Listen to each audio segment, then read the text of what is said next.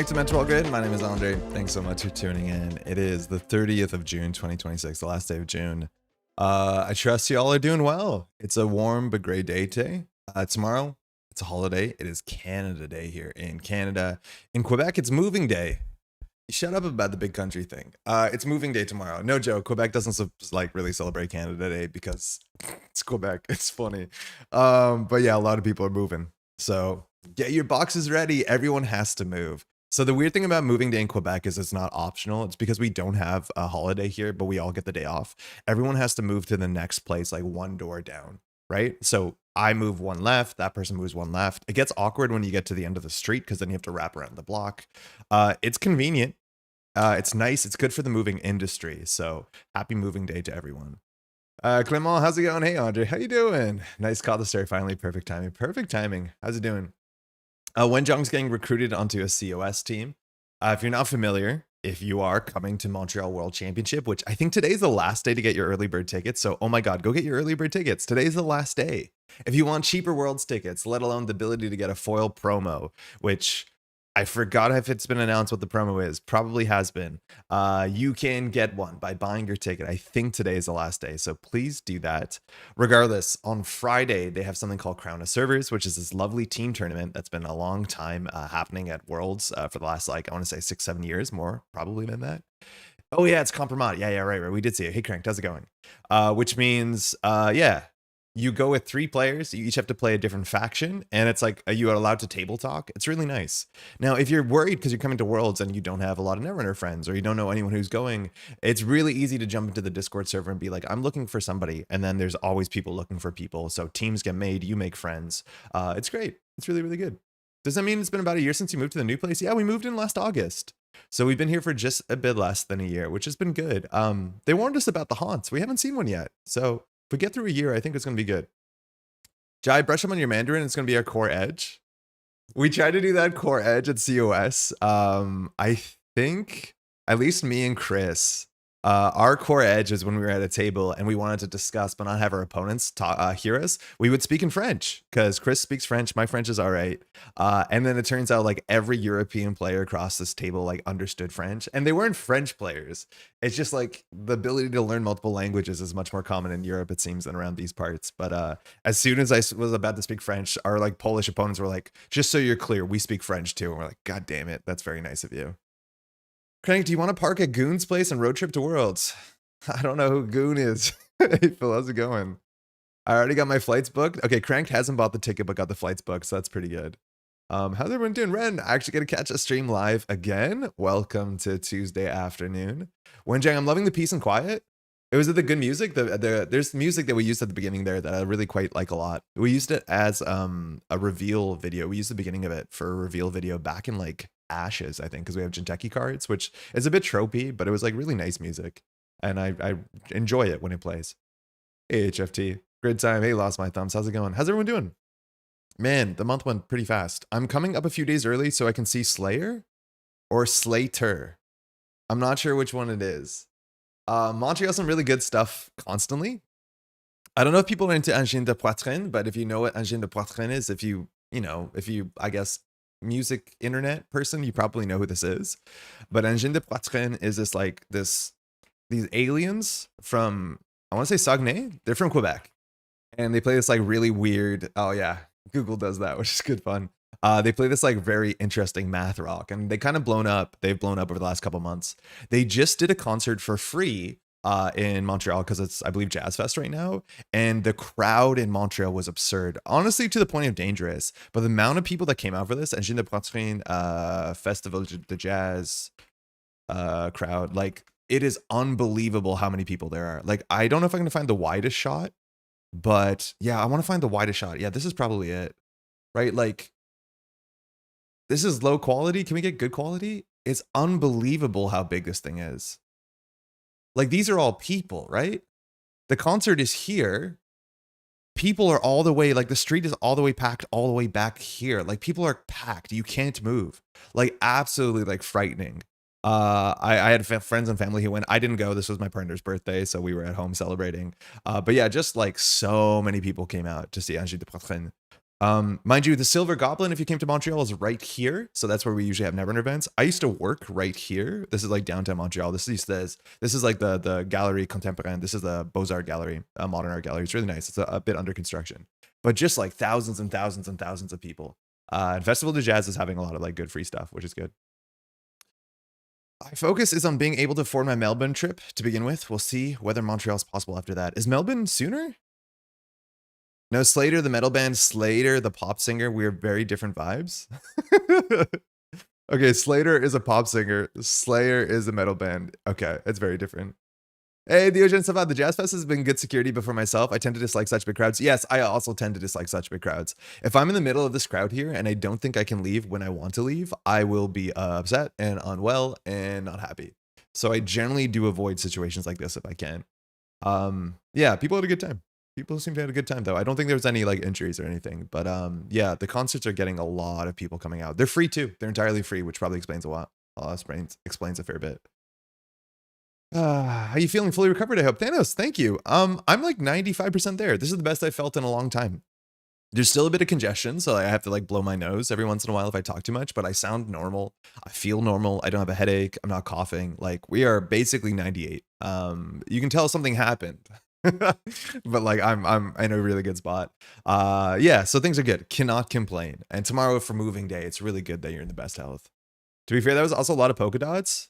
I mean, it is a lot of polka dots, but intentionally so. Like people dressed up and stuff. If you haven't heard their music, you should hear their music. It is definitely something else. And you get to say the word microtonal, and people are like, "What are you talking about?" And you're like, "You know, microtonal. You know, the smaller tones." Ever since COVID, I've been a lot more paranoid about large packed crowds, safety aside. Oh, interesting. Yeah, I don't know if COVID is the thing for me because like you can get sick from just inviting your one friend over. But more so for me, it's like crowd crush and like stampedes, like that sort of stuff, which honestly doesn't really happen here. That is the bigger problem for me. It's not so much like if you're worried, wear a mask for sure in a crowd, not to dismiss your your feelings. But yeah, yeah, crowd masks are good. Masks are good. This is a Lunari's list, right? From what's it called? From the event. I want to say Milano, but that's not it. And I'm missing the name. It starts with an MIL. PH, Philippines megacity. Manila, not Milano. Oh my god. Yeah, this deck is like mostly alt arts. I think you're seeing that a heck of a lot. Like full arts, alt arts. You can build a deck like that. It's also really cool to see like some of these cards. We're not gonna be playing this deck today. That'll be for Thursday. But you see these daily casts and these sure gambles. How many people don't recognize these? Oh, that precision design is nice. That's from that game I haven't played. That space game. So these cards were full arts, and you could get full art versions of these cards when somebody won the world championship back in FFG day. They reprinted their deck list, usually, at least later ones, and you could buy their deck list. So it was a product on a store shelf that was just like the 2014 or 2015 world winning deck list. Both Runner and Corp were separate products, and then came with the deck card for card with some small misprints, but also they were full arts. So you got full art daily casts and full art short gambles, and these cards are pretty common. So every time that you bought one of these, you'd get more copies. In fact, there was one world championship deck that had a single Project Vitruvius in it, and I ended up over the years, not quickly, but over the years, buying 3 copies of it just to get 3 Project Vitruviuses. So you end up with like a whole lot of full art hedge funds. It's interesting to see if like people get into the game they don't recognize this daily cast, because this is the daily cast to me. Daily cast obviously is back. It's an Ashes card. This art I think is like so much more striking. Yeah.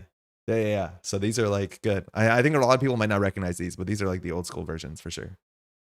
I want those alt art steel skins so bad. Yeah, they're good. They were hard to get too. They were like at Continentals, and then I think they were getting at Worlds, given out at Worlds. Some people have foil ones, I think from Continentals. I have a playset, but I think I got it from some commentary thing. I think I didn't like win it. But yeah, man, we are fueled by alt arts. I think all these alt arts, well, okay, that's not true, because some of these alt arts you have to like purchase or get, but all the official alt arts I think I have. Probably, maybe I don't have the fermenter. Maybe I do. I don't know. My altered collection has grown to the point that I need another binder. It's a great problem to have. How do you do it? Do you like keep them all together? Because I have this weird pressure, and hey Rohit, hello. How you doing? I have this like weird pressure when we play on paper. I get a lot of feedback from folks to be like, hey, don't use alt arts. Because as soon as you start using alt arts, it becomes difficult to tell as a newer player what's going on. And I'm very sympathetic for that, about that. Now, I try and pull all the cards up on the image thing anyway, so you can see them regardless, so you can get used to them. And that being said, for this, I usually keep it to official altars, like the official Steel Skin, the official Twinning, the official Rising Tide, the official Hannah. But like, still people don't know it, and then puts a barrier to entry to the game. So like, I don't know what to do about that. Generally with my binders, I have 2 versions of cards always in my binder. I have the official version or the full art, whatever version I think is like accessible version. And then I usually have my preferred version of the card. Because usually there's a lot of cards, there's like 17 alt art fermenters, right? And then there's one version of it that's the one that I tend to use. Certain cards like Spin Doctor that show up in multiple decks, I'll actually store multiple copies of Spin Doctor in my binder. But usually my other versions of alt arts are not in my binder. They're kind of like in storage. I have never brought them out to like trading at events and stuff. I probably should at some point. I tried to track down foil versions of the Anarch alt arts. I have the Twinning and Gachapon ones already. Ooh, I don't know if there are any foil gambles anywhere. There are foil gambles. Foil gambles were given out at Worlds a couple of years ago. I have full foil gambles and foil hedge funds. I think both FFG and NSG. But I definitely have foil sure gambles from NSG. They were hard to find. And I think I have foil hedge funds. But they were many, many moons ago. I think they might have been like Worlds 2018. 2019, which I wasn't there, but I have them, so I don't know. But they do exist. In Toronto, people have made these foil sure gambles by just like pirating them, like taking the scan, foiling them, and printing them themselves, which like is so cool because they're so nice. You also sometimes see the like the negative, the inverse sure gambles. But yeah, it's weird. I don't know. I feel uncomfortable about taking someone else's art and printing it. Tag Mill has great foils for HF and SG. I didn't know that Tag Mill does foils. That's sick. Yeah. Hey, Meteor, all kinds of pog. Meteor, your name always has like a translation icon next to it. I don't know why. I think it tried to translate your language. And it just translated if I hover over it to Alt Art Pog. Alt Art Pog. Yeah, but foil sure gambles exist. They're full art foils. NSG did have them. I don't know when. Because I don't think Always Be Running actually has like the backlog of everything. I don't know if we have a great, maybe this does actually prizes. So can I search by Sure Gamble? Yeah, this is it. So this is the 2021 Intercontinental Nisei Championship. So this is where they came from, or here, yeah. So this is the full art Sure Gamble. I know I have a place of these, and I think it's because I streamed the Intercontinental Championship. That being said, I don't recognize all these cards. Like I couldn't tell you what this SSL is. Not that it was long lived, but this does exist in foil. I think, yeah, it was from the Intercontinentals. So sorry, the Continentals had the regular version. Intercontinentals, which I also streamed, has the foil version. So this does exist. The hedge fund also exists in foil. This is from the Continentals the year before. So they do exist. Yeah. I want some Nuka alt arts. Oh man, they had that at Worlds back in Barcelona. Man, the Barcelona Worlds alt arts were incredible. It's like it's such an unfortunate thing that they can't show off the alt arts before the early bird tickets run out, and it's because like it takes time to make them. But the amount of hype that Worlds builds as soon as they reveal the alt arts, it's like it's definitely a different level suddenly. And like getting alt art Nukas, oh my god, is that important? That card it shows up everywhere. Alt art Oppo research is also really great. There's a lot of little details on this, which is good fun. The alt art Isowak is also really nice. Like all the alt arts are good. Man, I really always forget that this is Pravdavost and not Epiphany. I really want a big Epiphany alt art. Maybe we'll get one soon. And like all of these were also full arts on the back, which I'm a huge fan of. There are surprisingly few Nuka alt arts. This is the only one that I'm familiar with, but I might have more. No, I do have a couple more, but I think this is the one that I always end up using, so I don't remember the other ones. Hey, FixB, how's it going? Things are good, SRN. Feeling better. My pick for most need alt art is Cohort. Neon Static has an alt art Cohort that they just kind of commissioned. It looks really quite nice. It's a Brindle mold. Cohort, I don't think we've seen an alt art from NSG, right? I don't even know. I think we saw a full art Cohort. I feel like that feels familiar. Showdown has alt art Nuka now? Showdown does? Yeah, I think they do. Netrunner Cards.net. There's some showdowns this month, right? Oh, Cascadia is coming up. Mind you, that's a Continentals. So that's probably going to have a really good prize support. I'm not going to buy a ticket because I can't go, but you should. It's great. Yeah, the FUD is really good, but this is part of the NSG support. Class Act and FUD is for Continentals. Yeah, really cool. Yeah, I've no doubt there'll be Nukas out there. Man, it's about time they made a Class Act alt art, huh? Whoa, wait, is this... Okay, this is not the best resolution. I thought it would load in, but it's not going to. And the FUT's really good too, the Napoleon. Full art cohort isn't real. It can't hurt me. It's Dwight. Petty is very needed. Petty cash, we had one we made for Continental, so I'm good.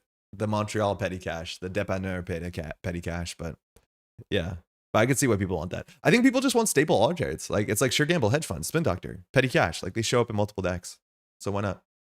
Runner IDs from Barcelona are fantastic. Corp IDs, you mean? Did we get runner IDs in Barcelona? I don't think we did. Yeah, I don't think we did. Right? Or was this SF? 2024 was SF. Oh, am I wrong? This is San Francisco? I thought this was Barcelona. Where is this? Where is 2024 Worlds? Because 2025 was Edinburgh, so 2024, this is not, sorry, 2023 was Runners, you're right. 2024 was San Francisco. I'm wrong about this. I love alt-arts, but I hate when the card frame is not the same as the rest. The rest of, like, cards in general, I don't mind it. NSG has a very consistent frame, which is good. I think their frame actually is like one of the best on agendas. Like, this is such a shame, but this is one of the nicest alt-arts they ever made, and then it immediately like got banned. But like, I like the agenda frame. It allows a lot of text to breathe. I think the one that does get me, and it is kind of annoying for newer players, is Ice. And it's because Ice has a super, super, super tiny text box. Like, it's absurd to think that this many words, and this is not even the most amount of words. Like, they even put flavor text on this. Like, having a runner access this from R&D and having to read this if they're a newer player is just a death sentence. It's so bad. The text on this is way too small, right? Like, imagine trying to draw this IP block and then having to read all this. It's way too hard. I don't know what the last alt art is, but like, man, the text on these, like, I get it. But it's difficult. It really is difficult. Yeah. The reanimation protocol art is so good. The reanimation protocol art is good, and I've warmed up a fair bit to the transfer of funds ones too. Transfer of wealth, excuse me. I guess the images are not up. Full art tier, lol. The measured response G&K maybe made me slightly jealous because I bought my own alt art set like a week before the reveal. Oh yeah, that was an absurdly good G&K kit. Like, unimaginably did NSG just blow their load on the casual tournament kit compared to some of the rest of the year. Like, these are some of the prizes that it's good that they're this accessible. Like, I'll be honest, that's it. But like the playmat, absurdly good. The 25 what's it called, Plutus. Then you have measured response, which is the harder one to get, which is good. That's a great card. You do want to have multiple of these. This art doesn't entirely line up with measured response to me. This could have been like a federal fundraising or anything. I don't know if I'd known, but the color and the art and the composition is nice. And then obviously full art, clean getaway, best card in the game. So good. But never get DQ'd for my hedge funds. Hey Ren, are they good? Some FG alt arts aren't even technically NSG compliant. Wait, which ones aren't? And for what reason?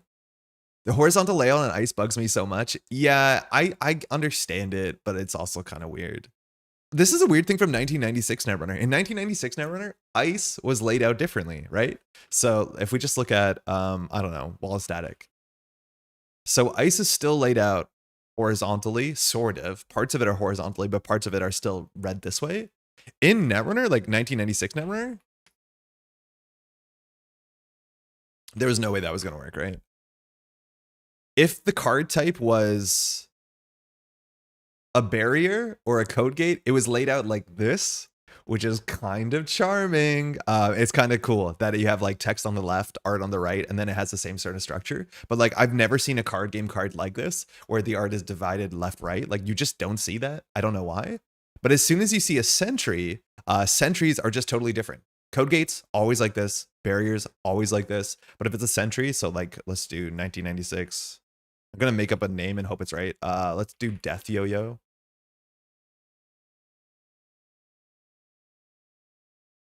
It's a real card, trust me. But sentries were just like this. That they were just like regular arts that we see now. The sentries were like different in terms of the construction. And that's largely because sentries usually had way more text than barriers. Barriers usually just ended the run. But like sentries would have just way more words on it. So they did it like that. The ONR sentry layout was cursed AF. I mean, this is not that different than what we have. The difference is like the art, like the words have to wrap around the strength, which is weird. The strength number being this direction is also kind of weird. I don't know. I don't mind it. It's okay. I actually really think, like, I don't think you're allowed to do it, but if you can make a barrier code gate alt art that was in this shape, I think it is against the rules of the game if you do it like this. And like later designs in ONR actually had way more words on the barrier and code gate slots. So sometimes these boxes did get crowded and the font size had to go down. This is the best CTK they've ever done. It's so good. It might be the best CTK No Signal Games has ever done. Hellbolt subtype. What in the? Yeah, there's a lot of really fun subtypes. I don't think there's any card that interacts with Hellbolts, but like there's so many Sentry subtypes. Like Sword. Digiconda, which is not obviously a sword, has the sword subtype. Sick. I don't know, man. ONR is like such a treat. Kernel Failure has, yeah, Sentry Killer. It's 17 to res, 6 strength. Looking at ONR art makes me happy. No other card game will ever look like that. It makes me genuinely so happy. I haven't pulled out the cube in a bit, but like ONR is just, yeah, there you go. Death Yo-Yo is such a treat. Death Yo-Yo was a pretty good card from my understanding. I don't know why. 17 to res, that was the most expensive ice in the game for what it's worth. And this was not the first set. This was the second set where things got a bit weirder. So when you score this, you win. It's 7 points. Like we all complain about, you know, Let Them Dream. What about Let Them Dream was worth 4 fewer points for the runner? How weird would that be? ONR Imp is top tier. Like the Imp card or the card that does what Imp does? Because the Imp card, I'm pretty sure was just a daemon, but it has like a little guy with a trumpet. That's pretty good. A little cute little red circle with a trumpet. Yeah, but like, yeah, sometimes these had a lot of text on them. Admittedly, this is flavor text, but it's really good. I have some alt art ice where the front is horizontal and the back is vertical. Oh, cool.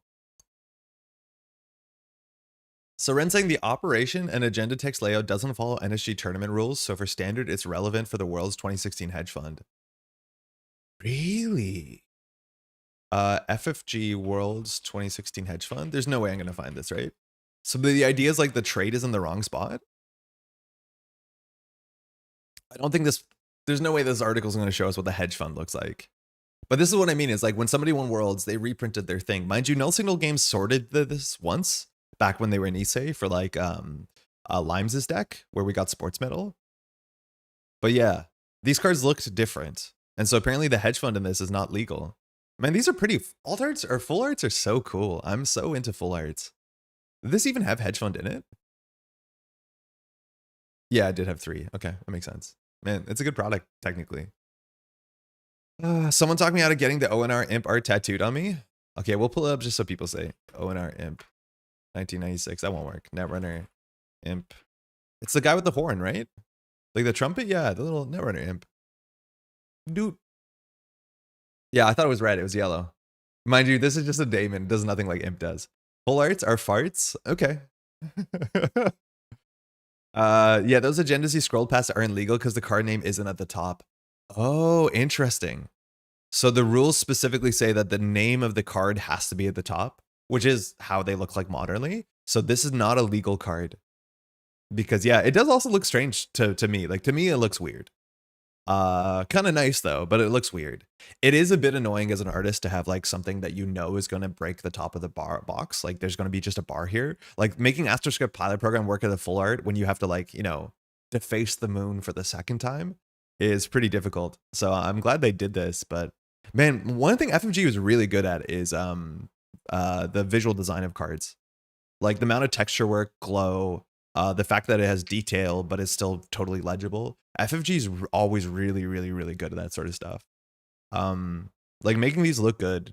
I don't know. I don't have the skill set. Like I spent a lot of time doing like graphic design stuff, but I'm nowhere near as good as this. Man, this stuff always looks so clean. Some of them look weird because they had like weird half-empty text boxes because of they use templates, but man, FFG is always really good at that sort of stuff. Their visual design team is great. Like this, man, that's so good. FFG seemed like they had at least as much art staff as design staff.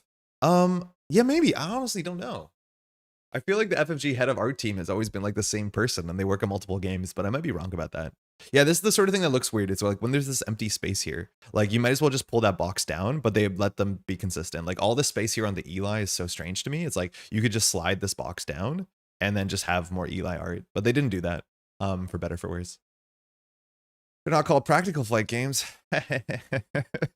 Just now realizing that AstroScript is the writing on the moon and nothing to do with the foreground. The last horse crosses the finish line. Hey, there's that daily cast we talked about. Yeah, AstroScript pilot program. It's the first time writing on the moon. And like, this is such a cool thing about the original core set. And like, System Gateway is great. It's a better core set in many, many ways. But one of my favorite things about AstroScript pilot program being a core set agenda is when you explain the game to people, you would say the game is about agendas. Corporations, agendas are things that corporations are doing. Sometimes they're bad. Sometimes, you know, they're like military overthrows. Sometimes they're, you know, just getting money. Sometimes they're just putting their logo on the moon. And that is like such an interesting starting point. Like the best thing NBN could do in the core set, besides causing a traffic accident, sort of, was putting their logo on the moon. I mean, it's like that pulls you into the world so much because everyone's like immediately, don't do that. And then you hate NBN, but NBN's like, that's not that bad compared to some of the other agendas out there. I don't know. Putting your logo on the moon is like the coolest agenda idea. It's sick. It's so sick. And then you have the Matt Zellinger art, which like frames it and makes it look like everyone's happy about it. Yeah, really, really quite good. Really great stuff. This Sanson zoomed in is a bit weird. Mumbev zoomed in is nice because you still see the people. That's good framing. I like that. All right. Very cool. Anyways, I don't know how we got on this, but things are different. What are we reading? We're reading an article. How's it going, by the way, Skak, from the Championship Design release decks from 2016. So this is the deck FFG used to sell you after someone won Worlds. So this is the decks that won Worlds in 2016. This is who? Chris Dyer, I assume? Who won in 2016? Does it not say? Chris?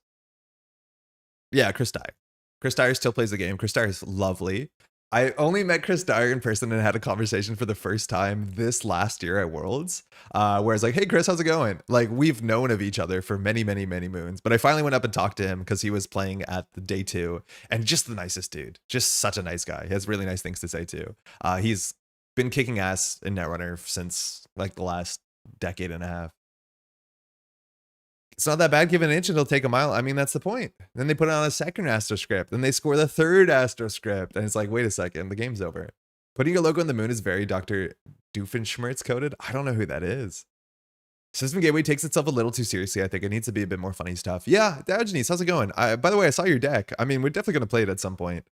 Yeah, it is maybe a bit too serious. I think the agendas are not very fun. The most fun is Awful Office, unfortunately. Giga late to locals, but at least I get to watch the greatest constellation. Lucy, how's locals? What did you sleeve up? What's your expectation for locals? How many games do you need to win? We've had the first moon logo, yes, but what about the second moon logo? I know, and at that point, it should be easy. It'd be like, it turns out it is. Second and third, and so on. When is Cascadia? It's probably in August, right? I think they have to be July, August. Does it not say when Cascadia is?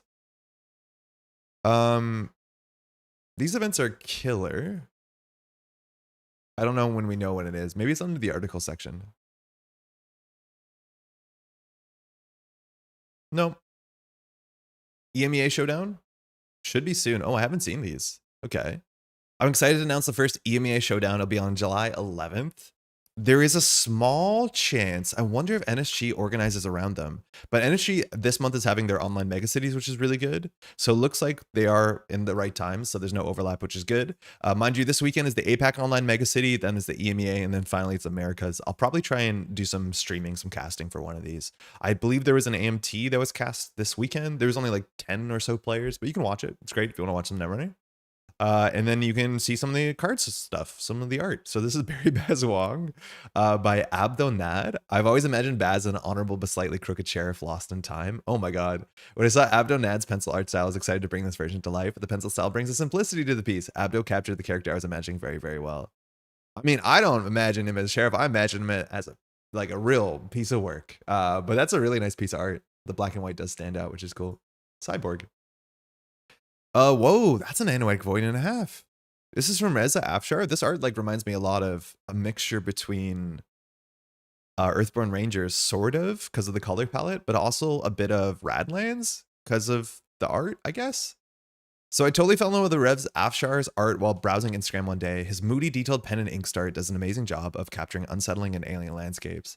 The art here used for the Anoetic Void was not commissioned for the event, but is a piece by Reza titled Oblivion Gate. I got a limited license to use the art for an alt art. This is a really cool thing you can do where you don't commission the art, but you get a license for it. It's cheaper.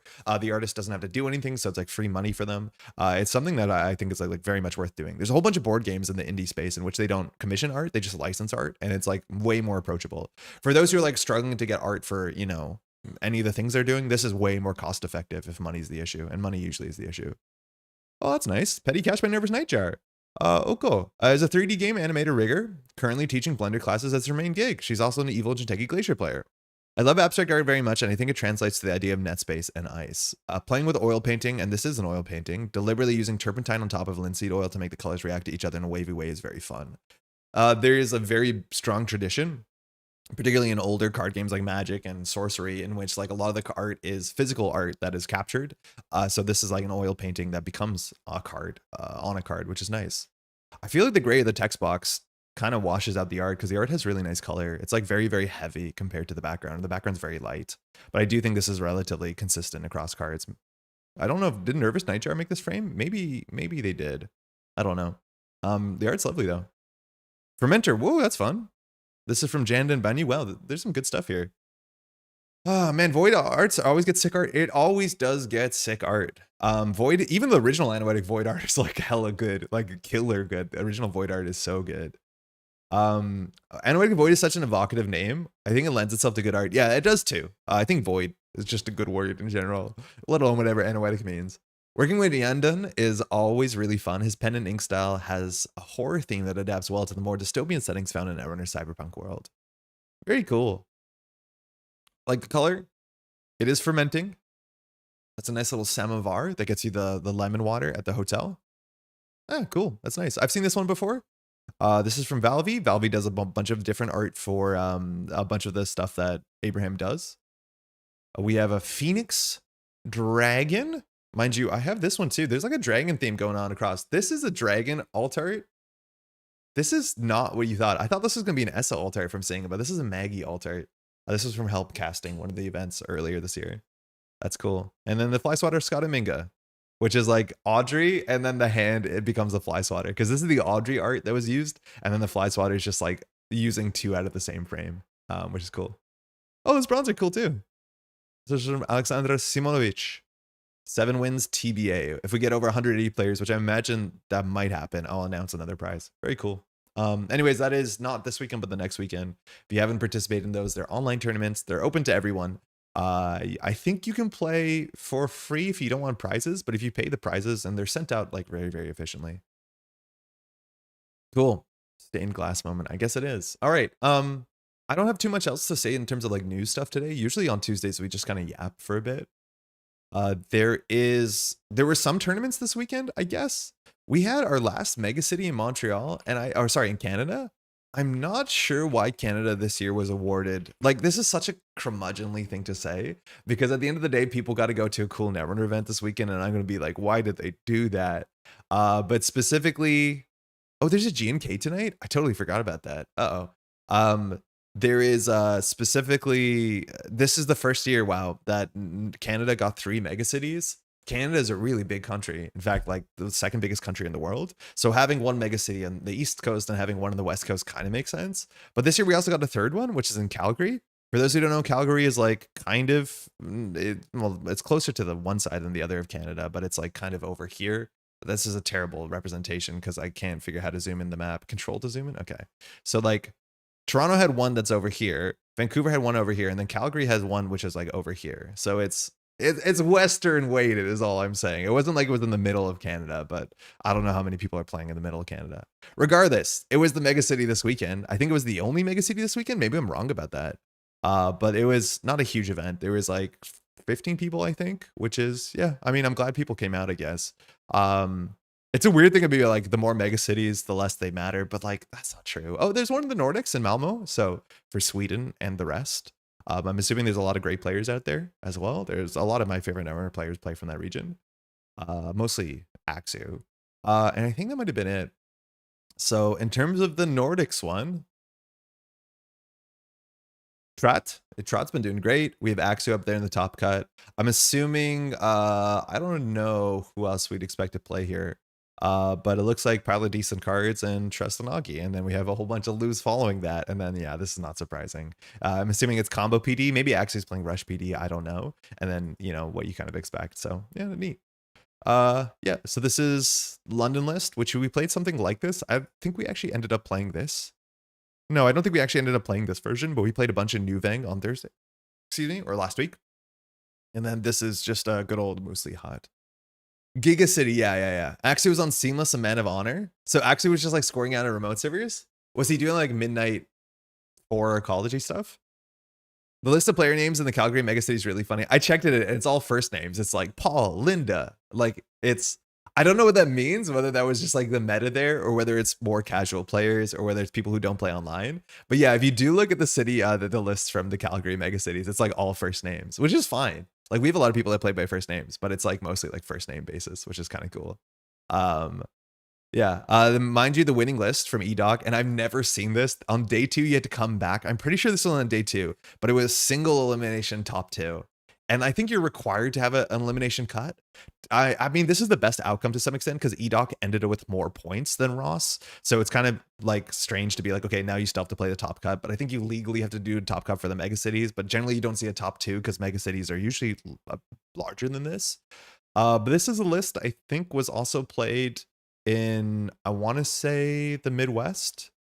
I think they linked this list. This is one tournament with this deck, GDI Aisley, and it's like build no remote server, Kakarembo, Fast Events, Nebula. So like I'm not gonna enjoy it. I'm not gonna like it. But the idea is that Kakarembo is one of the cards that you can spend your influence on that allows you to fast advance using Nebula's text. We've actually not played against Nebula all year, I'm pretty sure, which is like kind of incredible. I don't think we've once played against Nebula this year, which is like such a good thing about 2026. It really does tilt me. I'm not sure why Kakarembo, there's no better interaction. Like there's so many cards you can put in the slot. Kakarembo is relatively cheap, but it's functionally just, you know, allows you to get a click back with Nebula, the back of Nebula with Gemalang, and then you can put your third advancement. I don't know why this is. Why is this like this? Hey, EDOC, I thought it was fun, lol. Hey, congratulations. The deck or everything else? So why Kakarembo over, because people have been doing this for a bit, so this is the Ainsley's list. I just don't know why Kakarembo versus any of the other cards you can play, like Greasing or anything else. Interaction with Stoke the Embers is amazing. Oh, it's because it's Stone Stoke. Yeah, okay, 100%. Yeah, sorry, I missed the Stoke for sure. So Stoke is the card that you can discard from archives, and so it does allow you to fast advance to 4-2 with this. Yeah, of course. So the idea is that when you play Kakarembo, you can trash any number of cards from HQ, so you can trash the Stoke, then you install the Stoke, so the Kakarembo is like functionally free, and you can score out of 4-2. That means the deck can basically score all agendas besides the next big thing, which I think is literally impossible unless you build a remote server or the runner just doesn't run it. But yeah, the Stoke is 100% the reason why. Yeah, that should have been obvious. Also, is it good against the sheer number of S's to score the sabotage agendas? Oh, that's fun too. Yeah, that's a really cool interaction too. If they don't run Central's good, you'll probably be flipped for most of the game. And if they don't check archives, you can just go ahead and like Kakarembo it out and grab the agenda out of the bin. Yeah, that's cool. That's a really good interaction against Essa. I know in the write-up you said you played against Essa. Was there more Essa at the event? Like, was it a meta concern going into the event? But I know, yeah, there's the Essa in second place. Yeah, there's 3 S's at the event of like, you know, 1 in 4 players is on Essa. That's pretty good. So that's a pretty good choice. That's neat. It was M3A? Yeah, that makes sense. Can confirm you did not play London's New Bang list. Not yet. Not yet. Sounds like you need to move to the West Coast. Yeah, congratulations. That's sick. Yeah, I'm stoked that there's events in Calgary. I don't know what the scene looks like.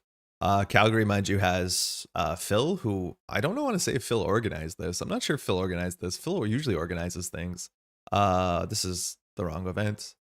Did Phil organize this? Who organized this? Oh, Dave organized this. Oh, that's sick. Yeah, Dave, mind you, we shouted out Dave before. Dave's the best. Dave does the distribution when it comes to Canadian Netrunner. Honestly, didn't even look at the meta, just net decked what I like to play, but there was many S's. Yeah, it looks like there was, so that was a good shot. A good choice. I mean, well played. That's cool. Cool. It's so funny to see this Netrunner font because it is the official Netrunner font, but it's also the font I use on the channel all the time. So whenever I see it, I'm like Metropole Grid. But no, it is like a constant Netrunner font. Okay, let's build something today. We're gonna build something today a bit silly. I think I've definitely been in a spot in Netrunner where I'm not super excited to like play standards too much, and the card pool is not giving us a lot of like weird cards to play with. So I think we're going to focus on a weird thing and then see what that's like. And if it's terrible, we'll change gears. But for now, we're going to do something a bit silly, not very serious, and see what it's like. I do want to shout out this deck by Diogenes, and Diogenes was talking about this in chat, I want to say last week. But the idea is like, how do you play Wayland assets was the comment. And so there's some interesting interaction points here, which maybe you don't play in a BANGUN, maybe you have to change some cards around, but the ideas are really, really interesting. So the short of the long is warm reception is busted, right? So this card, if you don't ice it, can de-res cards. If the server's not protected, you may de-res a card at start of turn trigger, right? And the idea is that we have a bunch of cards that actually have a really strong start of turn trigger that you can get around, and you can just de-res cards so their text turns off. So the 2 interaction points are Nihilo Agent, which says when your turn begins, remove a tag and add 1 bad publicity. You can actually de-res this before it fires and then just not remove a tag. So the runner is stuck with a tag and you have taken a bad publicity. That's kind of fun. It's kind of interesting. The other one is Netrunner Consoles, which she actually squirrels away your bad publicity, but you can then de-res her. And when you de-res her, it's just a face down card with like 3 bad publicity on the back of the card. Now, if that card gets trashed or overinstalled or anything, that bad publicity does not return to the runner or the corporation. It's actually just discarded like any other power counter. It's really, really kind of goofy. So de-resing Luana is like a permanent way to get rid of your bad publicity, which is hella cute. Now, unfortunately, bad publicity and tags and asset spam, it's like a hard intersection. The big thing here is the runner knows your deck list. There's no reason that they can't just trash everything because you have no way of punishing them besides measured response. And measured response only works once you get to threat 4, which you can tell if the runners or corporations getting to threat 4 because of BANGUN tax, right? Like you don't have oppo, you don't have any way to be saying like, oh, if you trash your stuff, we will hurt you. The best you have is hostile architecture, which is expensive. Now, if the bad publicity sticks, it's a nightmare because most of your cards are now very, very cheap to trash. But there's going to be like some weird line here between like getting bad publicity, spending bad publicity. Ultimately, we have a couple ways to like stick a tag on the runner. I guess this is the only cute way. And we only have 1 piece of tag punishment besides like trashing resources. And that's just going to be a really tricky thing. Where like BANGUN definitely wants some tag punishment because it can actually force tags. But then just having 1 card here is like, makes me feel a bit in a weird spot. There's no advanceables for BTL and I don't want a bigger deck of New Vang. The thing is like, it probably is still op, right? Because with op, you can still play some assets that trash to get some sort of synergy. Like op is just a very good asset deck.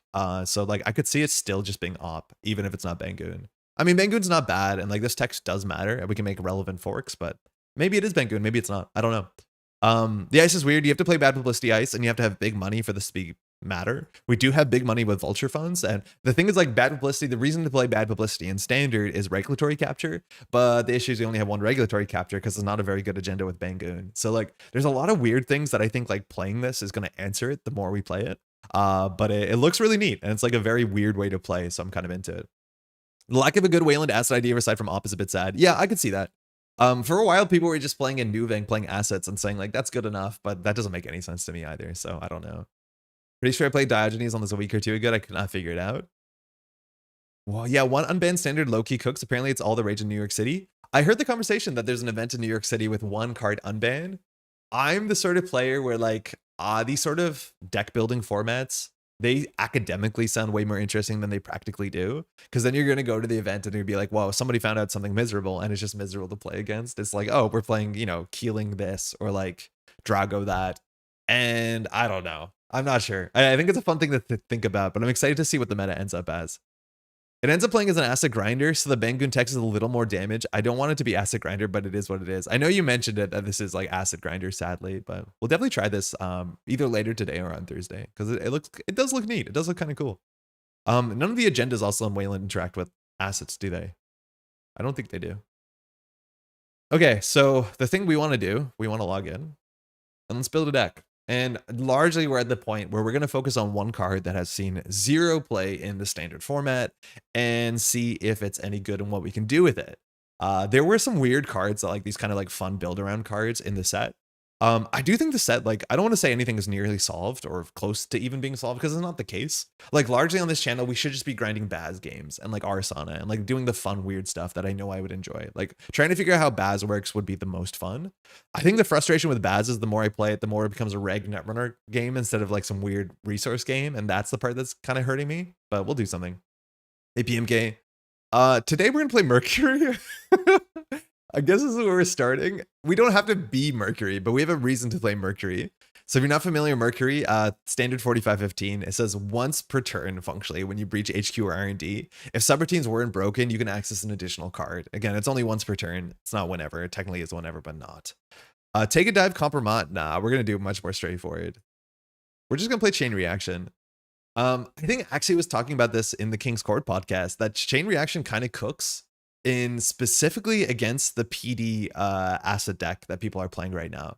Because the idea is like the fully operational PD combo deck doesn't really ice up centrals too much. Against criminal, you will ice up HQ because you don't want to get transferred. But if you put out 3 assets, being transferred is not an issue. But the idea is if you run 3 centrals, you can now blow up 2 of the corpse cards, which can be ice, they can be agendas, they can be assets. And then, of course, you have to trash one of your installed runner cards. Now, if the corp doesn't have cards, that's good because we can win, because then there's no ice for Mercury. So that's a really good start. But the issue with this card is like, while it seems Anarch coded, it's not really working out to be like that in the modern meta. And just to talk about that really quickly, this card is like the limpest reprint of Apocalypse. I'm glad that we don't exactly have Apocalypse, as much as Apocalypse would solve a lot of meta issues in this game, for better or for worse. This was a 3 influence Apex card, and while Apex never saw any sort of consistent competitive play, that just meant it was a 3 influence card for most factions. It says play only if you made a successful run on all 3 central servers. A lot of people call that a quest completed card, because the first card like this was called quest completed. And it says trash all installed corp cards, turn all installed runner cards face down. And turning your cards face down was functionally the same as trashing them, as much as there were synergy pieces that say like trash an installed card. So you can trash an installed face down card, and face down cards, mind you, have no types or text or anything like that. But this card was just very, very strong, because as long as you run 3 centrals, you put the board back. You don't trash 2 of the corp cards, you trash the whole corp board state. So if they're playing just full assets and it's Epiphany with 9 assets on the table, you just say, okay, you're not icing centrals, I'll fix that. If they're playing PD combo and it's turn 4 and they have 4 servers and they're threatening to combo, as long as you run 3 central servers, you just blow the whole board up.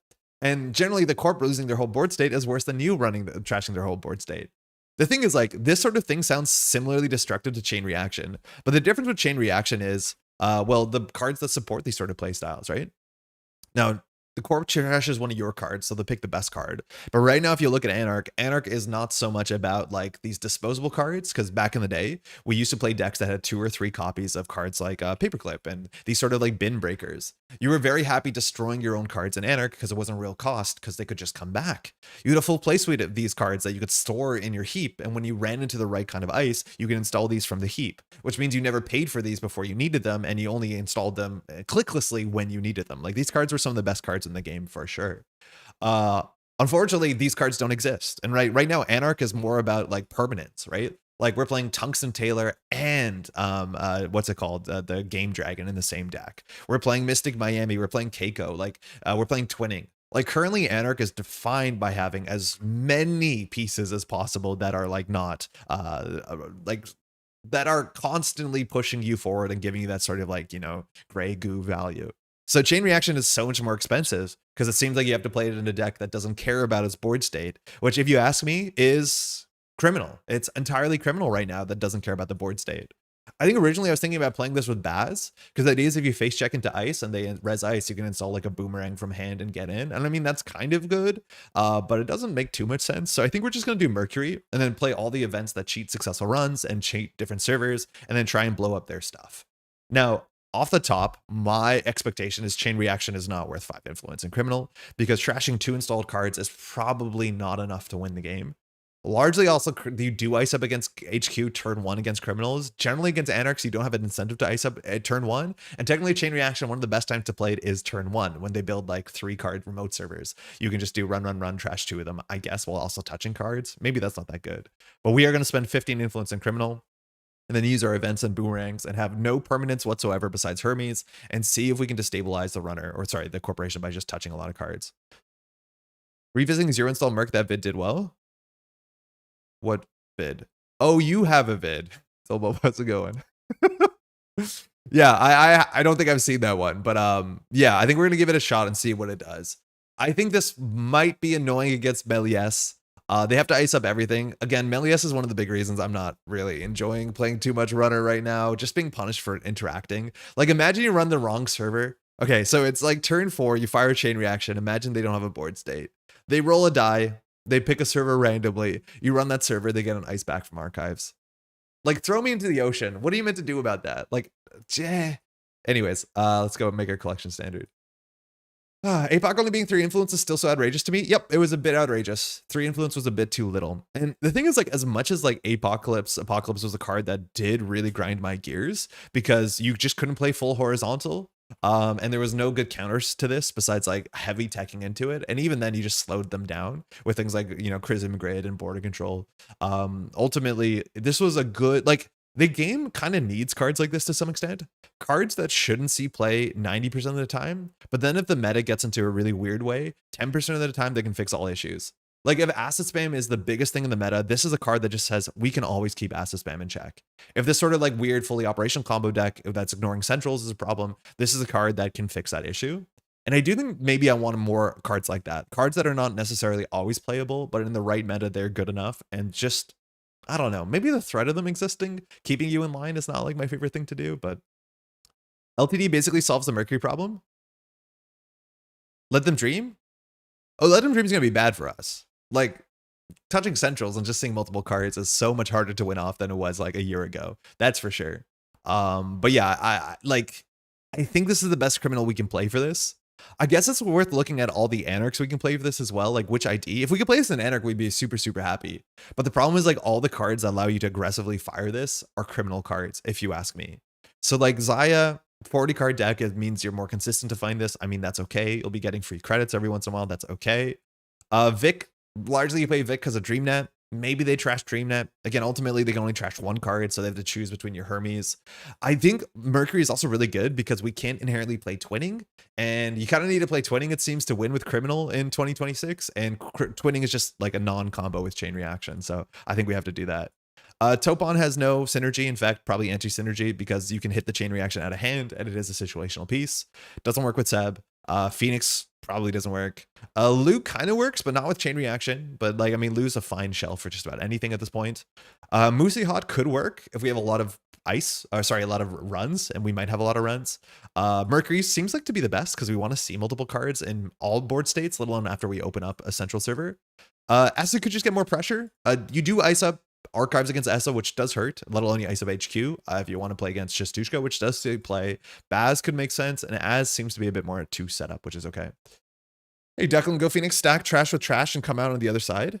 Stack trash with trash? Wait, I don't know what that means. I think word on the street is supposed to be a release valve for all the, in fact, advanced metas, but it's not sure it does. No, it definitely does not. Word on the street can only really matter against full fast advance. That's getting exactly to 7 points. I don't know. None of it makes a lot of sense. Reprise is that kind of card. Yeah, Reprise is a good card. Like, we probably do play Reprise because Reprise is just like the perfect Mercury. Like, uh-oh, you lose the game. I stole a single on R&D. Uh-oh, HQ's gone. Man, Reprise is so frustrating when it fires. And the same way that this deck will probably play 3 Hermes because it's like one of the best cards in Mercury if you're playing the cheese strategy that we're playing. So speaking of cheese strategy, we can now spend no more influence. So luckily we only have to look at the criminal and the neutral cards. I'm saying we have to spend 15 influence on chain reactions because otherwise what are we doing here? But ultimately this could be a tech card and you could only play 2 of them, but we're going to try and build into it and see what happens. So let's see what happens. That means all our card draw has to be neutral and criminal. So cards like Blueberry Diesel might make a bit more sense, but we have no influence to spend on things like Nuka and I don't know what else. Lilo could also make a fair bit more sense. I think Lilo's probably a bit better. All right, so Rojado's still good. It doesn't always get in. Carpe Diem, I'll earmark. I don't honestly know if you want a 3 credit just run. Generally for Carpe Diem to be good, you need synergy with this. We're not going to have any run-based synergy besides Mercury getting lucky. So we'll put this as a 1, but we probably won't play it. Clean Getaway is just a good card. Again, we have to trash assets every once in a while. No, we can't play Direct Access. Jailbreak seems like a good enough card. Obviously, with Mercury, it means we see 3 cards and draw if we don't break any subroutines. We're going to try not to break any subroutines. I'm going to earmark 1 of these, but it might not be necessary. We need to make sure that we have the ability to see it like 20 cards to win the game, and so Jailbreak will help us get there. Compromat. Run a server protected by ice when the run ends. If it was successful, give the corporate bad publicity. We're not going to need bad publicity unless we're playing against assets, because inherently we're not going to have breakers, so our money is not super necessary. So there's ways to make this make sense, but we don't really need it. We'll definitely play some Lilos. We may play 3 because we just don't have card draw in criminal besides this. Maintenance Access. I think we have to play this. I'm not sure if it's a 2 or 3 of, but Maintenance Access turn 1 after a mulligan. See 2 cards on HQ is disastrous. I think we always play this. I'm not sure how many we play, but this card is like a very nice way. It's a double though. I forgot about that. It's a double. So it's hard for us to do a chain reaction in the same turn. So that's probably not good. It's still a good Mercury card though. So I think we're going to play it. But we might not. Meetings of Minds, we're not going to have enough connections or virtuals. Mutual Favor, we're probably not going to have any icebreakers in the deck. That might be wrong. Like maybe you do just play Marjanas and you play a couple breakers just so you can threaten to get in. I could see that being right. But yeah, let's just earmark one of these. There's a chance we don't play it, but like we don't have to play no breakers. We can definitely play some breakers, and some breakers won't be awful. Pinhole we definitely play. It gives us some value and it deals with defensives on centrals. We'll play 3 and see how many deck slots we can cut. We probably play 2 reprise, but honestly it might be 3 reprise. It's that important.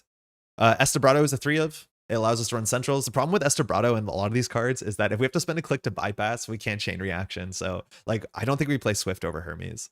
We'll place your gamble. Tailgate is like kind of okay.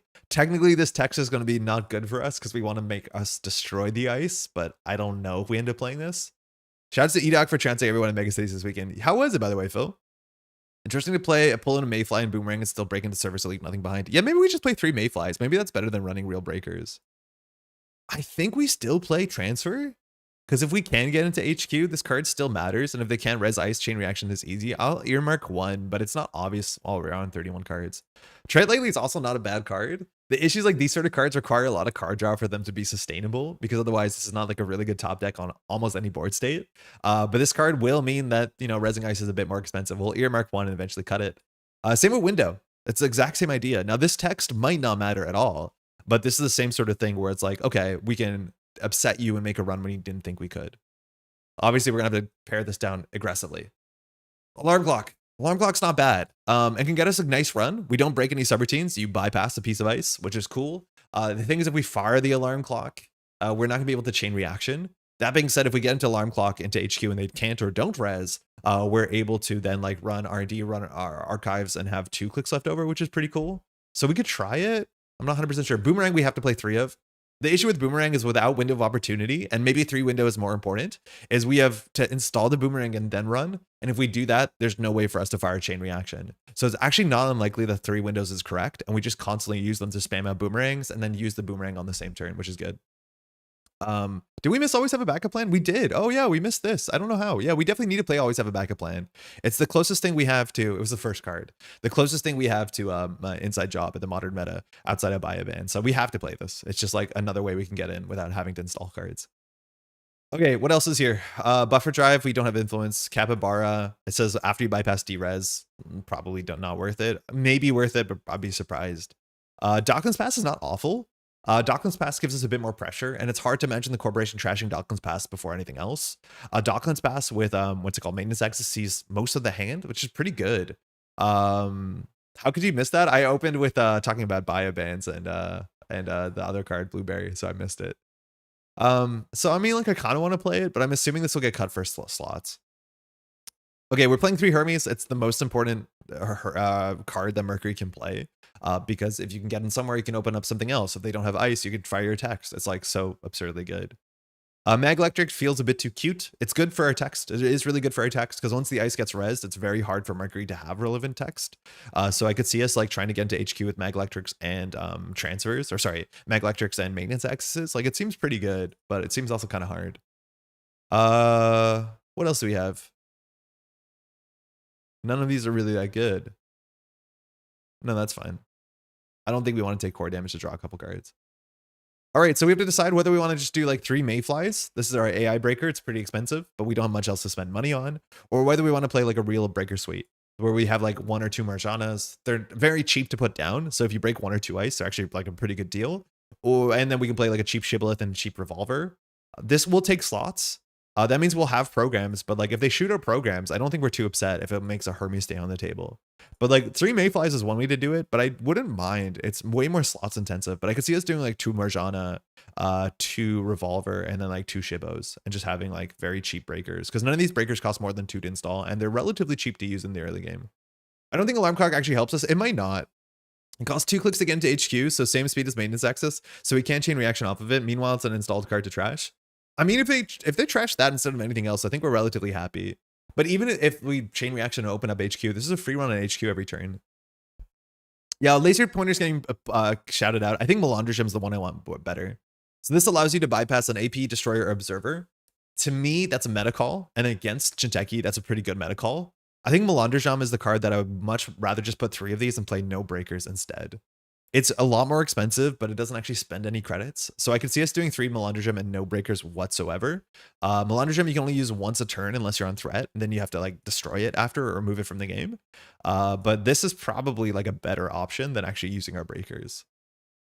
It's also less slots intensive. We're at 45. But this is the sort of thing that we have to test out and then see how it works. We also could put laser pointer on top of it, and I think laser pointer is probably pretty good into the modern meta, so we could do something like this and see if it is. Is backstitching real? Yeah. With alarm, you can double chain? Can you? I don't think you can. How? Oh yeah, you can. No, it's easy. Yeah, it is easy to double chain. If they don't have to bypass, and you can like Melandra or laser pointer. And maybe that's cool. Resources. So Bachland is not a terrible card, but this needs you to interact with ice and specifically encounter ice. We're trying not to encounter ice. If this was approach, this would be very, very easy. Amelia, we're not going to be playing that, but it is something you could worry about. I think you do play backstitching.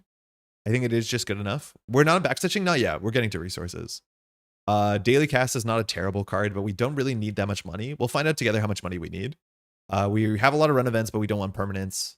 Friend Sophia is unfortunately not a really great card for what it costs. Has text on it though.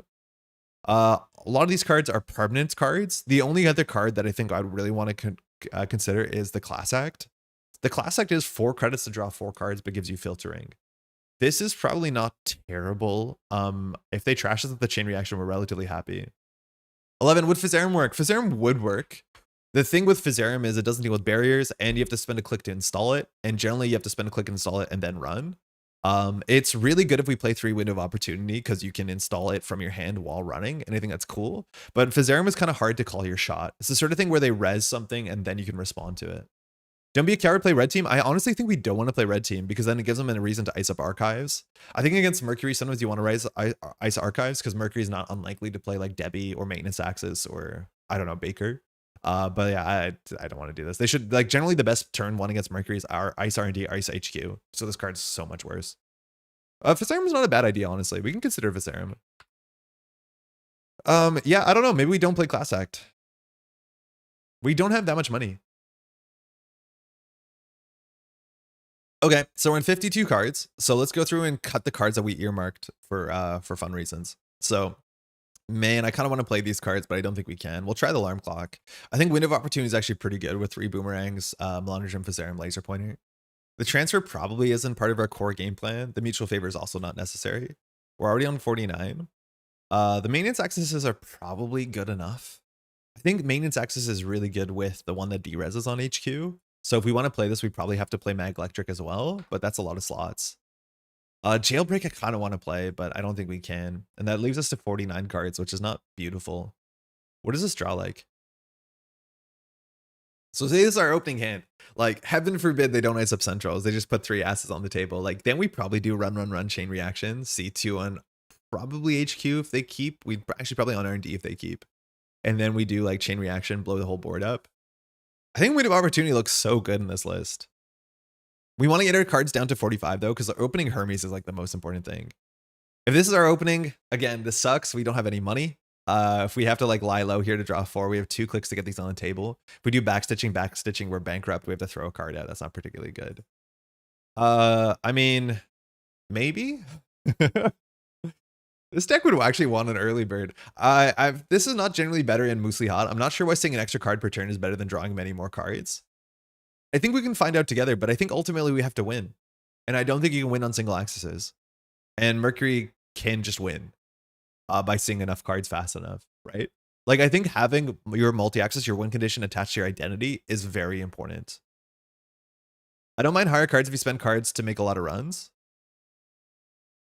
I think you lack credits. I think we're low on credits. But the only ways that we can add credits to the deck is like Dirty Laundry. Sorry, wow. Daily Casts and Carpe Diem. I think we're playing every other econ card we can. That makes any amount of sense. Besides like No Free Lunch, click for 3. Which, like, it's not the worst. No Free Lunch is cool because it allows you to like tank through tag ice and not float tags. As much as like floating tags might not be a problem. Citation needed. Like, what you do with this hand is you do sure gamble, you put down Hermes, you run whatever they don't ice up, and maybe you win the game. Step needed. We're going to be clicking for a lot of card draw. Yeah, I don't know. Datacast is good. Smartware is a thing if you want a seldom played card. I don't want smartware because we're inherently playing, like, if they chain reaction to our smartware, we'd be pretty happy. But inherently, we need to play cards that have a pretty quick shelf life. Daily cast is kind of on the edge of that. But I don't mind daily casts. This feels pretty not good. No, this feels pretty bad. This feels genuinely pretty bad. Dreamnet and Zenith is great card draw with one class act. Yeah, but we have to install all those cards. We have to take core damage, which can take this. And then we have to run centrals. Like, very importantly, Zenith and daily cast are only good if you have specific synergy reasons to make those runs, right? Like you have leeches, you have Amakua's Lamau. We don't, all right? Like we don't have that many good reasons to be running centrals. Hey, floating. I just realized that the Corp gets to choose the trash runner card. Yeah, the Corp chooses it 100%. That's why. You just need to have one bad target.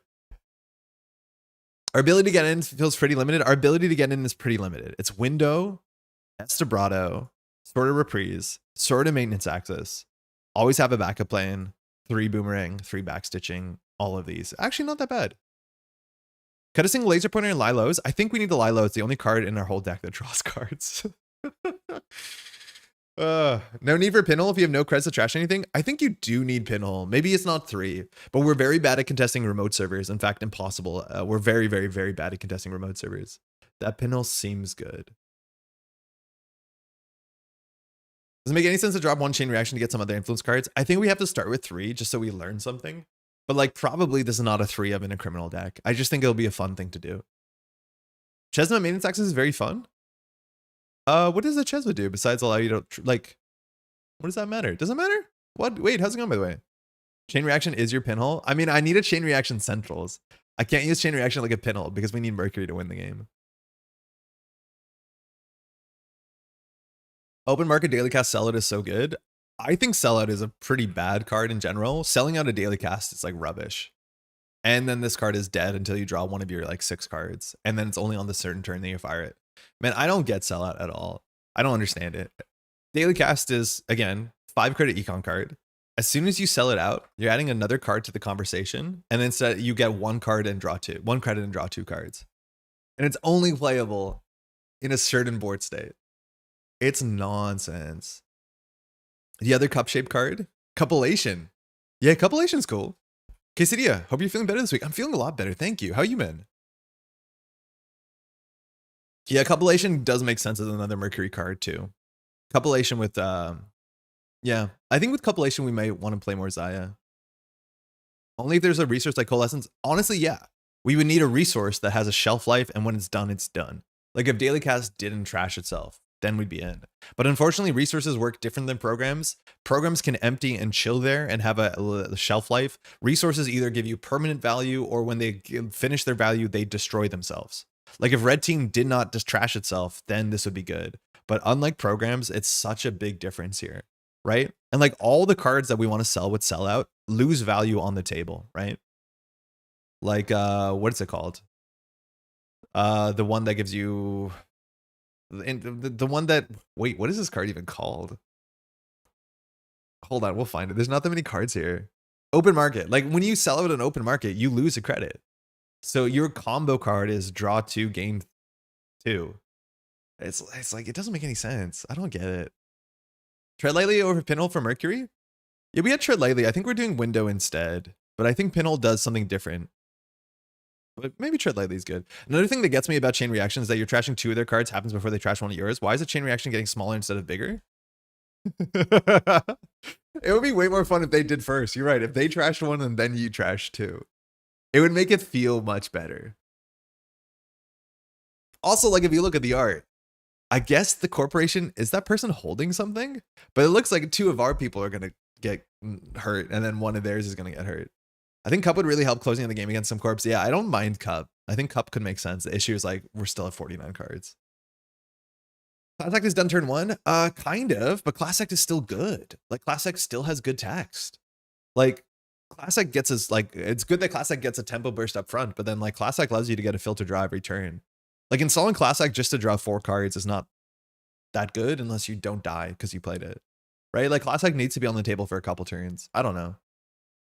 And then ideally you want to draw with Class Act first before firing your sellout, but then like, why are you drawing 3 cards a turn? You generally don't. Excited to see Escape to Canada for Worlds. Got to get out of this country. Did you buy your ticket already? I think we're going to do Lilo instead of Class Act because of credit issues. But like, I honestly don't think our deck can draw 4 cards and be happy. Like, that's a lot of cards. And we have a lot of cards that just like sit in our hand. Like, this is if we had a read write share that could hold events, which I guess it can. Like, this deck would want a read write share because it has a bunch of cards that are situational. Honestly, like, maybe Blueberry Diesel's better than Lilo. It's cheaper and allows us to like draw the right combo piece at the right time. All set up with Crash Space and everything. Heck yeah. Okay.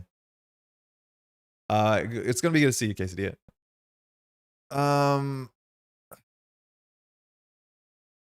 Okay. All right. I think we can do one of these. I think we can try one less of these, but I think the meta is like so just AP pilled that we probably do want that. I mean, like, the money is not there. The card draw is not there. Mercury and Blue Diesel. Blueberry Diesel is not the worst card in a combo based deck. It like is a click to look at 3, you draw 2 of them. Sometimes you actually draw 2 like you can look at 4 cards with this sort of, kind of, don't think about it too much. But yeah, I played this for many times. You may add one of those to the bottom of your stack. Oh yeah, no, so it's only 3. But you technically can just look at 2, draw 2 for a click, which is not great.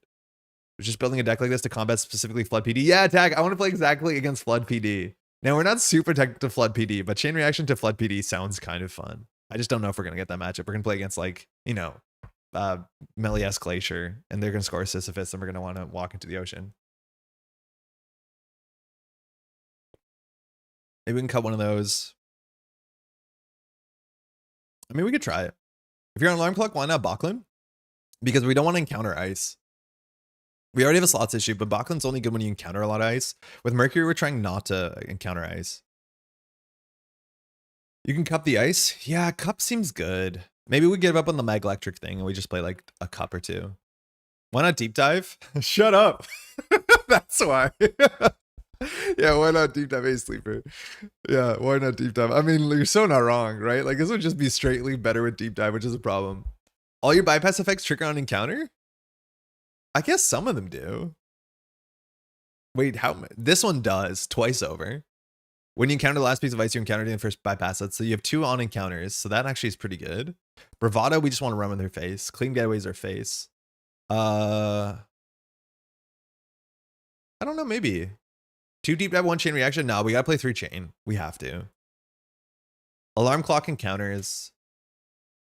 I mean, maybe. It's hard to tell how many of these we need. Like, how many of these like resource slots are actually worth something for us.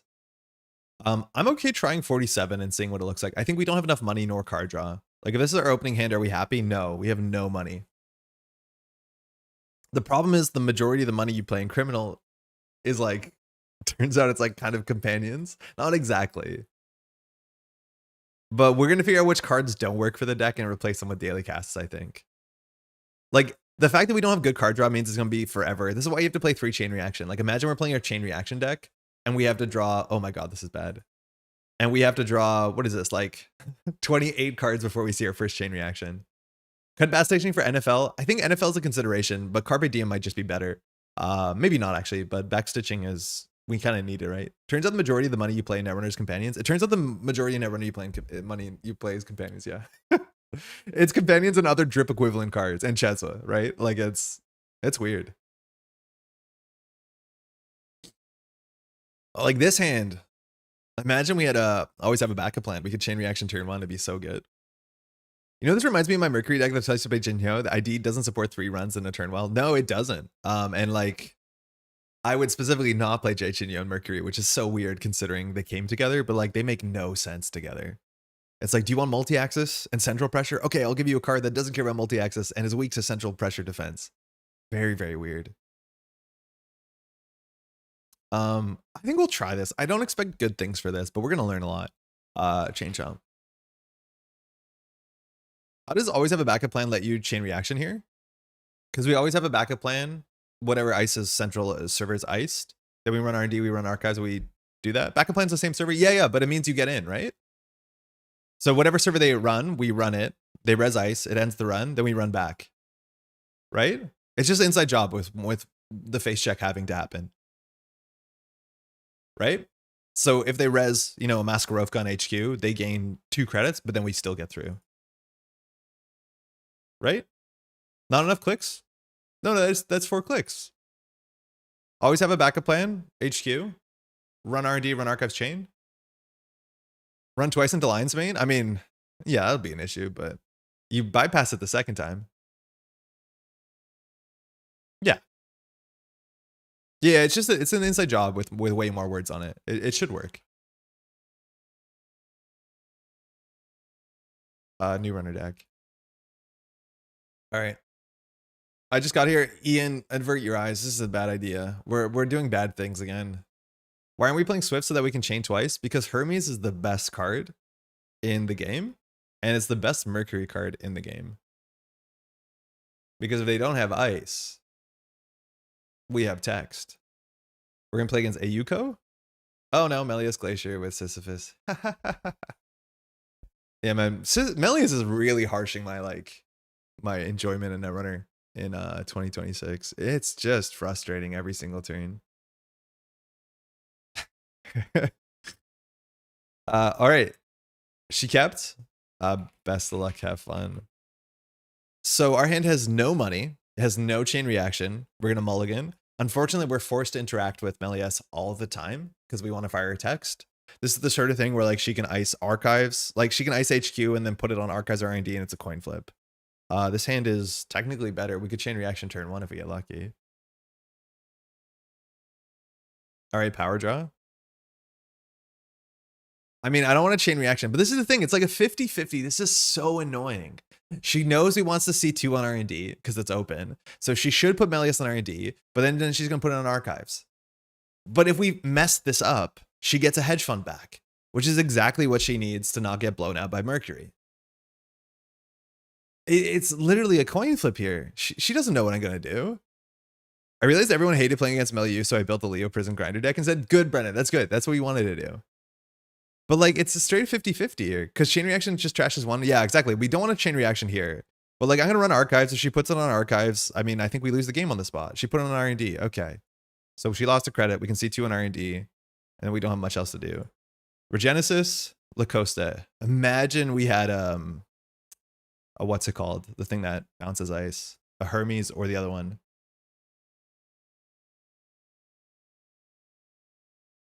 Okay. We're going to go slow now. We can win in 2 agenda scores. We know she's drawing a Lacoste, which is not ice. She had another piece of ice. She probably would have put on R&D, but she did power draw, which is weird. So I don't know what that's about. We can now bypass any ice of 3 strength or less. Okay, so that's an unknown card. We don't have to run this turn. We can just like click for 3. We have 2 always have a backup plan, so we can blow this board up for 5 credits. Go. Why do we have pinhole? Are we playing contesting remotes? Yeah, we have to. We do have to contest remotes. We might be on 1 too many pinholes, but we're not good at running remotes. Maybe we should be running remotes. Oh, this is not good. Why is she power drawing? So she's installing and then drawing. You always want to do that in the right order. Duckland usually does that in the right order. But she's consistently done this in the wrong order. Hanse, she's on 16. She's on 17. Okay. She can res all of this now. The Melandrogen will bypass Samux, which I think they still hurt us. Pretty sure they hurt us. No, because it's a subroutine, not text, right? We can get through Tattoo Bolas, but 3 strength or less means we get to hit a lot of things. I think the laser pointer was actually better than a Melandrogen. But unfortunately, now we're just waiting for her HQ to flood, I guess. This is the worst. Okay. Could be Spin, could be Lacoste. Could be HR. R&D is the mark. King Squared, they brought up that the maybe Méliès needs Steve's choice text, and I agree. You could maybe RFG the card if it's not an agenda. I mean, there's so many ways to do it. I think another thing was if you have to grab a card first and then trash from the top of R&D. Like, then I'd be like, okay, now we're actually rolling the die on this one. But it like, rough. It's rough.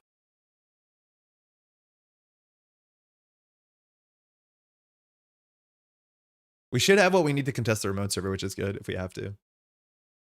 Yeah, we're gonna click for 4 for many turns. Should we advance this? So it looks like a Charlotte. It could be a Regenesis setup. In theory, this turn could have been Regenesis, and we didn't actually respect that. But we can just like boomerang run this, I think. If it's the Charlotte, we want to stop it. We also could just run HQ and C2. Can we chain reaction this turn? Yeah, why not? Let's find out. We're doing it. We're believing. We could win in a single turn. It's an Atini. All right. Well, backstitching that. All right, the game's over. We lost our chain reaction. All right, fantastic. Good. If it was a lines mate, it was totally fine, but we did just lose our chain reaction, so like we have emotionally lost the game. The fact that this deck like recurs bite. Oh my god, Méliès. Cool.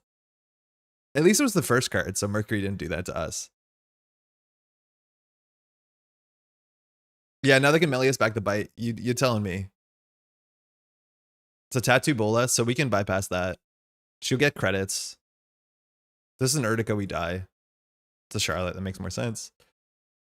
She might be on tag punishment. We have to clear the tag before we play the backstitching. We'll just concede, honestly, maybe. I don't know.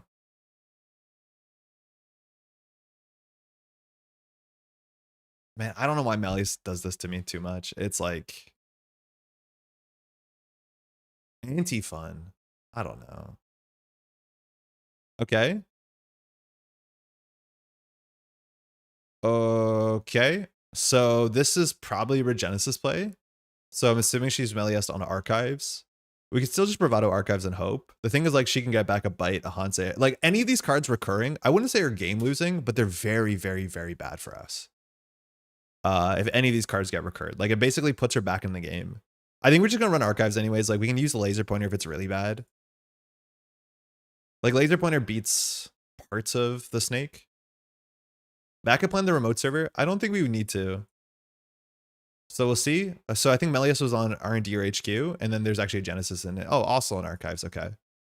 So the Lucosa got thrown out. She added an unknown card. All right, we need to find a chain reaction. Nice. I think we have to clear the tag and get the backstitching down, and we'll threaten this next turn. But this looks like it was a Regenesis for sure. So we could consider running it. That brings us to 2 agenda points. It doesn't really change how many points we need to win. So I think we'll just like remove a tag here. Yeah, face down to hand. So she drew the top card of R&D functionally.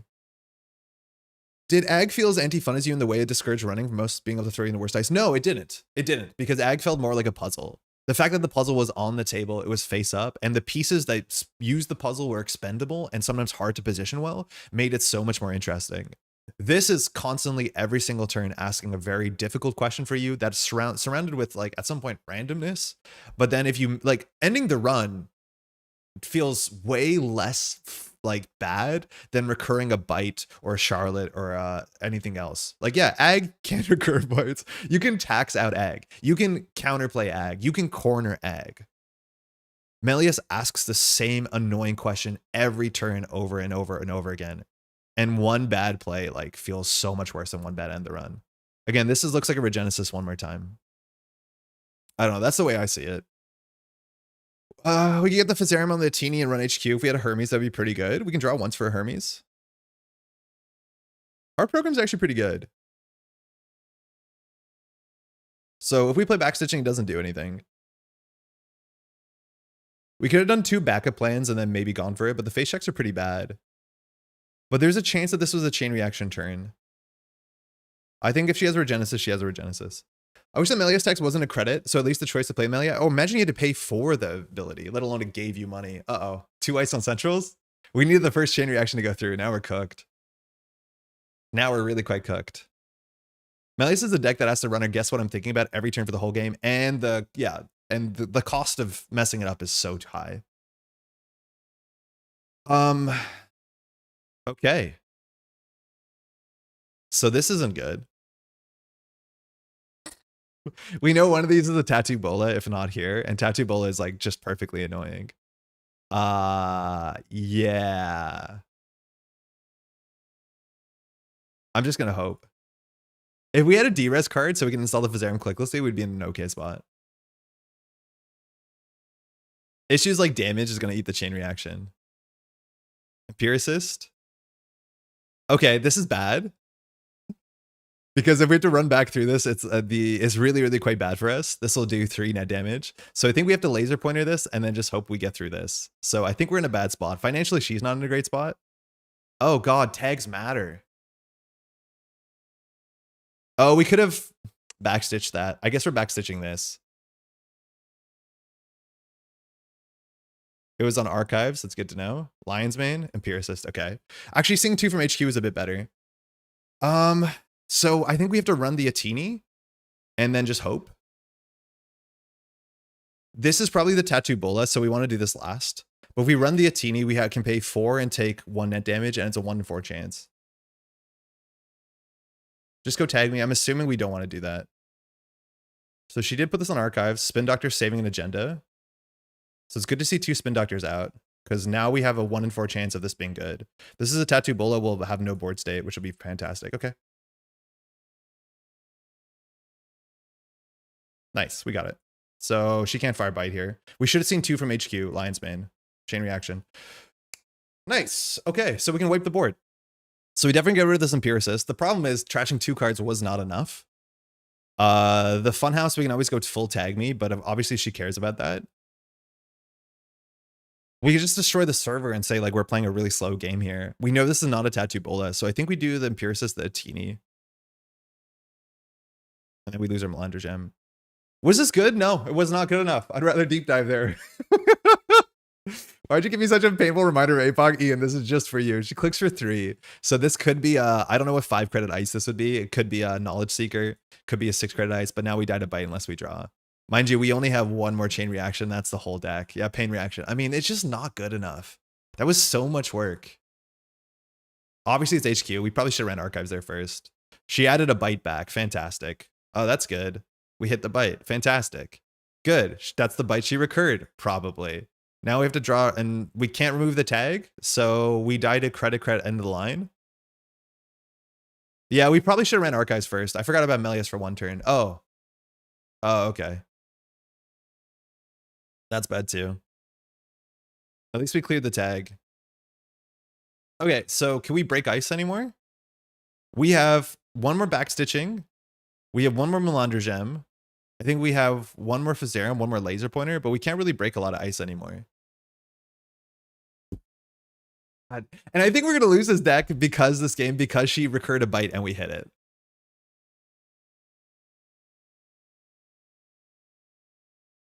We should have ran archives that turn though. That's kind of on us. But yeah, I think we might have lost to hitting that bite that was recurred. Should have fired the 2 damage unless you pay 3. Honestly, you're right.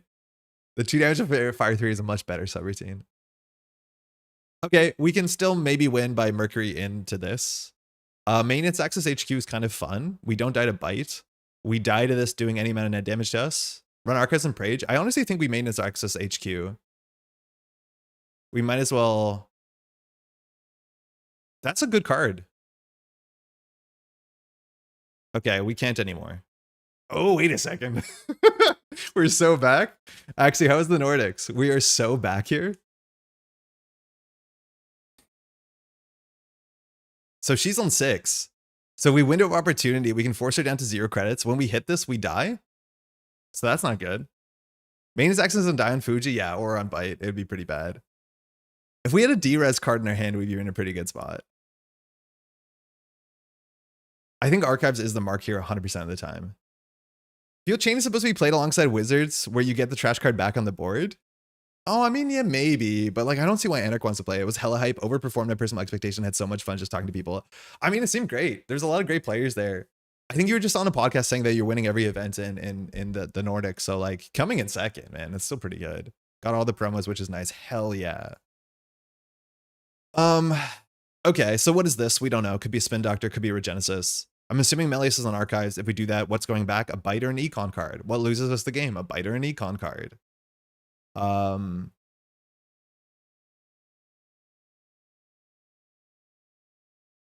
Yeah. Yeah. Maintenance access counts as an HQ run, so it could turn off Méliès. This is the double though. I can't believe we haven't found a Hermes yet. If we find a Hermes, if we had a Hermes on the table, the maintenance access is actually pretty good. We always just send it through the funhouse. We're assuming that she's just on 3 Unleash. Feels like Genesis, it does, but it's really hard for us to do anything with that. Like on 6 credits, she can threaten to res this. It also probably is a Phonotria. Like I think that's a card that she wants to play in this deck. We can window the Lion's Mane, but she just has too few credits. Like I guess we could tank the Lion's Mane. The problem is if we've tanked the Lion's Mane, it does 4 net damage, which is lethal. So we could do draw, credit, maintenance access HQ. Sorry, draw, credit, window of opportunity HQ. What do we run the remote, then run archives? I mean, it's the best we have, but like Méliès U is just gonna fire. Right? Like that's the issue. Méliès U is just gonna fire. Just maintenance access. How many agendas should be in the deck? We think there's 3 points in archives, 1 point here, 4, 5, 6, 7. So there's another 13 agenda points. She's drawn through 25 cards, so we assume there's about 5 agendas, so there might be 1 in HQ. 6, 7, thank you, Ian. Like, I don't know what we do here. Obviously, money sucks. We could just click for 3. But if our Genesis goes through and it's a Sisyphus, it's like game over, man. At least Bishikorus is out, the Lion's Mane will be cheap. Go tag me, run R&D first. We'll die to Unleash. I don't think we want to do that until we have a Hermes. Oh, that's fun. This costs 2? I thought this cost 1. That's why I tried to jam it. Yeah, immediately ISIS HQ. This is probably not going to be worth it, but at least we're forcing her to res and we're going to touch cards. Like, at least we have some power here. I wonder what server Méliès is going to choose against Alarm Clock. Oh my god, I hate this. Imagine playing Alarm Clock against Méliès. Like, what are you talking about? Imagine what server she picked. I mean, maybe that's good for us. That's so funny. Like, why would she not pick HQ here? I don't think they actually chose HQ. I mean, maybe not. But if it is, it's so bad because then we have to hit a bite with no credits. Just force res? I mean, if she doesn't res, what do we have to do? We have to double click the Lion's Mane and then jack out. Like if she does, I don't think she's going to res here. And she's just basically forcing us to double click this, which would happen anyways. And if we double click this, we're in a bad spot. If she reses this, we're really happy. But if she doesn't res it, we're cooked. I don't think we can make that card. You just access cards, yeah, and then she grabs a bite back, and then we don't want to do C2. I think I'll do it, but I don't think she's gonna res this, and then we have to touch a card, and then she's gonna get a hedge fund back. Actually, nah, this is fine. It's clickless? No, it's not clickless. We have to click through the Lion's Mane. Like we can't jack out.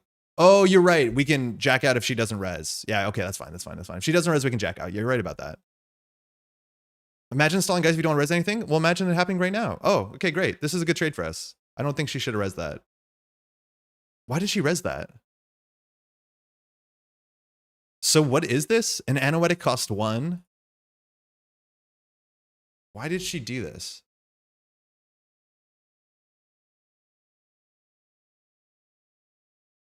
Did she just give us a Regenesis as a spin? Okay, last spin. That's fine. Okay, so there's no pressure on the table.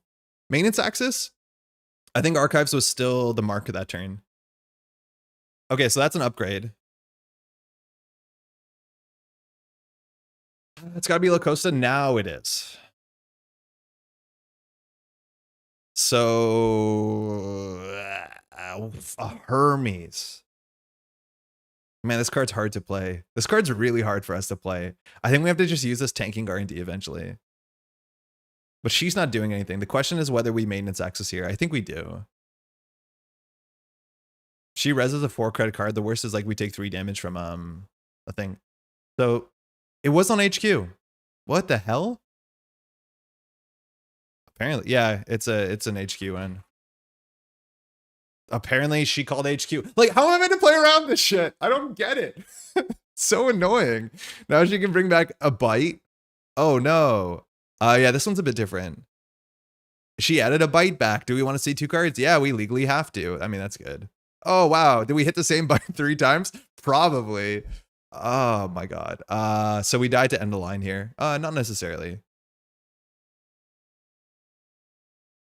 Win on R&D, yeah. So if she has an Unleash in hand, and specifically she would need an Unleash and then something that does 3 net damage if we don't draw, which is only going to be the big snake or a Microweb into a big snake.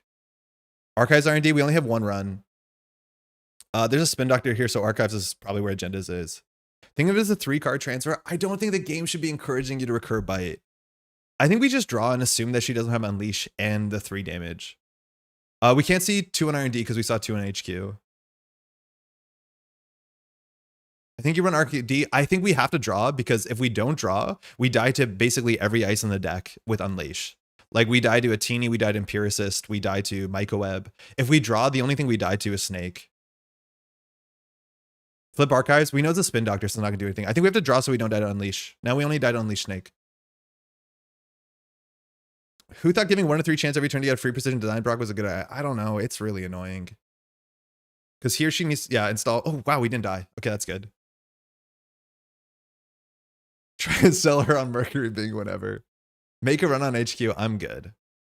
Okay, so this is an upgrade. That's a Spin Doctor. We always can run R&D and C2. We have no more multi-X's besides Mercury going tag me. I think we're allowed to go tag me unless there's a Mindscaping. Mindscaping makes it a bit tricky, but I don't think we have anything to do here. I think we can just draw up 3 times and clear a tag. I think we can chill. Honestly, Unleash is better tag punishment than End of Line. Like for tempo, oh my god. And it's really nice to have tempo tag punishment. Like understand how R+ is banworthy with Méliès. Well, R+ like changes the like cards have to be designed differently around them getting 2 credits back.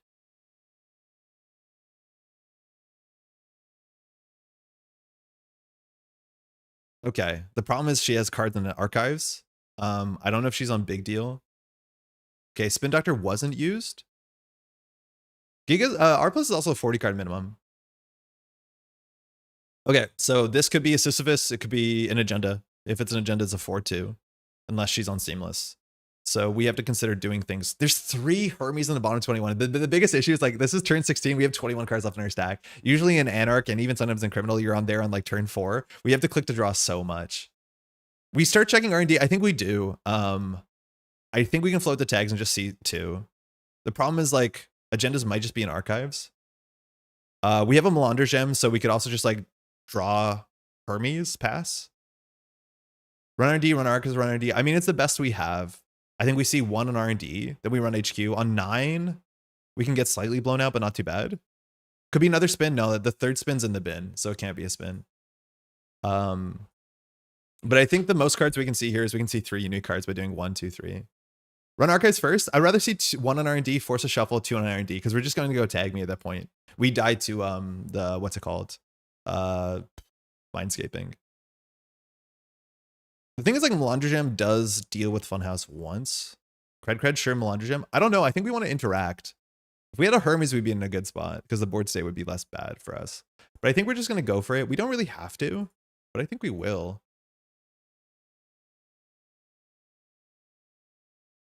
So we're just going to take 2 tags. We're only going to see 1 card. It's a Charlotte. That's fine. We're assuming this forces a shuffle. On 2 tags, there's not a lot of ice that gets worse here, right? Besides like Doom Scroll. Tattoo. Oh, yeah, right. That's bad.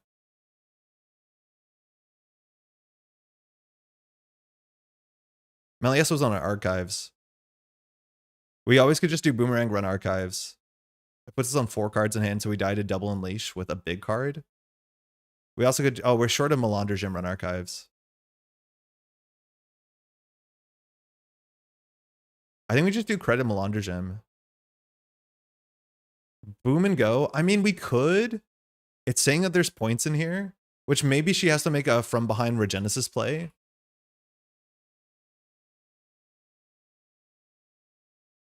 It puts us down to 1 though. What was going to trigger shuffle? I forget actually. What was going to trigger shuffle? You're right. This ability. Sort of. But like, I do think that this was on archives, not on HQ, so we don't allow her to recur something important. But you're right. We could have just seen 2 there. There's no reason not to. Yeah, that was pretty silly. Oh yeah, it could be Moonpool, but there's no reason to put a Moonpool like this, I don't think. Yeah, Moonpool is a nice way. Did we skip Merc Trigger? We did, because I thought we'd run back after a shuffle, but I don't know what I was thinking about. That was like not right. We could do Boomerang Go, but I think we just do credit. Like we might not even have to play this. You can whoop to get them Boomerang without any clicks. Oh yeah, we can. When that run begins, do you res a piece of ice protecting the server when the run ends? The court may res that ice, ignoring all. Yeah, we could actually. Yeah. But with the click left, what are we doing? Running R&D and seeing 2? It doesn't really do much. Because derezzing a tattoo bowl is not worth a lot. Yeah, I think we just run this and say it's in here. My read is it's in here. We could have seen another on HQ for sure. Unfortunately, our money is like gutted. Yeah, there you go. Jeez. Jesus. Hey, GG.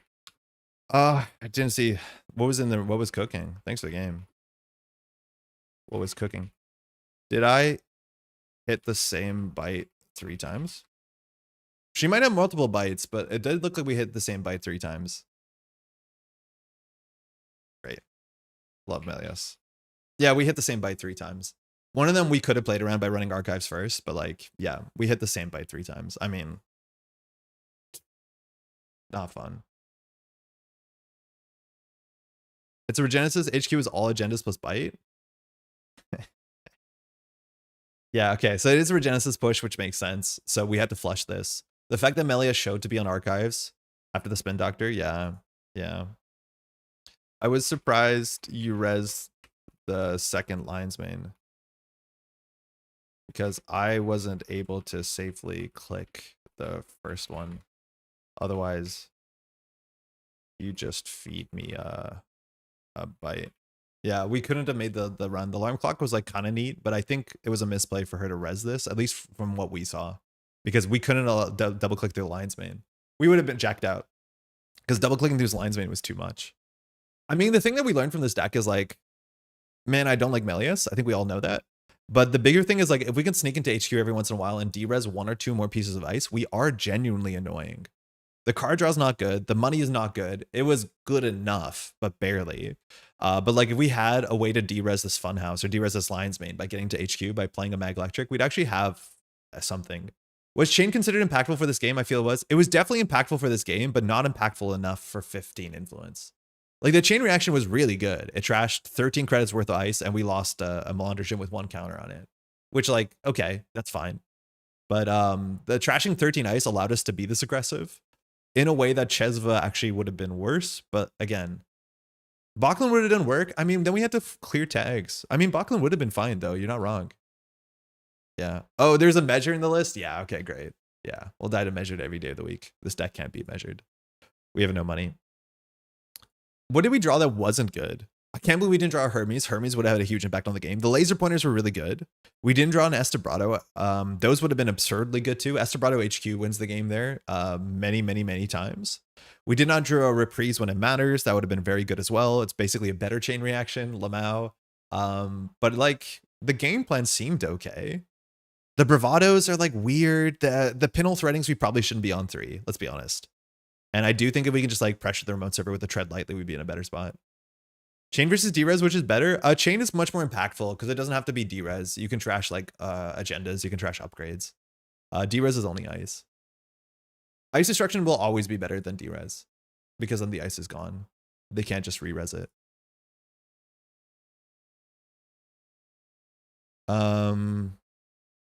Let's try No Fizerum. I can't imagine having the money to operate that vehicle.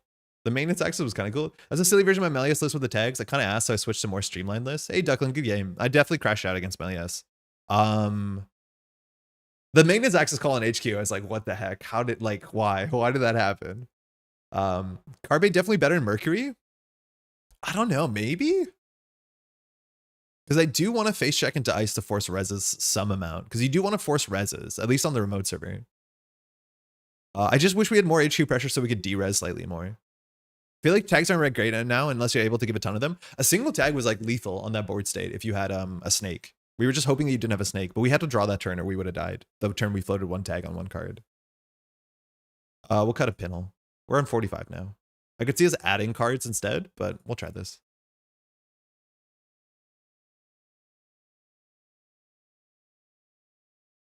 Flew out of the frame there. It's Komodo. So the conclusion that chain reaction isn't that good. No, it's not that good. Ooh, synapse. Okay. I'm assuming this is assets. Thank you too. I don't know if Komodo figured out how to get a BOAC in this list. So against assets, we need money. Reprise on turn 1, whatever.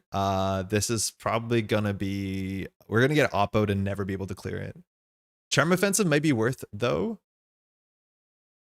It cost us influence, and Charm Offensive is only good if you can destroy ice or destroy cards, specifically ice, and we can't destroy ice unless we play 3 chain reactions, and even then that's not good. Like, that's a pretty good card if you play Anarch and you build into it or you get Sabotage, but the problem is, like, that card is only good if they discard their ice, which you generally don't do against Criminal that often, or we destroy their ice, which we're not consistently doing. That's a much better hand. We're assuming a lot of face checks are going to hurt us, so at least having money is good. Chain could be rad if there's a way to protect Hermes. I mean, what Hermes? I haven't seen a Hermes yet, but yeah, Hermes is quite good here. Did they keep? They mulled. Okay, so that makes sense. Carpe Diem on R&D would be pretty sweet. Let's just blow the game open. Run R&D C2, steal a Bite equivalent. Lethe, scary. Grubber, that's pretty big ice. We want to blow open HQ here, but we'll just continue to draw. At least big ice is good for us. We like big ice. So they have a Lethe and a Grubber, 9 and a 5. We have a pretty regular hand. Iced Arc. That's a respect. That's the Mercury respect here. So I think we should Bravado HQ and see what happens. It sucks to Bravado into a Hermes, but they have to have agendas in hand after a mulligan. I don't want a Boomerang. Maybe we could, because we'll guaranteed to get the credit. It's a ping. Okay, that's fine.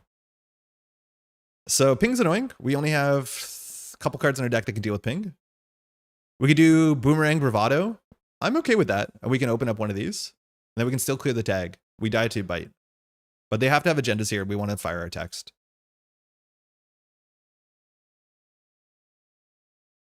Oh, it doesn't fire our text because we broke a subroutine. Damn it. Okay, that was a terrible Boomerang. I think I'm just going to respectfully clear the tag, but I can't last click because they can put an agenda on the table. So we're going to float a tag and see what happens. Yeah. Last click, clear tag. I'm not doing that one either. Yeah, careful about Synapse FA. Yeah, Blurby, how's it going? We can't clear a tag last click because of Synapse. So I guess the worst thing here is like predictive planogram. In theory, we could die to end a line, but it's not super common in Synapse. So probably a Grubber. The issue is we overextended. So if this Grubber is rezzed, we can maybe pivot R&D. We have a small chance of drawing something that works here. No. Okay. So we'd love to see a Grubber res. Funhouse. Okay, that's expensive. So I don't know what we're worried about in the server. I think we can just run R&D to get some pressure out. I think we'll float a tag again. So we can see 2 here. Planogram. Oh, that's terrible. Hedge fund. Okay, so I think we have to clear the tag so Planogram doesn't fire. So they can install last click. On 3 credits, if they score an agenda with Hermes, is not going to do that much. But they can even get like a Regolith on the table. So Lethe on R&D. Okay, so we know what this is. It's a 9 credit res that doesn't really care about us. Seamless? Are we getting cryptoed? Okay. What was the card after? It's a hedge fund. Ugh. Okay, that's the most money we ever had. So at least they have no money. This is a Lethe, so we'll bounce a non-Lethe ice. Okay, so we can maintenance access here. We know there's a Lethe and probably a Grubber in hand, so it's not the best maintenance access. I think the maintenance access will be easy to fire next turn, so we just want to set up. That's good. That can see a new card. Melandra Gem's pretty good. So we'll just go see here. We'll see 1 card. It's a hedge fund, which is a useless draw into unknown. It's a ping. That's a good draw for them. We don't need to show them Melandra Gem. We're not on transfer. This is good. We need to find yeah, this is honestly fine. We need to find a chain reaction. They're on 3. They want to be on hedge fund. Okay. So they have a hedge fund. The top of the deck is a ping. They might have overextended. They have a planogram in hand, so I get it. But there's not much we could do. Like, they know how many cards that we can see. So their hand has a Grubber. Whatever they saw. A hedge fund. So I don't want to really do Mercury. This is a Lethe, so we can still just see 2 cards. If we find a Dirty Laundry or Bravado, we will. Okay, that's good. We can draw once more. That's good. Ping into Seraph. So like our ability is only seeing 1 card. They're on some really expensive ice. And I guess we'll just show a Melandra Gem, which we're not on threat yet, but it does threaten the ping. So they just drew, they have a hedge fund and a ping in hand. There's the hedge fund. So they have a ping and a Grubber. Melandra Gem only deals with the pings. They have a lot of very expensive ice. Man, D-Res would be actually pretty sick to D-Res the Funhouse. So probably not the Grubber, probably a ping. We still know this is a Lethe, which I don't know what Lethe does. One of these might not be the Grubber, so I'm assuming one of these is a ping. We can see every card in HQ here. The thing is, we know one of the cards is probably a Grubber. So I don't think we have to do much here. I think we want to set up a chain reaction because the remote server is not particularly real. Okay, we have a chain reaction. That's good. So we can pre-boomerang something. Melandrium we can only use once a turn functionally. So if we need to use it on whatever this is, we can't use it on the ping. So we could pre-boomerang the ping. The Lethe, be fun if we destroyed it. I think we're just gonna throw out the Hermes and the pinhole here. And just click for 2. I don't think there's much we have to do here. They seem to be like wanting to honestly score in a remote server. Yeah, we had a Mag Electric for a while and we cut it for slots. Okay, so now they have a bunch of unknown cards. So we can just start here with the maintenance axis and we will see a bunch of cards. Whatever this ice is, we can probably Melandra Gem it. So that means we likely won't. And mind you, you want to get your Melandra Gem on 1 counter if you're not on threat before you pop off. It's a fun house. Okay, we're just going to take the tag, I think. Can we go tag me against this? I'm assuming their tag punishment is just like agendas. Like shipment from Vladisibirsk and that sort of stuff. Freedom of information. I don't think they're on kill. When the runner encounters with ice, we can't bypass this with this. We're kind of priced into this. So we could go full tag me. They're in 4 credits. So the grubber is useless. I think we're just going to take the tags and float and see how bad it is. At least we're strong against retribution. All right, we'll float tag me. We didn't break a subroutine, so we can see 2. Seraph, Witch Hunt. Oh, they want to hurt us. So that opens up Hermes. So we can see 1 on this. We know this is a Lethe, so we don't know what this is. Unfortunately, we can't chain reaction because you just don't get enough clicks. But if we draw here into a run event, we're in a good spot. We could also just clear 2 tags, but I think we're not going to clear tags and see how bad it is. We could always have a backup plan. Their hand has an ice. We'll just run R&D to see a single. We have to just touch cards. We have a bad publicity too, which is cool. Damn. I mean, Mercury stuff, sort of. So 2 tags is a bad part because Shipment from Vlad hits us on 2 tags and Freedom of Information is fast advanceable on 2 tags. So clearing 1 tag is probably worth something. They can also clear the tags for us, which they did. So the Spin Doctor, mind you, Synapse can just clear tags for us. We're okay with that. And then this is an unknown card. Technically, always have a backup plan can deal with this because you can end the... Wait, always have a backup plan deals with Funhouse perfectly. When the run ends, it was unsuccessful. So you hit it, it's unsuccessful. That's really funny. Okay, so this is a ping. This is a Lethe. So we can chain reaction this board. If we're going full tag me, we just have to blow up, no joke, the Funhouse and whatever this is. But we should be able to like do a chain reaction here. We can run archives for fun. We can run ping and bypass it. This is a Lethe, which is useless. And this is something else. This is probably the ping. It's probably not the grubber. The question is, what cards do we trash? I want them to res this ping, so we'll start with the R&D run. Yeah, it's a ping. So we'll Melandra Gem it. We'll use a power counter. Oh, we're on threat. Haha. Oh, we're on threat. That's sick. So we can bypass this Funhouse for fun. I mean, I guess we do. So we're on 2 tags. That's fine. So we'll power counter it. So we bypass it. This is a Lethe. Chain reaction 2 pings. That honestly might be right. So we didn't break any subroutines. We'll see if they flinch and use the Spin Doctor. Okay. We could just win if they're on 3-pointers. A Regolith off the top. I mean, we have bad publicity. Crypto Crash? Jesus. Okay. So we can either use the Melandra Gem on this ping or on this Funhouse. If we use it on the Funhouse, we save 2 tags and we don't go to full tag me hell. And then we have to just like always have a backup plan HQ. I mean, that's acceptable.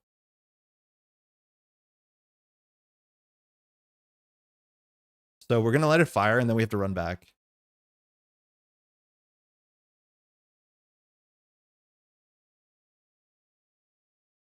So I think it was a Regolith and Server 1. We'll run archives. We might as well just bypass this. They'll trash our Hermes. Action. In theory, we can chain reaction to the Spin Doctor, which is good fun. But a deep dive would have won the game here. All right, I think this is a Lethe. This we don't care about. We're tag me. This we don't care about. I think we actually do this. Like, no joke, double ping. We lose our Hermes, which maybe we should have kept the other Hermes, but Hermes probably won't fire one more time. Kind of wild. Now, they don't have a proactive game plan. The only issue is the 2 tags could catch up with us. They trashed the Lethe, no surprise. On 4 credits, there's not that much this ice can be.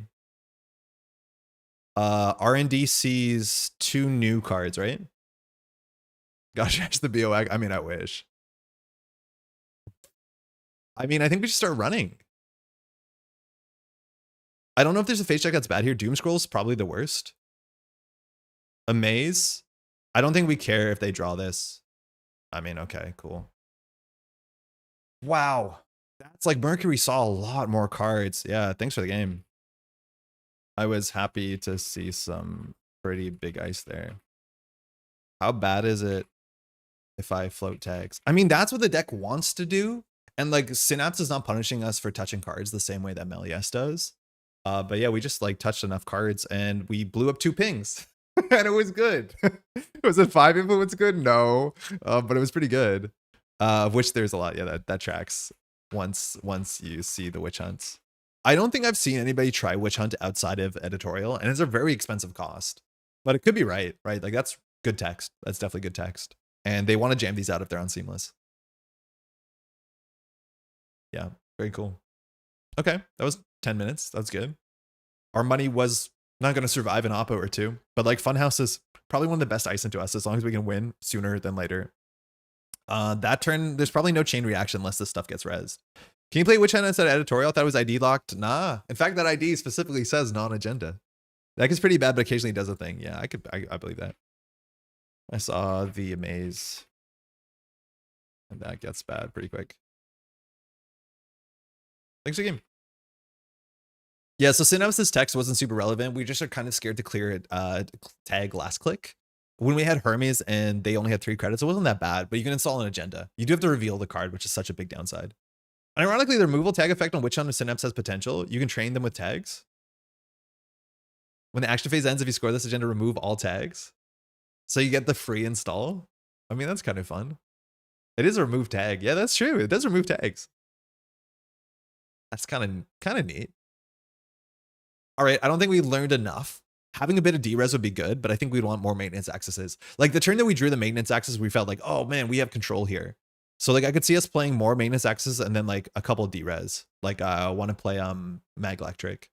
But the window is good D-res. The Debrados, the reprise we haven't fired yet, but like this is better than Chain Reaction, I'm pretty sure. We haven't drawn a Blueberry Diesel yet. I wonder if we can just cut them and say that they're not there. Like they're not that good to draw. They're not that much better than Click to draw.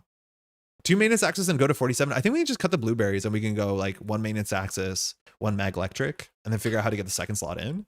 Like the card draw, the deck literally has 0 card draw, so trying to draw the Mag Electric is pretty silly. But it's like such a fun line that gives you control. Like if they overextend, they really overextend. We also haven't even done the window of opportunity Hermes line.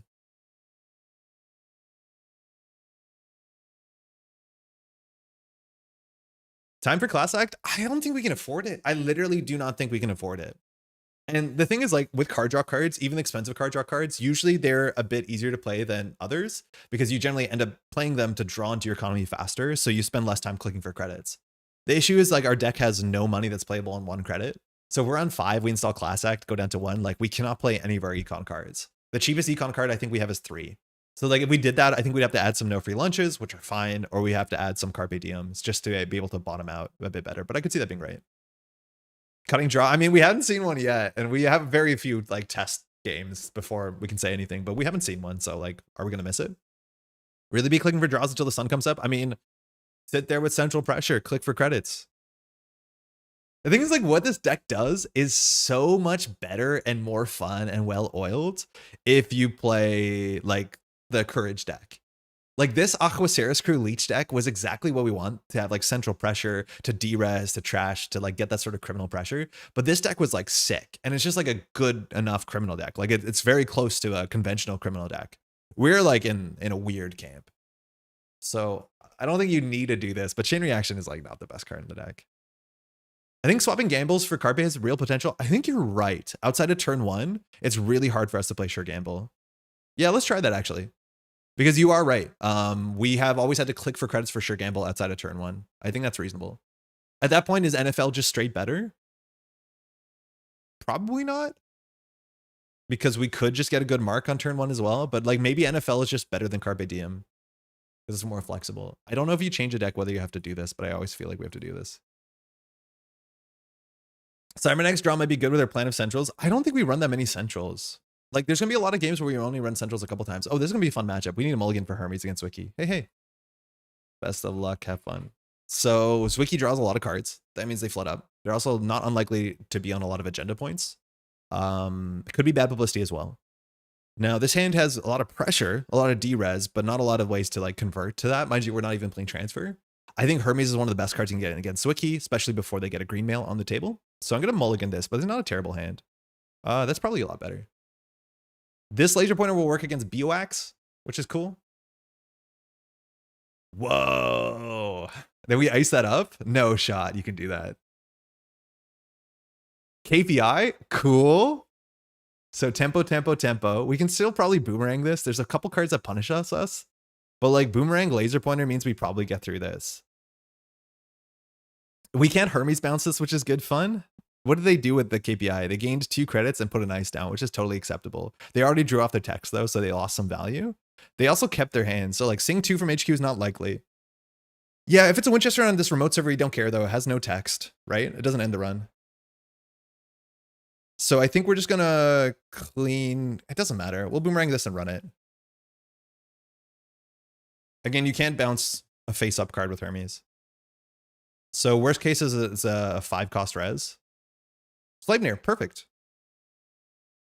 So sensible card. So we don't want to end the run. You may shuffle a card or draw a card. Drawing a card is a bit risky because we can run it. Like we don't mind that. But I think shuffling a card is way less impactful. So they can shuffle. If it's an event horizon, we just run back. It's like totally reasonable. And they spend 4 credits for no value. So at least here she has a piece of ice. Okay, we get the sack zone. Clean get, we can see half the hand. I rather see half the hand here, but she kept the hand and she jammed. So it's not likely to have an agenda in it. So I'm going to lock the top of R&D, but largely you should run HQ on turn 1. It's just generally you don't see somebody pushing an agenda on turn 1. Mersha, sick. I'm going to trash that. Basalt, oh wow, with no text. Wait, do we die to measured on turn 1? Oh yeah, oof. Classic Mercury gameplay. So sorry. Okay, so we just need to draw and hope that she doesn't have some way to play 2 measures, which would be like very, very difficult. So at least we can survive 1 measured here, but we're on game point. I mean, I'm not going to just win because dying to 1 measured is way more likely. But we just stole a blank basalt, which is just the worst thing for the corporation. Yeah, the world is unfair. I mean, they put an agenda on the table. All right, so HQ probably has points now. The 1 card we saw off the top was we trashed it, so she drew 3 unknown cards here. Yeah, there's probably no way. It used to be extract, but that's not our thing anymore. Okay, so I think we just like run HQ, force a res. There's no ice that really hurts us. Worst case scenario is that she ends up resing a 1-cost Maskarovka. But we want to see 2 cards here. We don't want to break subroutines. Yeah, exactly. Extract is banned. I think that would be the only way. Spin? I don't want to do that. Fuck off! No! Why? At least this is not coming back for a bit. All right, I think we're just gonna draw 3 and not die to measured. Oh, she has no money. I don't think we can die to measured. Fair. That's really funny. I don't mind that at all. That was cool. I mean, we could have died to that. Draw? Bravado's really good. We can go R&D and see a single card. I don't think there's a way for her to kill us with measured. I think we can just draw here. We're in a pretty good spot. Chain reaction, mind you, would be Oh, that's such a good card. You deserve that one. That one was deserved. That one was a fair HQ bite off of a no res. Like I'm into that one. That's not a problem. But we've hit 4 bites in 3 games. Armed Acid, nice. That's a good bounce back. Okay, so we can still do the same play. We can do a Mag Electric, but I don't need the Mag Electric D-Res now, and it plays around Bite. So I think we just Bravado HQ and force the same issue. We saw... What was the other card that we saw? I'm playing a bit too fast. Spin. Yeah, okay, so you don't want to hit a spin. Let's see if she reses this time around. No, okay, 2 cards. Mersha? Damn. Spin? Damn. Mersha seems really good. I don't want to trash Mersha. Because Mersha does the thing that we do, which is like... delete the board. Backstitching is good. If she clears it, we're not too upset. Carpe Diem is better than Sure Gamble here. That was a good choice. We have the Esper brought a Mag Electric line, so I don't love to show the Mag Electric here. But now she has to be scared if the remote server push.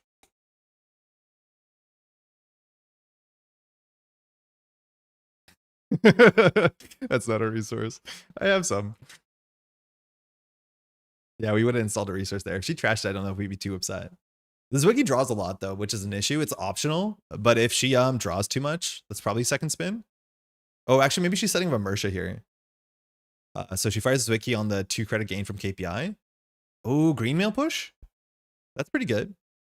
Slash and burn with the spin doctor on the table. Really quite nice. Ooh. So she's still in 4 credits. This is in the bin. So we can run archives, run R&D. I think that's probably the play. There's a chance we could just do Carpe Diem and get lucky. I almost did. I was more worried about the tag. So in theory, like spin doctor is something you have to contest against slash and burn decks. And that's a really good job. A lot of people don't contest this behind ice. And like, yeah, we probably wouldn't. I'm going to Carpe Diem and hope. Run HQ, sure. We probably won't see 2 cards here. I think we're going to run R&D archives. If she reses, we're happy. But this is better than a Sure Gamble for sure. She didn't res us on 4 last turn, and she's still on 4. Again, we do have to watch out for measured. We haven't seen one yet. I don't think we see 2 cards here. I forgot we can do that. I don't think we do that. Tree line. Okay, so we know there's a Mersha. We know there's a spin doctor. We know there's a tree line. We're going to run archives. We're going to run R&D. We're going to draw a card. Flywheel would be pretty annoying on R&D. So let's see if she puts the bite back. Of course she does. Good for her. So at least if she fires the bite, she'll be bankrupt. But this could still be like a Masquerovka out of nowhere. Yeah, there. Bummer.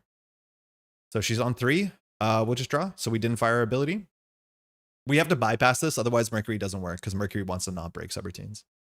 Isn't Merc whenever? It is, but only 1 time. So it's whenever, but once per turn. You can't do that. Wait, this loses to Boomerang again.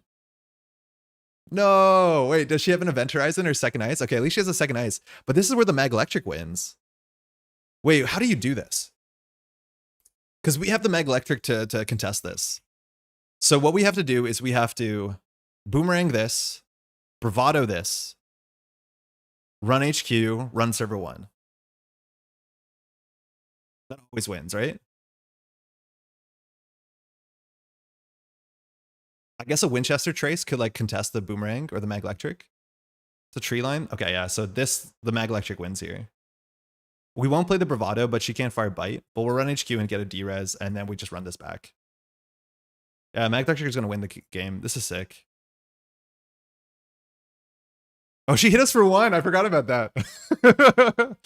We won't trash the Mersha. We'll just run server 1. That's a good game. Yeah, the D-Res is actually really impactful. Nice one. Thank you. That's why I don't want to show the Mag Electric, but we needed all the clicks we could get there. The best case is you cheated out with a window. And the run, you can draw. Yeah, it's a good line. That's like the sort of criminal pressure that we live for. That was like way more closer to old school criminal. GG. Yay, thanks you too. Really fun. Was I dodging measured responses? Had to always play around that. We did float a whole tag, which is not uncommon for this list, but that was like a fun, again, 5 turns. Yeah, cool. Yeah, we got like very much Mercury on turn 1 where you go up straight to 5 points on turn 1. Yeah, I don't have the cash to duck those. Thanks for the games. Ooh, very cool. So it was a Boomy that she didn't want to res, which makes sense. We have no programs. We probably would have taken a core for fun. But yeah, the fork here is really good. And window also is like the same fork here. With window opportunity, we basically run this, then we window it, we de-res whatever one, and we install Boomerang on the other one. 8 cheers. Like that's the sort of criminal pressure you want. I think with the ice destruction, Mag Electric is better than Bachlan. It was a good include. I just wanted Bachlan. Yeah, Mag Electric just like makes sense with what we want to do, which is fire our text. I think she did overextend against criminal. Like her opening line loses to, unfortunately, a lot of like common criminal play. Because she put this thing in the remote server on turn 1 behind a single ice. So like you're expecting criminals to be on 3 transfers. So if you transfer HQ, she goes down to less than 4 credits, I believe. Because I don't think she played an econ card on turn 1 besides KPI. And then you can just run this and she can't resist Sleipnir. Maybe it was close.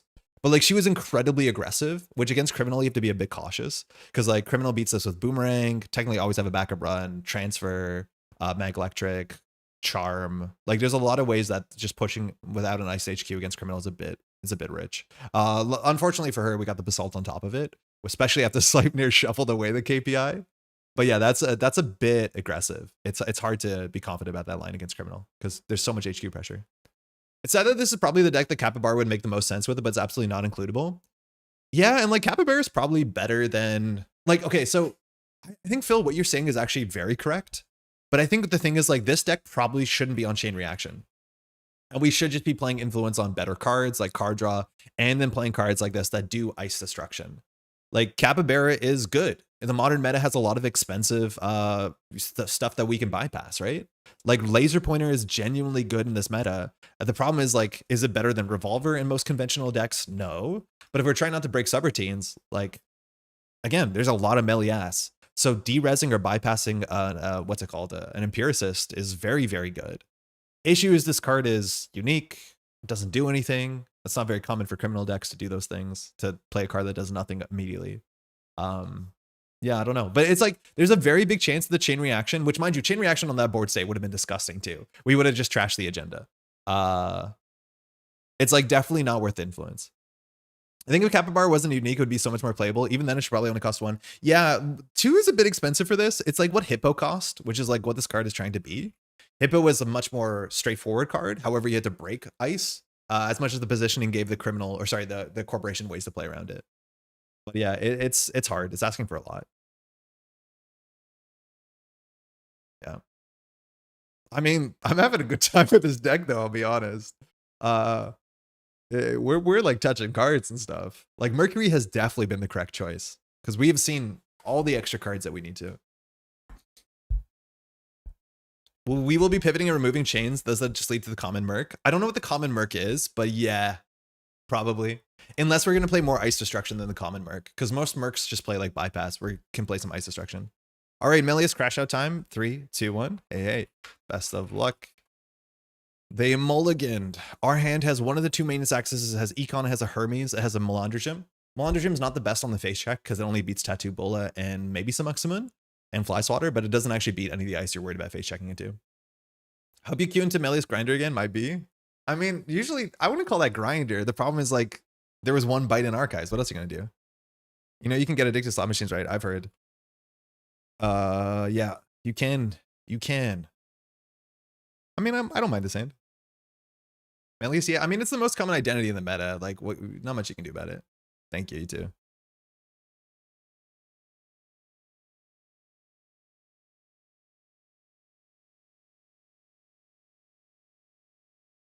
All right. We JNet in a society. All right, there's the HQ respect. Single advance on a card. This could be a Charlotte. If it's a Charlotte, we don't mind that too much. We're assuming this is on R&D, but like ideally we want to just do Carpe Diem and roll Archives. I think we will start with this. It could in theory do core damage or net damage. It is an Urtica, fantastic. So we have no idea what we're playing against. Just Urtica on the table. I don't think we trash this. We lost a maintenance access and a Carpe Diem, so we lost our money. Okay. That was a very expensive play for them. Now we kept the Hermes, which is good. Funny enough, when we run R&D and C2, the Hermes could have bounced that, but I think we kept the better cards in our hand. Okay, we can run Archives and then run R&D. They could still bite us, and I guess we lose, but where is it? I don't know. At least there's not much anything to recur. Okay, it's on R&D. I'm going to run R&D for 2. I wish the Hermes mattered here, but Tattoo off the top, Urtica the next 2 down. I think with the Urtica, we have a Hermes. We don't care. I don't want to pay 2 for that. Baited? I mean, like, this play is so strange. The issue is, like, on JNet, you can't tell who you're playing against. So, like, most people don't make that play because your Charlotte's better than that. So we could have hard called it, but I don't know if this is a newer player. So, like, who knows? One of these is a Tattoo Bola. Why running Archives first? Méliès. Because if it's a Méliès, they can get the best card off the top of R&D. It was always, like, very likely on R&D, right? You're right, they can't recur something, but they can see the top of the deck. If it's an agenda, they save it. So running R&D is not that good. Let alone if it's a card, they just get a free card draw instead of a credit. So that's why we're in Archives. It's not great, but what can we do? Okay, they mulligan, so they probably have agendas in hand. I think we just want to get the Hermes down and click for credits. We'll keep a full hand. So they're drawing into an agenda. They're drawing in an Urtica here. So that means they know that we saw it if they're tracking, so they can just do install advance. Sick. So I mean, that could be an agenda, let's be honest, but we also know it could be an Urtica, and they know that we know that. So I mean, we're cockroach pokering. We get Estebrado HQ. It's a bit cheaper than Boomerang. If we find an agenda, we can bounce this. They can't really res much. We can also just face tank. Like maybe worst case is an enemy. I'm assuming they love damage, so this is probably going to hurt us. Yeah, we probably want to check the hand for the Urtica and get the Hermes bounce. We know this is an Urtica. This might be Urtica. If we see the Urtica in hand, we want to run this. So I think we just run this. Worst case scenario, they res what's it called? A Tattoo Bola, but we've already seen one, I think. Yeah, I think we just run HQ here straight up and say do whatever you want to do. Like this might be a Saisentan deck, so at 5 there's a pretty big breakpoint. Sumaxamun is a bit annoying, but at least they'll have no money. Unfortunately, Urtica doesn't need money to fire. The traps in original memory did. Okay, that's the worst case scenario for us. Okay, so that is the worst case. They thought about that. That means they can't score it at a 5-3 anymore. Charlotte Pop for Saisentan would have been epic. Yeah, you're right, actually. Charlotte Pop for Saisentan would have been pretty good. So I don't know where they put Méliès this turn. I have no read on our opponent here. We could do Melandrigem and run, like credit Melandrigem run, but then we don't have clicks left to run this. Run R&D next. I think they put Méliès on R&D. The thing is, like, this is another Tattoo Bola. If they go down to 0, we could check this, but we have no incentive to. I think we do anyways, but this has to be a Tattoo Bola. Unless actually this could be the Tattoo Bola. It's more likely to be on the remote because it's an end the run. Yeah, I'm going for the poke. I think Méliès is here though. Okay. So if this is an agenda, they can't defend it, but we know that they have an Urtica. This ISO's resin to Hermes, which is pretty bad for us. So we could Estebrado and then run server 2. I think we just click for credits. Oh, they get 1 from Méliès. Charlotte. Oh, it could have been a Saisentan. That's so funny. I have no read on our opponent anymore. We know there's an Urtica in hand. It's definitely sort of a second Urtica. I'm afraid not. We have literally no read on our opponent. We have no idea what's going on. So they have an Urtica in hand, and that's all we know. I can't tell what deck this is. Okay, they have money. Okay, we don't know what that is either. We could touch it. Worst case is a table bite. This seems like a table bite kind of play. Could be Spin Doctor too. There's nothing in archives. Contesting the Charlotte's the most important, but again, this is something we can't deal with. We could pinhole for a 2-for-1. That's the second Urtica. Yeah, this easily could also be an Urtica without advancements. It also could be an agenda. Like, I don't know. Don't know what to do about that. I don't think there's anything we have to do here. We can pin through the Urtica Silver to kill Charlotte. Yeah, we can also just pinhole archives, but you're right. I don't know if they put Méliès on archives. They probably do. I think we do take the Charlotte. The issue is if they crack the Charlotte, we have to touch this Urtica, which like is not good. I think we'll still do it. The Charlotte going down is pretty good. They have to have agendas in hand. They've had no filtering and they mulliganed. Pinhole is bad. I don't love it because now we have to touch this Urtica. Yeah, it is the Urtica. So we won't trash this one, but we know where it is. We lost the Debrado and the Boomerang, which is not good for us. A window is okay. They're on 12. We have a reprise, which can be nasty. We could always just like run HQ with the Melandrigem. I don't want to go down to no credits, so I think we just click for 1. This does look like a deck that's probably spending influence on measured or something gross. Pinhole could force access if it's 3 is bad. Yes, it forces us to touch 3, which we think is either a Spin Doctor or an Urtica. And at least finding an Urtica when it's only on 2 damage is like the best we can ask for. Their hand has to have a bite in it by now too. I feel like Mad Méliès combo you. Oh, it could be 2. Yeah, it could be. Greasing, so they have tag punishment? That's not good. I don't think we do anything here. Laser pointer is really good, not on this board state, but in general. And we have a chain reaction set up. For the chain reaction to go off this turn, we either have to window a Boomerang, but we actually need to break 2 Tattoo Bolas, which maybe poking R&D was bad. We thought that this would be the Tattoo Bola, but they might have found 3 Tattoo Bolas that soon, which is not good for us. It's like one of the best ice into us because it's just annoying enough and hard ends the run. Our text has not been relevant. I think we might have been too aggressive. Forcing him to res ice is bad for Hermes. I don't know. This is mad combo. I'm going to lose my mind. Méliès really does it all. I mean, why wouldn't it? It has central protection. It gives you free credits. It gives you recursion on the key cards. It's like, is it not just the best identity? It messes with our head. They also could be on Holloman, which is some reason to consider trashing these, but like, I'm assuming they're on measured response because they care about incidental damage. The greasing is strange too, so like maybe they're on Plutus. I don't know why they did this.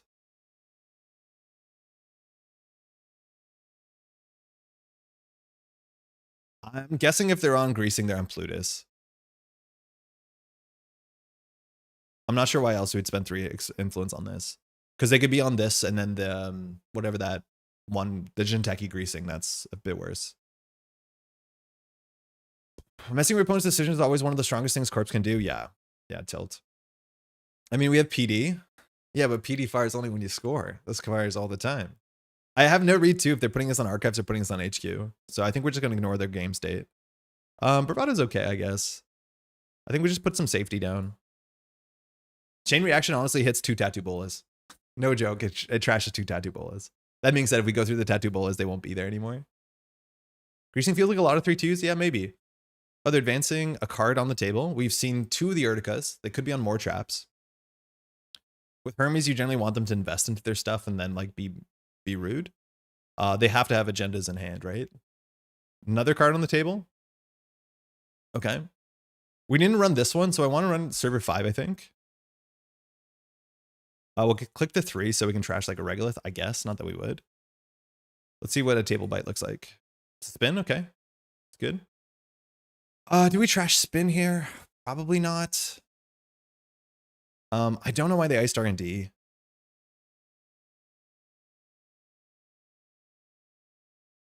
We could bravado this, right? Like we have Melandrium and laser pointer, so the only thing that like gets us is well, nothing bad gets us here.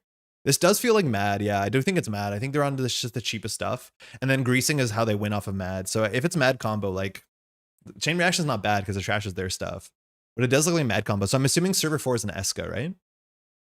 To trash the tattoo bully, you have to get past them. Exactly. So like whatever ice is on the table, we have to just chain reaction that. We can always bravado for 3 credits here. We can also just click for credits. I think if it's mad, we don't really have to interact with anything. I don't know what agenda they're doing, but how do you win off of mad? Like unleash? Man, 2 tattoo bullies is pretty bad for us. We actually might have wanted to trash the spin doctor though, because it allows them to filter their hand. Now they can't filter their hand. Yeah, I can see us wanting to trash this. Maybe they have another on the table, but we need them to flood. Oh, Vixac. Yeah, you're right. Yeah, it's Unleash Vixac. Yeah. So we don't have the tech for that. They power drew last click. So now I have to consider going archives. We want to force the res on the Vixac. That's the one thing we can do. With Tattoo Bola, it's not super easy. We could actually run HQ here, and then we could get them with the reprise blowout. So we're going to make a play here. So we're going to run HQ. We're going to Melandra Gem this. And then if they have agendas and archives, we can reprise the Spin Doctor, run archives. So they flipped. It's on archives. We'll see 2 cards here. Mitra. Uh-oh. Charlotte. Uh-oh. Okay, so we can run archives to force a spin, turn off for Genesis. In theory, 2 Fujis is not lethal here. We haven't seen a FUT. But yeah, if we hit an agenda, we get a reprise. So we shuffled 2 agendas back. Now there's less res cards, so at least here we can have like 3 res cards. We saw in hand, what's it called? A Charlotte, which means it's less likely for this to be Charlotte. Obviously, it would have been resed. But we didn't get to do anything cool here. So yeah, this is definitely Vixac gaming. Backstitching is like not likely to land well. I'm assuming if they're playing that, they play as few agendas as possible, right? So they're probably only on like 3 Fujis. Like, I don't think they're scoring. I think they're just hiding. You can window boomerang the tattoo, then CR. I think this turn, there's not a huge incentive to CR. Our board state's actually pretty good. Like, we actually have to play their game. We'll just play this. Maybe keeping 5 cards in hand means that the combo is a bit harder. A couplation can actually interact with the combo. Oh, there's sericulture. Okay, so there is an agenda on the table. Neat. So I don't want to bounce the Urticas because we know where they are. We don't know what this is. I think there's Escas. I think we'll just open up HQ. They have enough money to do whatever they want. It actually might be better to bounce this because then it spreads out the servers and this one's slightly more expensive to install. But we don't know what server 4 is. Méliès shows us secret server. We have archives for the backstitching. Love it. All right, we have window, boomerang, chain reaction. None of this really works. A maintenance access would be good. Second Hermes is not super useful. We can always discard it. Man, if we hit an agenda there and ran archives, we actually might have got away with like 4 to 5 points. And I can't believe, I do think the spin doctor allowed them to filter cards. We probably should have trashed it. So I think we don't do anything here.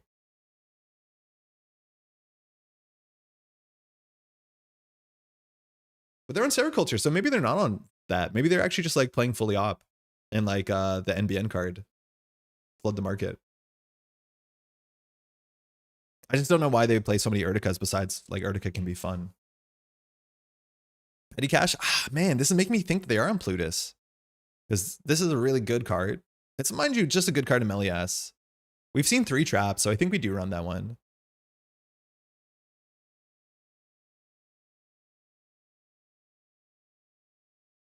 It's a Botu. That is an AP, right? Yeah. The Charlotte. So that's the 3rd Charlotte. Bummer. Okay. Yeah, S5 is definitely not a trap. It didn't seem to matter, but it's definitely not a trap. Okay, awkward. Yeah, I think it is Plutus. I think this is Plutus Méliès. It seems like it's Plutus, which means 3 or 4 could be a Plutus, which scores out of 3-2. I do think Plutus makes sense. We could face check with the backstitching and C2 on HQ. I mean, it's very likely that Méliès gets a card back, which like throw me into the ocean. I guess we'll backstitching that.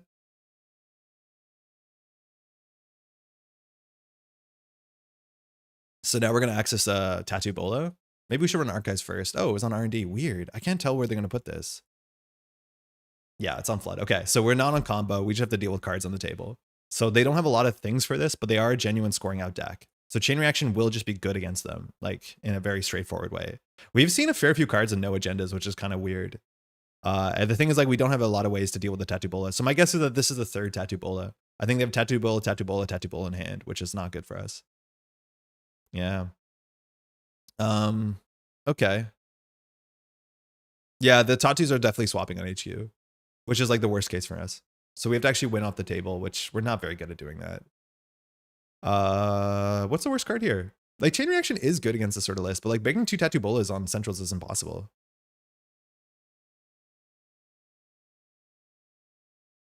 Window's not bad with boomerang in your hand. Maybe it's better than the second boomerang. I don't know. So they just used petty cash. You thought flood plus train gate was wild. Now get ready for flood plus Urtica. IG.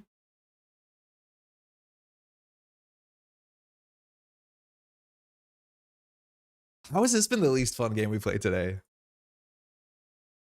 I think we just can't deal with Tattoo Bola well enough. We have to chain reaction to Tattoo Bolas. The thing is, always have is 1 Melandra gem and a boomerang.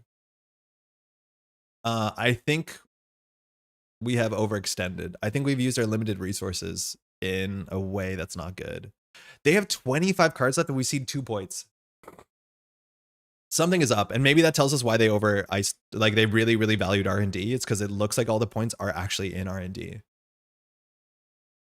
But like there's very few card draws that are good for us. Oh, that's a good card draw.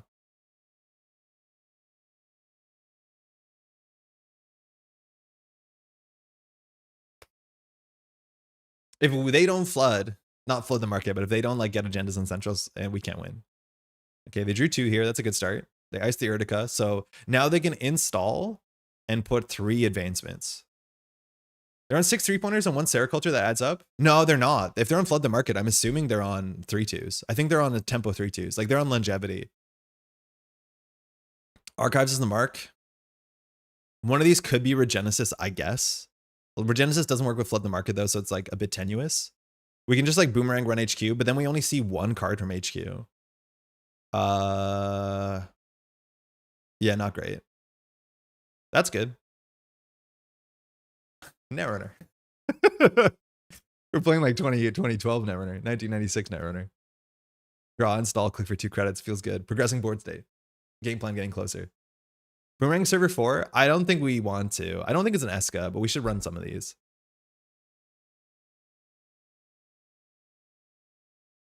They know we're going to run whatever this garbage is, and they probably have like straight up garbage. I think this is, they can tell we're going to do this. Okay, this one's interesting. So we're not on threat, so we have to take net damage here. That sucks.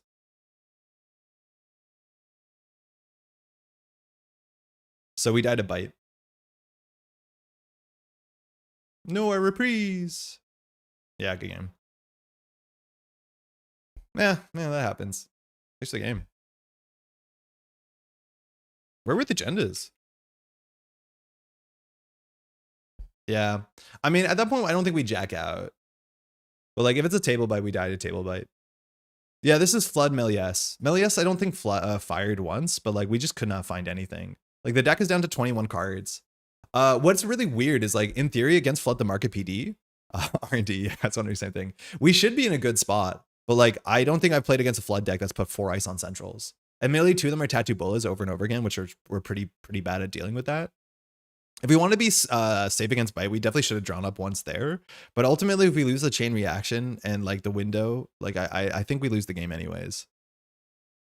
Yeah. Okay. Yeah. This is why we don't run the table. I thought this was an Eska, but they actually do have Eska. So like I think they just put Eska on the table because it's Flood the Market. So yeah, there's no agendas anywhere. Literally nothing. There's a microweb on HQ. Like, what are we meant to do? Yeah. I mean, yeah, that tracks. I can't really interact. All right, so that one felt the worst. Why? Well, we can't really do much. Like, Tattoo Bowl and Centrals is really good for our opponents. They never really showed anything that was worth chain reactioning. They protect their Centrals inherently with Méliès, so touching the right card at the wrong time is pretty good. We did hit 2 Urticas and lost 5 cards, which like is not the end of the world. But yeah, I don't know how to get like forward momentum into this. Unfortunately, it looks like it does look like there's 18 points and 21 cards in R&D. So we just have to be able to run R&D a couple times, but Tattoo Bowl is really, really hard for us to deal with. We have to just get like straight lucky and see the right cards on R&D. Very, very weird game. Oh yeah, that tracks. Yeah. Okay. I don't think there's anything that draws that opens us up, but man, like Laser Pointer gives us so much confidence to face check into things. Like Botu is really, really good if we Laser Pointer it. But yeah, I like our D-Res doesn't work. Always have a backup plan is okay into Tattoo Bolas. Those are not bad. Like maybe we should just play a bit more conservatively and say like Esther Brado does it. But like ultimately we need to clear these servers. Otherwise you do install and then just fast advance to 5-3. And so then we lose in 2 turns. Maybe we can do enough where like once they do that once, they have to end their turn. So we open up a central server and then we can do like a chain reaction, but it's asking for a lot. Does Merjanes make sense to add to do the chain? I mean, it might. We were considering it. Paying 2 for a Tattoo Bola though is like still pretty hard.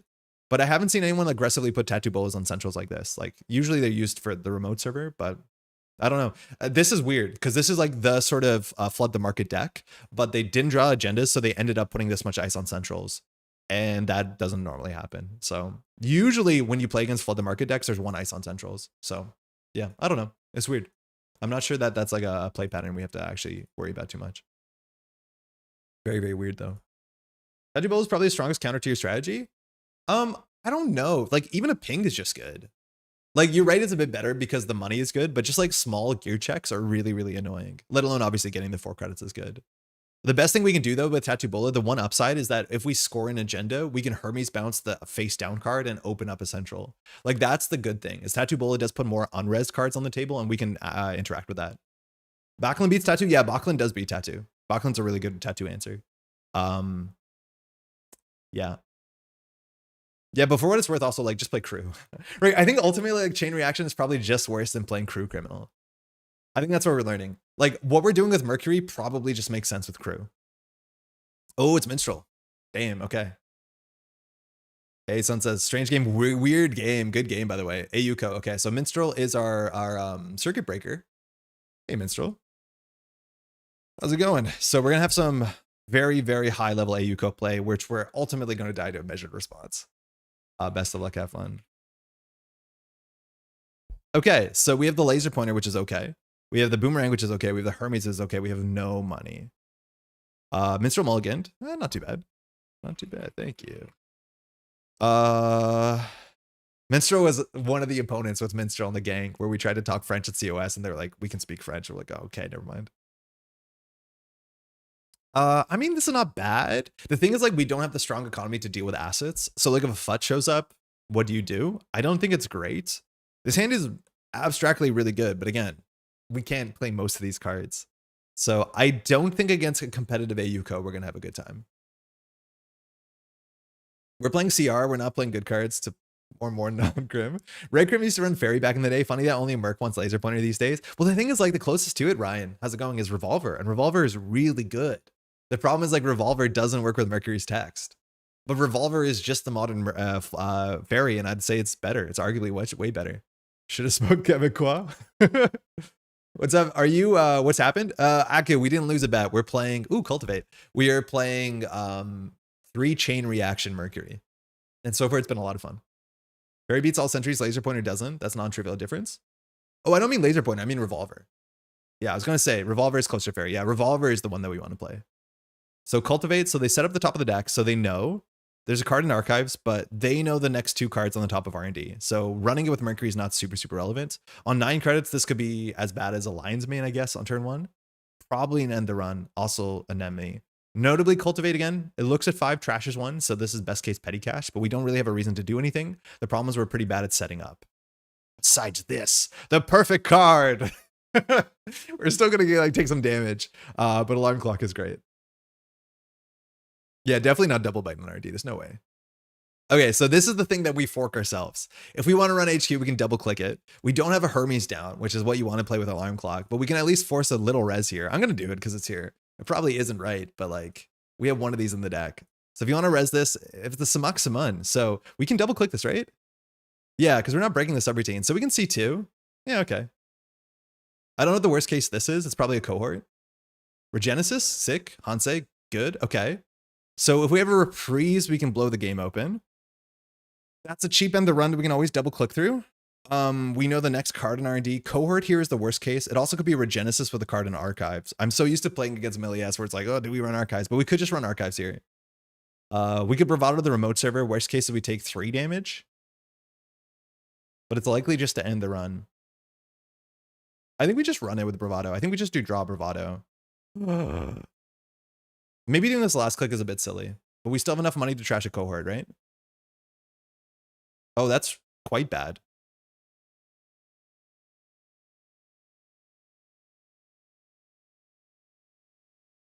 That was the worst case for both of us. We cannot res if it is 1 net damage off of a Bladder Word, but we did just lose Chain Reaction, Window, Melandra Gem. We kept the Nestabrado. I mean, that's pretty bad. Yeah, that was probably the worst case, huh? Maybe Saisentan's a bit worse.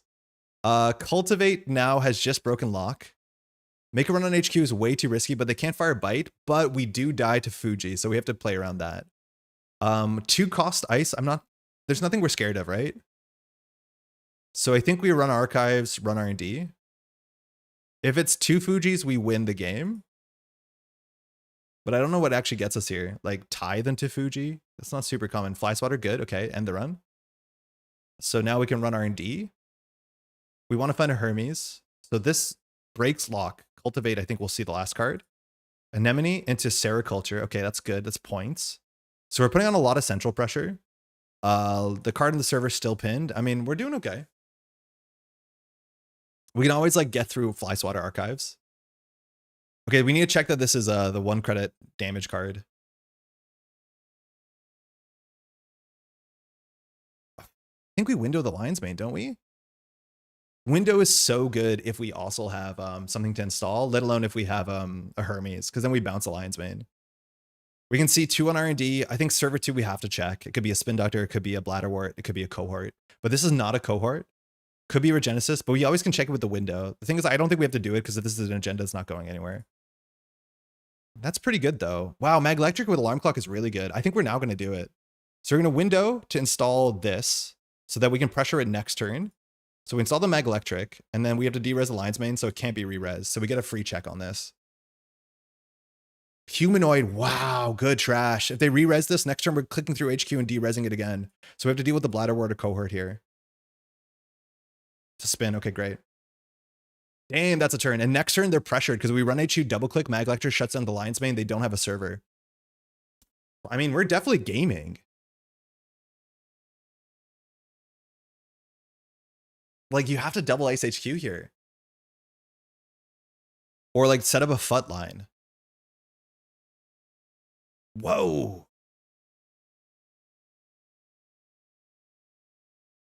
Yes. I mean, these cards are fun. Please stop making this deck seem good. I mean, when it's good, it's so good. It's just inconsistent. Yes. But I mean, I don't think we can afford to trash that. I mean, we'll be on game point. We can run server 1 here. I don't think it's an agenda. We know this can't be rezzed. Cohort, we have to trash that. We can run R&D for a single. We die to measured if we don't draw a card. I think we have to not die to measured. And then we can see 2 on R&D every other turn. Okay, so measured was the reason we had to draw there. Otherwise, we could have lost the game. We haven't seen enough influence besides the humanoid to know what they're on. So we can run HQ C2. Bite can fire.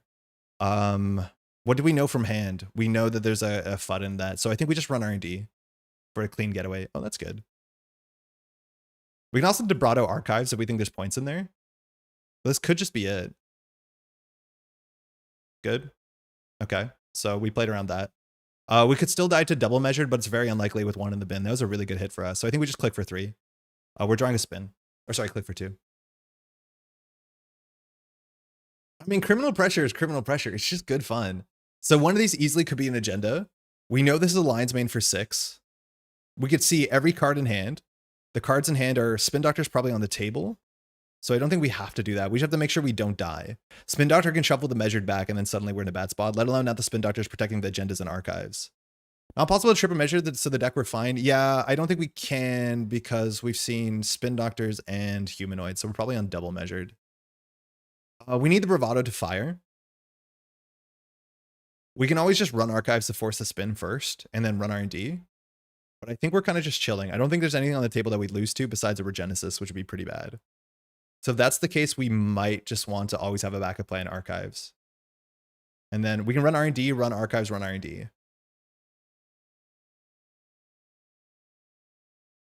We're only going to see a single here. We'll see if a Spin Doctor gets rezzed. Okay, so we're just saying this is going to force a shuffle. Reprint to measured? It could be, yeah. But I think it's FUT and Spin Doctor. What do we see on the top? A Cultivate. So this should force a shuffle. It does. So now we can run our DNC too. We're assuming the measured goes back. You can't give us an agenda besides Fuji. Oh, sorry, yeah, besides Regenesis. All right, now we see 2. 2 unseens went back, so the measured there. Lion's Mane, Moonpool, nothing. Okay, so this is not the FUT. Regenesis is turned off. We could die to a series of 2 cards, like measured Reaper. Cultivate, so good against Mercury. But again, there's a point where that runs out. I think it's safer to have the agenda in hand, but now we can run HQ. So we know that they drew into a Lion's Mane. They're looking at a Moonpool and 4 other. This is look at the top and rearrange them. So I don't think we get to be told the ordinal. So I think we can't figure out what happens to the Moonpool. I think you do this secretly. I'm not actually sure because this is the same text. It says, when your turn begins, you may remove hosted to look at the top 3, trash one of those, add the rest. So do they have to tell us with Cultivate? Why do they not have to tell us with Cultivate? It has the same text as Ayuko. Trash one of those cards, add one of them to HQ, the range, the rest in any order. That should be public information. Obviously it's not, but why? That's like very similar to this, which it says look at, do something with one of them. Is rearrange just has like text? Is rearranging just like secret by the code of the rules?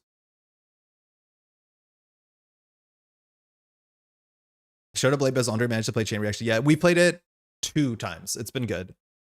Okay. So rearrange just has like secret protection text. But hybrid.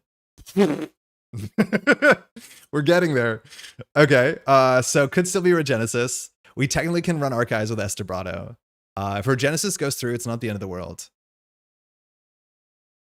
This is likely Lion's Mane. They know the next 3 cards on R&D. I think we can just chill here.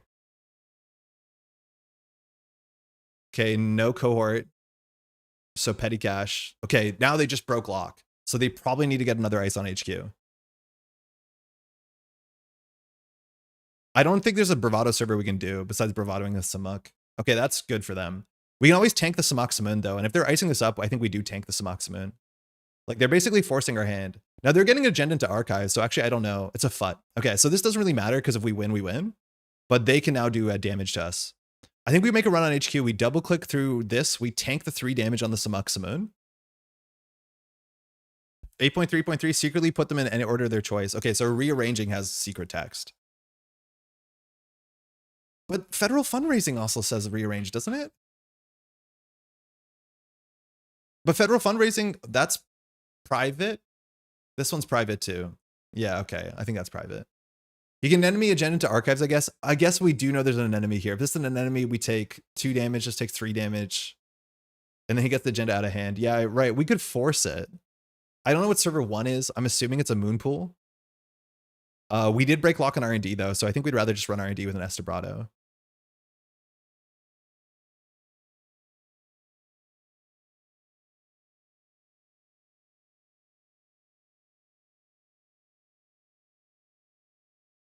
We get Estebrado R&D here. Ayuko's gonna fire. If it's a Lion's Mane, we're fine. I think we just go R&D. Server 1's Regenesis and firing an enemy is FA, yeah. I think we're just gonna C2 on R&D. We could have used this on HQ as well, but we still have to deal with an enemy. So there's not a huge incentive to res this. We haven't seen a Hermes yet. 2 cohorts, okay. I was gonna play that. Can't. So let's see what happens here. We're gonna definitely lose some cards from hand because I think a moon pool is gonna fast advance some stuff. At least they'll get it back in R&D. We have Boomerang, we have Backstitching. The chain reaction is hard because all the like cheap end the runs are pretty good against us. Melandra Gym would actually go pretty hard because it contests 2 servers when we're on threat 6. The thing is, like, we're gonna die to Measured. I haven't been respecting Measured enough, but like it's hard to play around it. They probably only have 1.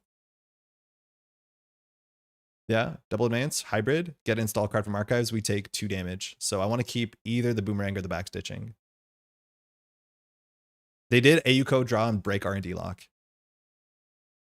This probably is an agenda. We kept the Boomerang, okay. Make a run on HQ? No, I don't think so. So, and things that can cheat through things, we have 1 more Estebrado, we have 2 more Melandra Gem. We think this is a big scary ice, so we also have 2 copies of Laser Pointer. They probably have 1 more hybrid release. I think we can just chill this turn. That's good. Run archives. Okay. It seems like Regenesis. I think it is Regenesis, yeah. So we could, in theory, like Boomerang, just go archives. I don't know why I made this run. It's just like we got to click buttons. But we'll see. Minstrel is playing from behind, so they have to take some risky lines here. So like just saying that Regenesis is on server 1. It could just all be a Fuji in server 1. But any agenda is any agenda at this point. Okay, Petty Gash, so we're not getting Regenesis. So I don't think it's obviously Regenesis. Oh, never mind. It might be here. No. Building a server. Okay. 2 servers. Okay, board state is tricky. But again, we don't care about board state. We are Mercury. So we think this is an enemy. We think this is a big ice. We think this is Lion's Mane. Lion's Mane we can break. Petty works with Regenesis? Not when you play it. Only if you remove it from the game. But Minstrel paid it for a click, right? Because if you play it, a card has entered archives. You're right. If you remove it from game from archives, it works. For sure. Okay, so I think this is an agenda. I think this is a moon pool. This is anything, really. We've seen 2 cohorts. So this could be 2 cohorts. So 1 gets a card out, 1 flips a card, and then you triple advance or something. Feels like you're clicking for credits a lot. Maybe some of the run-based econ should be drip instead casts.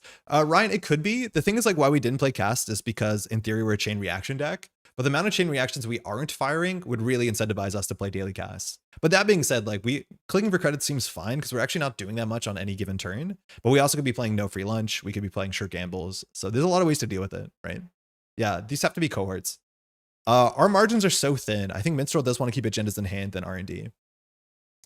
But we could just do Boomerang, Carpe Diem. Problem with Boomerangs is that we break subroutines, which is not the best case scenario because we don't see 2 with Mercury. So the best thing would be to draw into something more impactful. We could also Boomerang to deal with the FUT, but like I don't see the FUT mattering here. Yeah. We could Boomerang Clean Gateway Archives. That gives us 1 credit and turns off an obvious Regenesis play, which is how we lose, I think. That's really good. You need cash ammo. Carpe and Bravado Archives are fine, I think. I think we do Laser Pointer Bravado R&D. I'm so confident this is something we can bypass and we can win. Or hit a bite and lose the game. It's like one of the others. So Samuk. We can bypass Samuk summons, which is really fun. So it is a Samuk. I'm going to bypass it. We didn't break it. Spin. But terrible. Awful. So we have 1 more Laser Pointer. We do have 7 credits. So we didn't run archives. We can't clicklessly here. We always can go through this and take 3 net damage, but we know there's a spin into a FUT. A Yuko probably draws a card. I think we're still chilling. I think we have to run HQ. I think we have to set up to run HQ. Chain Reaction also might win the game. So cohort Moonpool. Okay, that's really good. Flush the hand. So I think we're going to go up to, what is it, 6 points? No, 5 points probably. So the hand was flushed. Moonpool shuffled. So we're drawing unknown cards, and Ayuko is going to see a lot of them, and Cohort's going to see 1 more. So a whole bunch of things happen here. If we lose on 6 points, it's going to be pretty bad. It is a Regenesis at server 1, so if we ran that, we would win. All this was done before, so Fuji's out, so we're on game points. We have 2 cards in hand. Minstrel has a click left, so Blood in the Water doesn't just win the game. Draw. Okay. So if we run HQ, they have to res this. If it is anything that's resed, we're in a bad spot because we can't click their Samaxamon. So we have a couple things we can do. Minstrel can win next turn by having a hybrid in hand or from the top of the deck. So I think the only play here is run R&D. We can always have a backup plan and then not take 3 damage, but I think we can run R&D in C2. If we always have a backup plan HQ, this is going to end the run. We're assuming that this server does 3 damage and this does 3 damage, so we don't have enough card draw to get through it. We could boomerang this, draw, run. The thing is, if this is an enemy, which we think it is, it can get the agenda out of hand. So I think the only play line that sees cards is run some Samaxamon with always have a backup plan. I don't think this deck plays triple hybrid. I think it does if you're on Sericulture, but I might be wrong. I haven't been tuning into the Ayuko meta for a bit. But I think we can just see 2 cards and hope. Like the Fujis have to be somewhere. If they're in hand, the enemy protects them, which is like not great. But the best we can do is see the top 2 of the deck, and then you can break lock by seeing like 2 more cards because Ayuko is pretty good. Is there any card we can draw into that really helps here? I don't think so. No, not really. All right, we'll run R&D.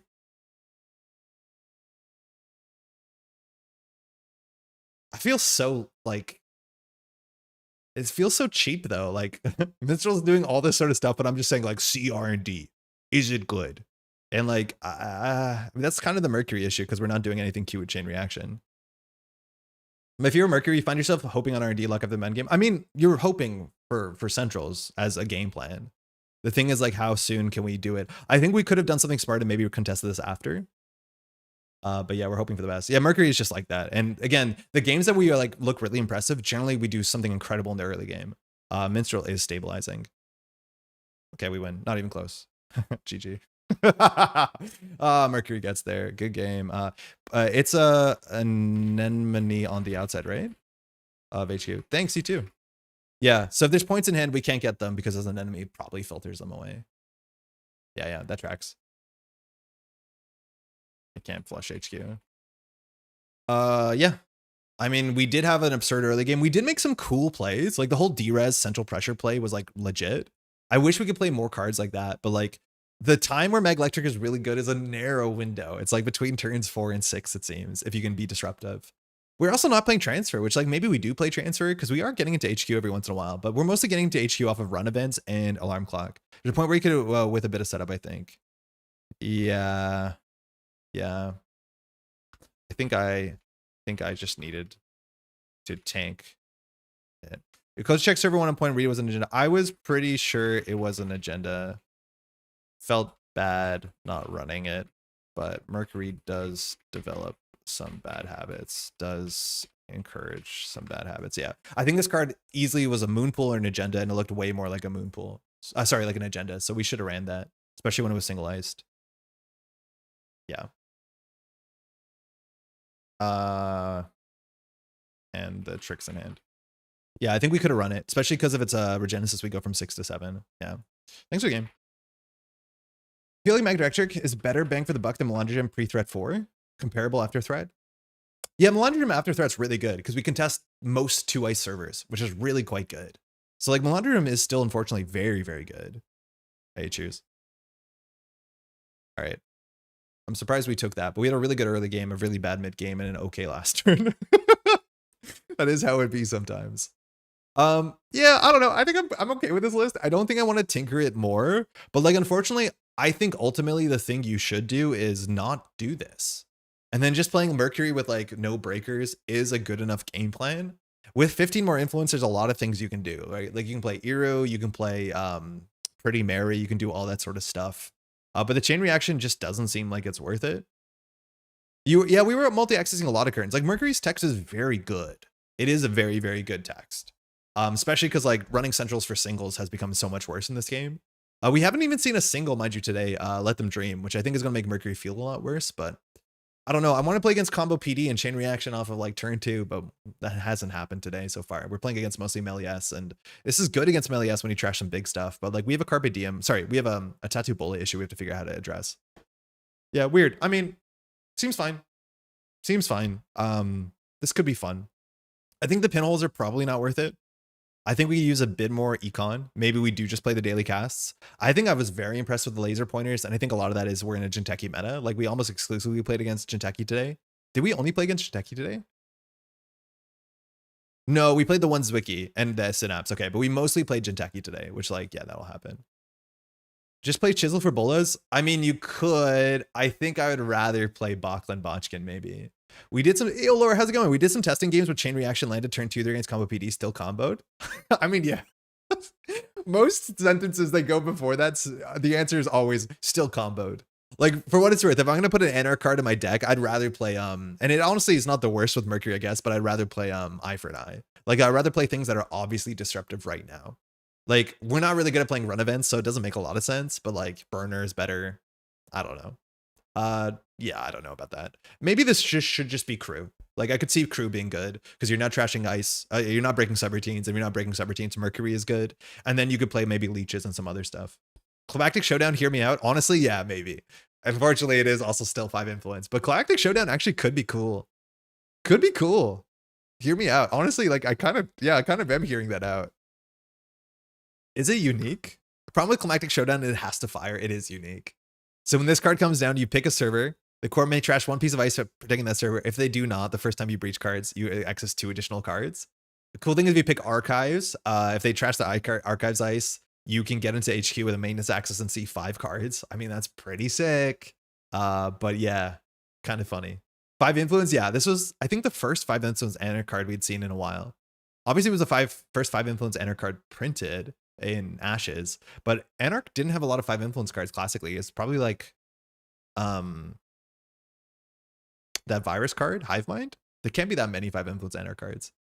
Let's check influence 5 faction Anarch sort by set. Release date. Oh, images. Yeah, there's only a handful. Oh, we had a couple, yeah. So by any means, Hippo, Climactic Showdown, Nihilist, Chain Reaction. So actually, Nihilist was slightly after Climactic Showdown. Yeah, Hippo's 5, and I've actually splashed Hippo in decks before. Like some Az decks just did that.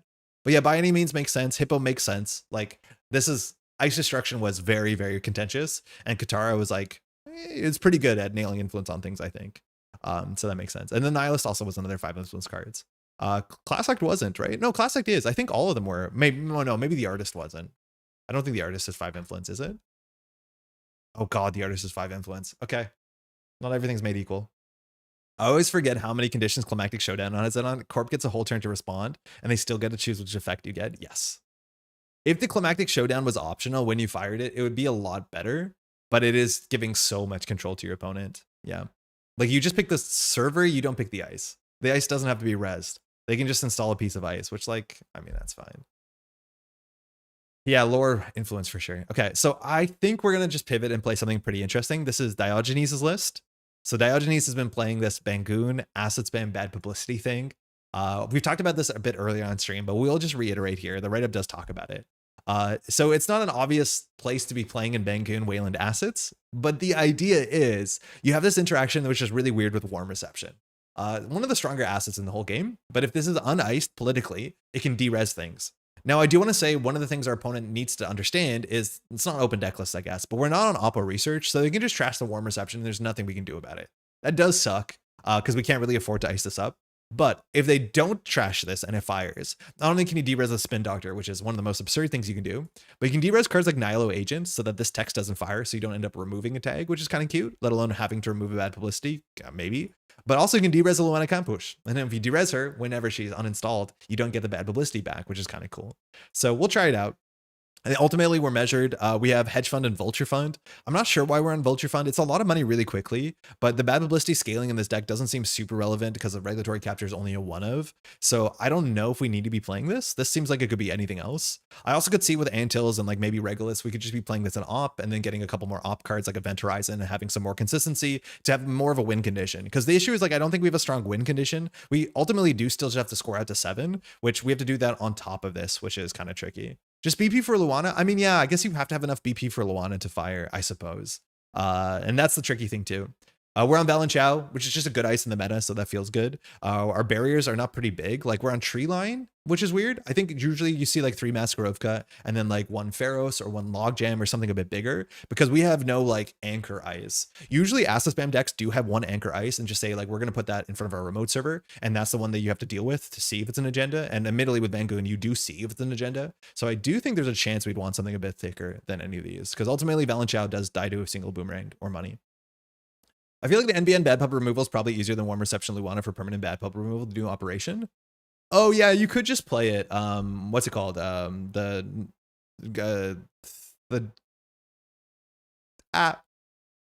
Yu-Gi-Oh card. Scapegoat. Yeah, Scapegoat. Oh, we also have, you're right, we have the Melange one too. Scapegoat is remove 2 bad publicity, choose an installed runner card so they can make a decision. This card has 2 influence and you can't tutor it. Tutoring it is, I think, the big part of it. But we also do have a Roughneck Repair Squad, which I love the design on this. This is really slow, which is not what you want in an acid deck. But it says you may remove a bad publicity, spend your whole turn to get 6, which is kind of like mid. But like there's ways in Wayland to remove bad publicity somewhat. But I want to try this because it seems kind of fun.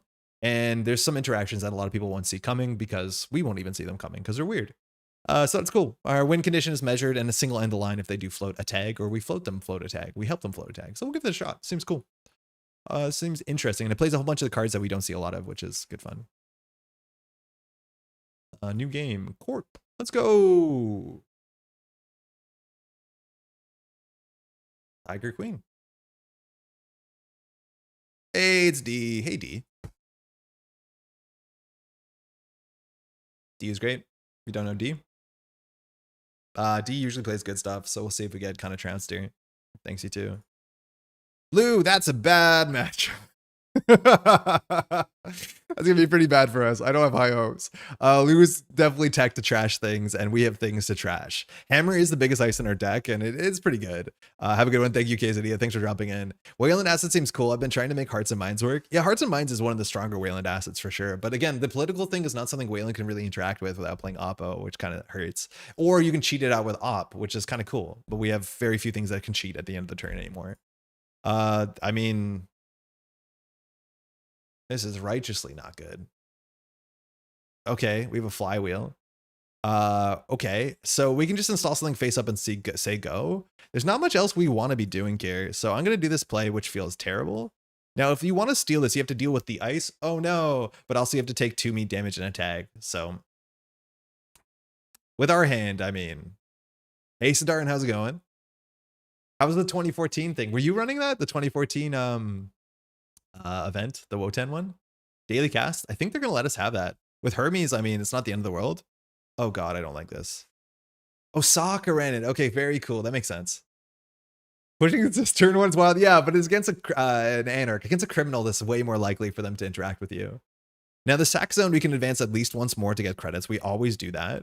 The thing is, like, our hand sucks. There's no way around that. Hermes is going to run this and bounce this anyway, so I think we'd have to just score this and throw out an agenda. This is like the worst case. Yeah, it's a jammable hand, but like, I think we have no interest in scoring to let them dream. Having an agenda in archives, like Lou doesn't have a good reason to run archives for no reason. So this is okay in there, but yeah. Okay. Oops. No Hermes. I managed to pull out a CI7 combo. Oh, that's awesome. Kill or score out to 7. This could go worse. It didn't. They see 1 ice. I mean, I'm not liking this. Score out to 7. That's pretty good. So we can draw once for an end the run. We don't have it. If we install this face up, they probably run it. So I'm not going to.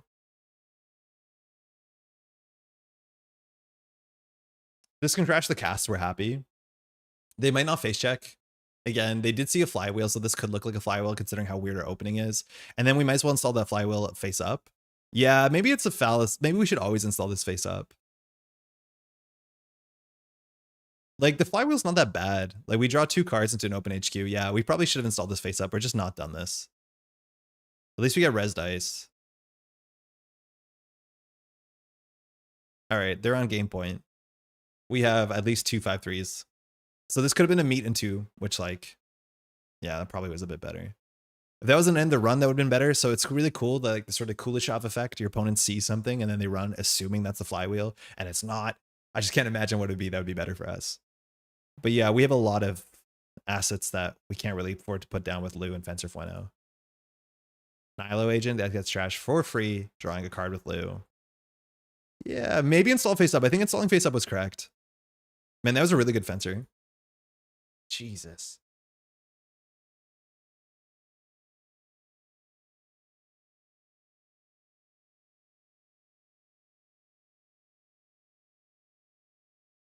All right. At least we have a spin doctor. Our hand doesn't need to be fixed. Getting a Vulture Fund and drawing it to Valenchow would be pretty good, because that's going to be hard to deal with. We're going to just pop this so that they don't trash it. We'll just shuffle this garbage back.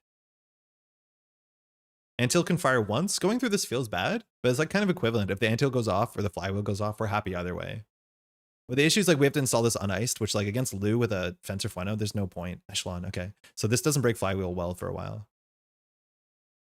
Okay, Descent, they probably only have 2 cards in their deck that can break this, unless they have some tricks. The issue is we show our agendas face up, which is a relatively big downside. If they steal this, they're still on game point. The Nilo agent trick doesn't really matter. It doesn't matter. Yeah, I don't know. We're playing against a tier 1 Lou deck, but none of these cards seem like they actually do anything. Yeah, if we do Descent into the sack zone, we're basically saying find a Botulus or find a Buzzsaw. They've drawn through only 15 cards, maybe slightly more. No, sorry, only 10 cards, right? Because they're 40. So they might just not have it. They'll be on 6 credits. They have to install their Buzzsaw, run this. I mean, we could try. At least we're forking. And, like, we're just going to fall behind. At some point, they're going to get all their breakers, and then our ice just doesn't matter, with or without bad publicity. So we have to kind of just push it. I just don't know how we go from 4 to 7 once they get the breakers down. Like, measured, I guess, is it? They technically have to play around measured. We have to keep that in mind. We haven't seen one, but they have to play around double measured. Okay, Leech. So it looks like we're going to get the agenda. Okay, we drew a Basalt. That's scary. We're going to have 8 cards in hand at the end of the turn. Don't love that. And HQ is going to be open. So we could just lose this turn. So we're going to throw out 2 Nilos and the Warm Reception. Unfortunately, all the assets. Actually, it would be better to not have the Antil, because it's the cheapest trash in our hand. But, like, running HQ 4 times here wins D the game, not 0 times. Yikes. That was yikes. Yeah, we did not do anything. Yikes. Yeah, that I didn't have anything going there. Yeah, that felt bad. Maybe install face up. Oh, the last one. Yeah, excuse me. Yeah, thanks for the game, eh? Yeah, maybe. All I had was a flywheel. Maybe I should have installed the above the law face up. That might have mattered a lot. Like, that's the thing. This game was 6 turns, and so making one mistake, like not installing the above the law face up, has a huge impact on this whole game, right? Like, if D lost 2 cards and had to clear a tag, it probably would have been a fair bit worse for them. I haven't played against a Sacrifice Expansion Basalt. It's pretty scary. Yeah. Feels good too. And maybe that sort of play where you just jam Saxo turn 1 against a Lou behind a single ice is good and doesn't betray that we have a bad hand. Because we did have a bad hand there. Yeah.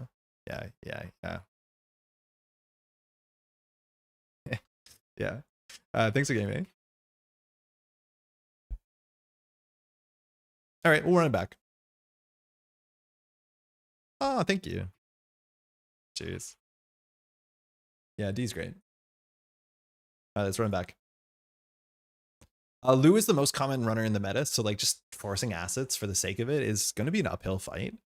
But again, there's a lot of people playing Netrunner for a lot of different reasons, so we might run into some criminals or some shapers. that might not be able to trash 2 to 3 and then play around measured. A lot of these things too, mind you, with like derezzing and all those tricks, you can do in Synapse in NBN, and then you have access to flood the market, which is probably a stronger win condition, and Oppo, which we have done on the channel before. Like Synapse to like destroy the Nilo before it can fire is like legitimately quite good. As much as I don't know if I'd spend more bad publicity cards in that deck. So we'll see. Yeah, it was a really bad opening hand.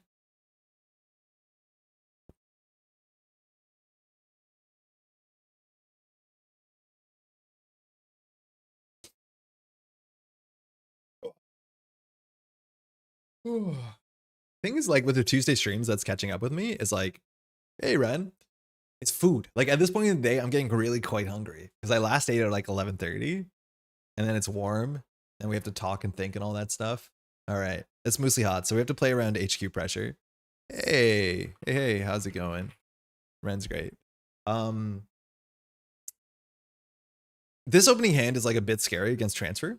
We can always duck by resing a hostile, which is like bad for everyone. So I don't mind doing it. It doesn't incentivize us to play the hedge fund because then we can't duck the transfer. I could see us mulliganing into a worse hand. Musiat wants to run centrals, and we're the worst on centrals. Like that's a really good thing about assets is we push the narrative to the table, so that it feels like running centrals is too expensive because our text does not work on centrals. I think we could keep this, but like we probably do this by installing hostile, spin doctor, and Luana and just saying pass. And if they get a transfer, we res the hostile. All right, she capped. That's scary. Oh, Antil. Okay, so that's a better install than Luana. So we'll just put 3 on the table. Nothing to see here. Nothing to see here. Nothing to see here. And ideally, the Antil goes. If they just transfer us, we'll duck this. So I don't think you can reasonably just transfer here. It's way too risky. Tailgate. Cool. So that's what we see from HQ. That's fine if it hits HQ, of course. Ola, that's not a nice conversation, I think, to have. How's it going, by the way, otherwise? Hermes, pretty good against us. Straight into the tailgate. We don't mind this at all. She is bankrupt. We have nothing to be scared of here. Oh, that's a clean getaway on RD. Sorry, I thought that was the tailgate because I saw it here. I mean, that doesn't matter. We're not going to res any of these. But that actually wasn't worried. I thought she played the tailgate, but it was the clean getaway after that. So Musihat's 1-for-1. Single Luana compo shear.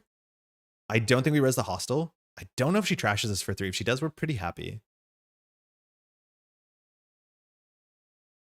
Okay, if she trashes this, we're pretty happy because we get an Antil. And then she goes down to 2 credits, which I don't think we're going to res this because then we can't res the Antil. I'd rather res the Antil first, but she probably has to trash this on site. It just feels terrible. Because we spend a click, she loses 4. Okay. We get the good one. All right, so she shot measured and didn't trash it. Feels good. We have HQ Ice. We could get the Luana working for us by like doing a vulture fund. So we could do hedge fund, vulture fund, let Luana chill. Giving bad publicity is really bad. So I think we have to ice up the Antil. If it's a transfer, we're not in a good spot. So we could do spin doctor. Yeah, if it's a transfer, it's actually really bad here. So I think we start with the spin doctor and ideally draw 2 ice. 1 for HQ, 1 for nice, 1 for the remote. Valenchow on HQ is probably a bit more impactful. We know that she has a tailgate, and then this can duck the transfer. And then we'll just put a flywheel on this server, which like whatever. That seems good. Ice up Luana. It doesn't really matter till we get the bad pub first, so I'm not too interested. The Antil's way better because it's guaranteed to be 4 credits in a card draw, which is way more than Luana will be this turn, and way cheaper to trash. So like eventually we'll ice up the Luana, probably.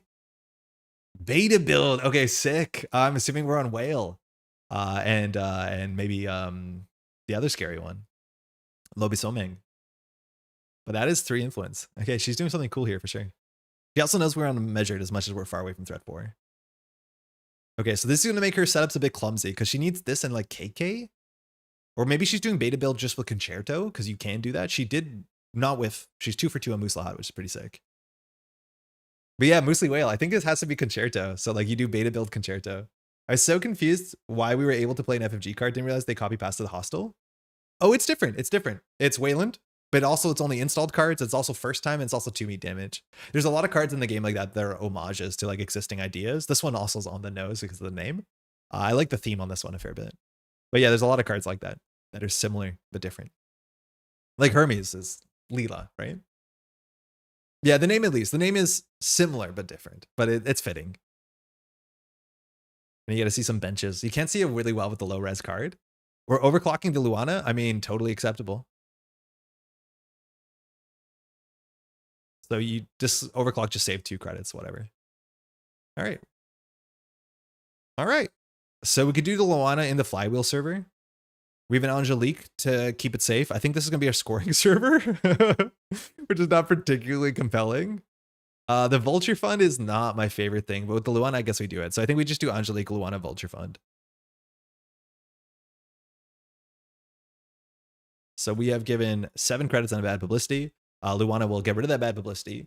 Ideally, we find one of our 3 D-res cards. The problem is the D-res cards are really easy to contest when our opponent has bad publicity. So it needs to survive uniced for you to D-res the Luana. It's a bit silly. 3 for 3. Wow, clean getaway. This can blow the game open with Hermes to open up server 3. I don't think we're going to res either of these.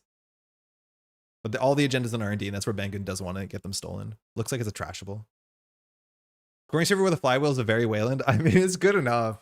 Like, you care about credit differential on cards in hand, so like BANGUN is the best ice. Okay, this is a bit gross. I burnt my arm on the oven. I've been baking bread recently. It's been really good, and it's the most annoying thing because that's exactly where you put your arm on like a table when you use a keyboard, and it just rubs on the table, and it's like just so frustrating. Oh, is it Angelique? Okay, so unknown card. We're bravadoing into the server. Okay, we're in. So it's a flywheel. We'll do it. Basalt. Wow. Okay. We'll res the Angelique. So you have enough credits to trash one of these, but not both. So you choose the order here. The #1 Geist fan. You know it. Under with a DIY steel skin scar. I drew no cards. I got some bread though. It's pretty good. We'll pay 2.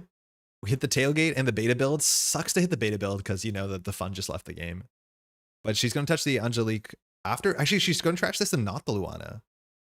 I'm surprised. Luana seems really good here. But again, she only has the credits to trash 1, so she left us to Luana. Surprising. Been making a bunch of bread in 2026 too. It's been fun. It's been really fun. And I just followed like some YouTube short that got recommended to me. It's like 3 ingredients. But the bread has been way better than I thought it would be. And it's way easier and just kind of fun. Like, I haven't bought bread in now a month. I think I'm eating worse. Like, there's less stuff in it, which I mean, that's pretty good. We'll res this just so it doesn't get bounced. So like, maybe I'm eating a better product, but I'm eating a lot of just like white bread, which probably isn't super sustainable. All right, there's no bites in the list, but she should want to have to play around a bite here. It would actually win the game on the spot. Man, all the agendas are in R&D besides this basalt, which is terrifying. Making bread is such a fun thing with energy and time is there. Yeah, the way that it is for me, it's like it takes, you know, like 3 hours because of the baking and everything, but the amount of work is only like 15 minutes. Let's do it. So we broke lock. We have a red cap. Okay. I'm scared to give Muesli Hot more bad publicity. I think this has to go in R&D, but like we're literally doing nothing here. I guess we could draw once. Yeah, that's fine. Problem is we have bad publicity on this, so I think we actually ice this up, but we can't not ice up R&D into Hermes. So we can erase this. She is kind of click compressed on cards in hand. We don't want to hold on to the red cap for obvious reasons. Partner got a mixer during COVID to do the bread thing. I did the first one by hand, but we do have a stand mixer, and it still you have to clean the thing, but yeah, it is a lot easier on your wrists. Raindrops, nice. That's more influence. Also, flywheel R&D. I'm gonna leave this because we're happy resing this for fun. We could have played a Vulture Fund there to get Luana to fire again. Oh, she doesn't have bad publicity, so this does actually cost 4. Maintenance access. Sick. Okay, so it's gonna see 1 card. I guess there's no big point resing this because if she bounces it, we don't care. Hedge fund, sick. All right. You need Vulture for Luana? Yeah, we needed to, but I think we had bigger issues. Okay, so we need to figure out how to win the game. So we could do Basalt Maskarovka, but we want to set up the server first. So I think we draw once. Okay, that's probably the thing that we push. That's going to be a 2-turn play. So I think we do Maskarovka on a new remote server, and then we just play the Vulture Fund to give her 1 bad publicity, which Luana will take away. I think she's hit Muesli Hot every single turn. Yeah, she has. So Raindrops HQ, love the play. Everyone's going to get some things that they want. Mind you, this is only for installed cards, so no reason to res it. Oh, it's on this. Excuse me. I thought this was on HQ. So we're happy. So everyone draws cards. We did well with that. We'll res it. The cards that you're going to wipe the cards if you trash this. I hope there's a warning text because it's easy to forget this, but she did trash it. She lost a Carmen and a Finality. We've seen some very high influence run events. So far, her bin has a beta build, which is 3. She has a Finality, which is 3. She has a Raindrops, which is 3. So, or yeah, that's 9 influence so far. Yeah, some good hits. Yeah. There goes the rest of my turns. Oh, sad. Yeah. So this is the turn that you want to deal with this if you can. The bad publicity is going to stick, and we're on 2 bad publicity. So actually, it's really good to run this. I think she needs to deal with the hostile. Okay, we have to shuffle this back. So Regulatory always goes back in here. I think the Luana goes back because it's the only way we can remove bad publicity. We did lose a Warm Reception. I think I missed that. But now giving 2 bad publicity as an acid deck feels terrible. Beta build for what? I'm assuming she's on something big. Or she's just getting like a cheap Carmen or something and then just concertoing it. It's like technically click guaranteed with Moosely Hot to put an Icebreaker on top of your deck. Yeah, I don't honestly know if you need this overclock here because you do have 2 bad publicity. But yeah, now the problem is we're playing assets with bad publicity and it's genuinely quite bad. This is only the first time. So the best thing here we can do is tempo out and say you can't deal with this, which maybe that's true. This can't be Hermes. I think we can put another piece of ice. Giving 3 bad publicity is a bit scary. The thing that we lose to is running R&D here. Maskarovka, you have to break Maskarovka, break this, take a tag, do all this, not die measured. Mutual favorite exists? Oh, sure, but mutual favorite doesn't draw Moosely Hot and it's less fun. Like, fun matters, right? Either we double ice this. I think this is good enough. I think we just put this on R&D. I don't care about this. I think we should care about this. I don't care about the second hedge fund. Yeah, Valentine seems fine. I don't want to give more bad publicity. The tree line is just taxing enough. The Valentine on the server dies to Boomerang the same way this does, but it doesn't give her bad publicity. The thing is, next turn we're kind of priced into scoring this out, but we could always install Nihilo advance once. Because we want to make sure we have a click when we score this to repair Hermes anyways. We can't just like let Valentine get bounced and get transferred. She has a Kurapir in hand too, so. For the remote, yeah, I could see us doing that now this turn. Oof. So we can do advance once here. We could get boomeranged on run HQ, and that could be bad for us. I could see this being quite bad. Boomerang HQ is really, really bad here. So I think we just put this on HQ. She could run this. She has bad publicity. So the Maskarovka is really bad. Yeah. Boomerang bouncing this. Oh, I guess you can't bounce this. Yeah, we're too slow. Especially because this makes the HQ run a lot better because we made it a 50% chance. We did hit the tailgate, which is good. The tailgate would guarantee us to have a Hermes bounce here. Carpe diem. Yeah, we have to score the sack zone and repair HQ, I think. Now, server 3. Yeah, I want to get this cooking. What does this do? So we can res this to remove a bad publicity. Okay. Boomerang should have been a console? It's a funny idea. We used to have a disposable console in Criminal. It wasn't particularly good, but I don't think so. I think Boomerang's a really reasonable card. It's good though. But it's like exactly what you want it to be. If it was a console, it would just make the game less interesting, not more interesting. But it's a cool idea to have a console that's not like permanent. It is part that the game doesn't do a lot with that idea. We used to have Forger, which also was like non-unique, which I think is really good flavor for a console. This just removes tags and fires Geist, but it's not unique because there's like many of these in the world. All the other consoles are like bespoke units made by like a character. This is just like a Forger you can buy. Jailbreak HQ, I mean, good thing this ends the run, and now it's resin to Hermes. So this is a very expensive time to make this run, because now we don't have a Hermes fork. So she doesn't lose her bad publicity. She's on 3 bad publicity, which is terrifying with Kurapira, especially because we don't have any big barriers. But yeah, running HQ the turn before Hermes is contesting is a bit rough. If she had a boomerang there, she would fire it. The new phone could be considered a temporary console. Yeah, you're right. Yeah, the new phone kind of is. Carpe Diem was on HQ. Good.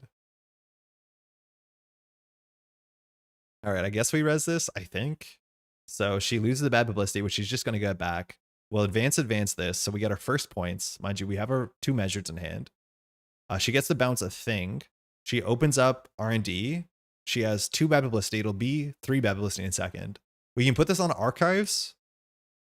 We can put this on HQ. We can put this on R&D. If we jam a Basalt, it's not going anywhere. But it's safer on the table than in HQ. I think we actually just put a sack zone on the table. This is safer here than anywhere else. Just refreshing memory of old consoles. I forgot Blackguard was 11 credits installed. It's a really cool card if you get it down. Like, it has very mean text, but a lot of the consoles in original Netrunner were like 7+ credits, which is why we got like Toolbox back in the day. She has a pinhole. She hits a Nihilo. I don't think we're super upset. In theory, we want to overinstall the Nihilo on another turn, so we're not just like dancing. The tag doesn't matter. Yo, not Yeti, how's it going? Maintenance access. Okay, this just sees one. Good thing that we got this out of hand. Hits the flywheel. Okay, so she knows probably what that ice was. Throws out a transfer. Okay. So Nihilo does its thing. We can now overinstall the Nihilo with the Spin Doctor, which is probably correct. I can't imagine she's on 3 maintenance accesses, so I don't know whether we have to ice R&D anymore. Boomerang into transfer is bad. Boomerang into anything is kind of bad, but I think we just, like, the Nihilo has done enough. Like, the tag doesn't actually matter. We can't do the cute thing. So I think we'll put this on top. Nothing to see here. We'll always advance this once, because then we can score it, let alone it gives us 3 credits. I think we'd have to put the flywheel somewhere where it makes sense. Technically, HQ is the most pressure, because boomerang into transfer is technically something. It protects our measured, so I think we'll just put this on HQ. Because, like, keeping our measures alive is how we win. Because once we score this, we can do measured. Could have been right just to advance this twice, so next turn we could do advance measured, but she'll have 10 credits. Have you played Splat, Andre? Is that a deck? Is that the Méliès deck with, like, measureds? Because no. But I haven't been enjoying Méliès here. Is Monolith the most expensive card ever printed? Yes, by 1 credit. We had an 18 credit console that was not very good, but there was things you could do with it because there's ways to interact with the most expensive card in the game. All right, Mal and Chow, I guess we're going up to 3 bad publicity. Méliès with big deal and measured. Oh, fantastic. We've reached late stage Méliès play where the cards we're recurring are the worst things that could possibly recur. Méliès is so based. God, it's genuinely making me enjoy Netrunner a lot less. Which I don't think an ID has done that in a while. Yeah, big deal and measured. Again, I think I've been saying that. It's like only a matter of time before we're recurring big deals and measureds and like, Jesus. And bite. Okay, good. Yeah, of course, and bite. I mean, you always play at least 1 bite. Okay, pinhole. Okay, it's contesting the Spin Doctor. We can at least res it. It gets trashed for free. I think we do want some of these cards back in the deck. Angelique is like surprisingly important. None of these other cards matter because we're at 3 bad publicity and we're playing an asset spam deck. So I think we'll just do 2 Angeliques here. Technically, she has to hit the sack zone. Oh my God, she has to hit the sack zone. This is going to be awkward. I asked for access, by the way. Yeah, she has to touch a card. So she has to take 2 meat damage and a tag. Because BANGUN is on axis. Yeah, they have to touch it. Like, BANGUN is not on steel. I was meant to ask for access, but yeah, the no further action button, I think she consented. But she has to hit the sack zone. We're not doing that text, but she has to touch this. She can't steal it or trash it, but she has to take the damage. So she lost the vibrato. Yeah, really cursed interaction there. BANGUN is one of the few things that actually is on axis when it deals on agendas. Usually it's on steel. Do we canonically know the owner of every console? Yes. We can play that game after that. Actually, remind me, that's a fun game. But I think we do. Okay, Luana is fine. We can advance this once, which is fine. Luana can go in here, which is fine. We can advance this again, which is fine. And the next turn we can do score double measured. That could do something. And I don't care about this card. I don't think we care about the hedge fund. Why not extra damage so that we can actually threaten to score out and win? Because we need to be able to get the threat for. And like using a damage counter for 1 damage is usually not amazing. So you didn't ask for access to turn you res hostile, by the way? Oh, it was the right window. Oh yeah. But I mean, you just don't trash. So it was legit. Yeah, that didn't matter. Yeah, the extra damage, I don't know if it's worth it. Because this puts us down to 1 advancement, which, like, maybe we are technically grinder. But I kind of want to just score this and push the basalt and say, like, oh, okay, now things matter. We are grinder, though. We are a bit grinder, which Diogenes did say would happen. All right, she's on 11 credits. Going to be 5 cards in hand. We haven't seen more breakers. I think we lost a Cartman to damage. So if she's on multiples, she did throw out the 2nd transfer and the 3rd Hermes, honestly. Yeah, 3rd Hermes, wild. Okay, whereas the Luana, it's a bit more card draw, but that should be okay. Okay, so advance score, see what happens with Hermes. He doesn't seem to be on resources, but measured, Basalt puts us on game point. If we put it on the server, she has to run it. and then no matter what, something bad happens. So I think we just put this on the table. We can't really threaten to score this out. Even if we single advance it, there's no card we have. So HQ is relatively safe. Tree line is okay. We are doing well against Hermes. This will eventually flood us up, but this is optional. Yeah, you may host. So I do think we just ice up something with Flywheel, and it has to be R&D, because that's the one way we can lose. The Maskarovka doesn't seem great. Too bad publicity. It is credits, though. I guess this hedge fund doesn't matter. We're making money off Luana. So next turn, we just do double advance on Basalt and like install a piece of ice or something.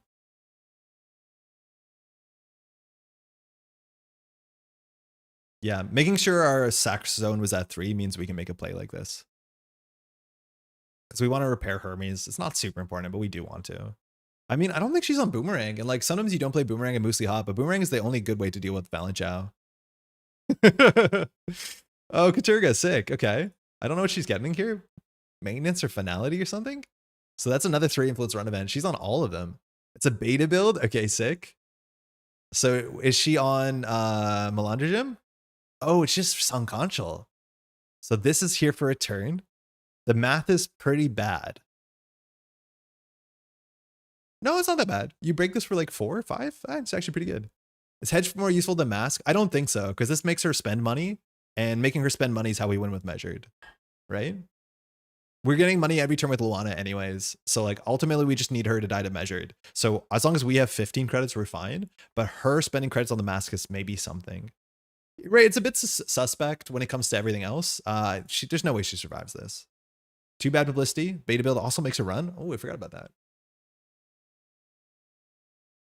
So Sun Conchal, sorry, Balanchow, you want to break all the subroutines. So it's 2 to increase strength, pretty good. And then you need to break at least 2 of the subroutines. So we're probably getting 2 credits. Okay. That brings us down to 4 credits, which you break this for less than 4. So Shield died to triple Measured here. I feel like I want to probe on the Méliès hate, but I also don't want to bring down the mood. No, not at all. We can talk about it in a second. It's like I can talk about it without getting upset. It's not that bad. All right, 2 for strength. So you can break all of this, but you probably just give us 2 credits. That means you don't get a Kurapir counter. Maybe Andre just wants all the accents on a given word to angle the same direction. Wait, what, Jero? So we're at 23. She has to take another tag. Why does she have a tag here? Wait, why does she have a tag? She loses the raindrops, so she's on all 3 influence run events. That's sick. We add a card back, so it doesn't really matter what we do here. I guess. Yeah, what do we get back here? I don't think it matters at all. Vulture Fund. The contrast between Andre's opinion on Méliès during previews versus now is kind of funny. I first read Méliès and I just didn't understand it. I was like, why did they print this? This is useless compared to AUCO.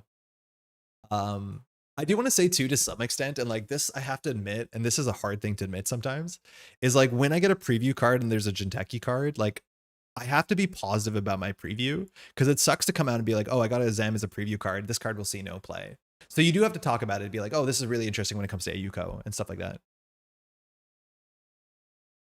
I mean, what is this? We are when disaster strikes.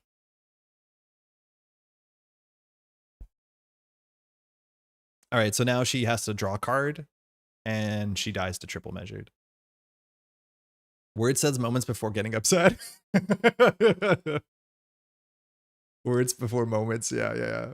All right, so it's not easy for her to survive all of these. We might as well do that. We have a lot of cards. We'll do it for first Measured. We're not Grinder. Second Measured. That'll do it. AGG. Yeah, we don't mind at that point. We're just pushing the remote server. She has to run that. Technically, she doesn't have to run that turn. Hey, thanks for the game. You have some cool run events in there. Like, she doesn't have to run that turn because we can't win. No, she doesn't know that. But against Hermes, just putting your 5-3 on the table and making sure you have Bangun tax is like super relevant. As someone who played a lot of Criminal when Ag was around, I'm very forgiving of Méliès' sins. I just think like Ag Infusion is more of a puzzle with limited pieces. It's very, very powerful. Don't get me wrong. Okay. All right, let's just do that talk really quickly and then we'll look at some consoles. So ShadowNet also has the same opinion for me on this. And I think I've talked about this when we came to our tier list and all that sort of stuff. But the thing with Méliès that I like, well, a lot of different things. Firstly, it's attached to a random output. Your opponent could, in theory, just roll a die. They could know what you're doing. But there are some turns where you just don't have any information about what your opponent's going to do. And that's frustrating. It would be less frustrating if the result of this, like the thing that they got from calling the right server, wasn't as impactful as it was. But this ability is incredibly impactful. Taking the best card from archives or the top of R&D, or keeping R&D safe for what it's worth, and putting it back in hand is an absurdly powerful ability. There's like so many sub issues with that. Like that already is one thing. Like on some turns, it's a straight 50-50 whether this text fires or not. And if you ask me, I think a lot of turns you just shouldn't interact with them, because them getting back a seamless, a measured, a bite, Lacosta, an anoetic, all of those can easily be game losing, and having an interaction with some unknown element that just recurs the most impactful card that you just spent to trash is not great. ShadowNet mentioned, yeah, you go. There you go. We had this for a while where like Archive Memories was out of the game. And the idea was like, we don't want it that when you trash an impactful card, that it can come back that simply, right? Like this was banned around the time that we had, what's his face, the gray suit guy. What's the gray suit guy that you advance to give you 2 tags? Bruce and Better Ren, good game, good game. You had some cool cards in there. Méliès feels bad because you're like, you made a mistake. Well, the thing is like, it's not made a mistake. It's not necessarily made a mistake. Drago, thank you. It's 2 things. Okay, like there's a bunch of board states where Méliès does something different. And like, I want to be very clear, it's a very interesting ID. There's definitely a lot of things to be praised, but like in Drago meta, Archive Memories wasn't good because they wanted to say like, when you dealt with a power card, that power card is not coming back. That was an important part of Netrunner, and everyone was relatively happy with that, right? Like someone played their closed accounts on you, it's not coming back. Unfortunately, one of the most common cards in the common decks in the meta is saying that there is a card that will come back. Did you deal with the power card, the anoetic? Did you deal with the hedge fund? Did you pressure them out? It's just coming back. And I hate that. I really just genuinely don't like that the cards are coming back over and over and over again. We played a game where we hit the same bite 3 times. And like people are now going to be playing Méliès in a way where they're bringing back the most annoying cards, right? Like these sort of cards are balanced around having trash costs, so that when you deal with them, they have to be shuffled back into the deck and redrawn and all that sort of stuff, right? Like things like Big Deal, things like Measured Response. These are cards that are balanced around the fact that when you trash them, they're probably not coming back that same turn. One of the other cards that does, grind people's gears in the format is Basalt Spire, and we functionally have Basalt Spire on an identity. Not exactly, but that's kind of the idea, right? So it's getting a bit annoying that we're getting there. Now, the other thing with Méliès, though, is like you can get situations where it's not just a die roll, where it basically becomes a very, very, very strong defensive position, right? So say that we have a really good ice res on RD, we have a really good ice res on HQ. There's a chance that this is on archives. You don't know, but it's very likely, especially if you're playing Criminal and you haven't played a Clean Getaway, that this is on archives. As soon as you get to a point where you can't afford to make a cheeky run, you can't turn off Méliès if your opponent can call you correctly, right? Like if it costs 5 credits to run Essential, that's really, really bad because you can't make the fun run on archives until you turn off Méliès. So you probably just don't interact, right? Like it's easy to make this less of a mind game space and more of just like a brute force space. Because generally against Jinteki Glacier, like if they're building the server in the right way, you just cannot run the thing for fun. Méliès would be fun to disassemble if you could turn it off for fun, but you can't turn it off for fun. If I know it's on archives and you told me it's on archives, I still sometimes can't make the play make sense because if I have to 50-50, like I just can't spend 6 credits to turn this ability off every turn. And then if you call it wrong and spend 6 credits on HQ, it's really damn annoying and probably game losing. Like, cool, they Yomi'd you, I guess. I don't know. And I think the biggest problem with this, and this is what also like Sam was talking about, is that like this is a question that's asked from you every single turn with no cost from the opponent. Every turn the opponent puts on one of the scariest problems for you to deal with. Like firstly, it takes time, it takes physical manipulation. When it comes to like physical card game play, I haven't seen it be an issue yet, but it is annoying. But it is like a question that's asked of you every single turn with the amount, with like so much relevance to you calling it correctly and a mistake being somewhat game losing. That's obviously an exaggeration. It's not exactly game losing, but like getting back the seamless or the anoetic, or it's so much. It's overbearing and it is disincentivizing interaction. It is doing everything that I don't really like, right? Like it's interesting. It's neat. I don't think there's ever been an ID that punishes interaction that I've enjoyed, barring like CTM and AUCO, which is an acquired taste for many, for sure. But these sort of identities that punish you for interacting, largely they do promote passive game plan. They promote the sort of like companions and Tungsten Tailor and Game Dragon, like that sort of gameplay where people just set up and don't touch cards. We're getting pushed in that sort of direction. Does it fold to certain things? Yeah, it folds to ice destruction. And I was just watching a stream someone recently where someone was doing some really good ice destruction stuff. I think I was watching what's his face? Our former Kikai. I was watching Kikai. and Kikai was playing Ice Destruction and then just ran the wrong thing. And then the ice that was like 2 cards and a great play was spent just comes back with Méliès. And would I have called that to be the server the Méliès was on? No. But like, oh, you spend all this time trying to pressure me and then it just gets undone by one bad run.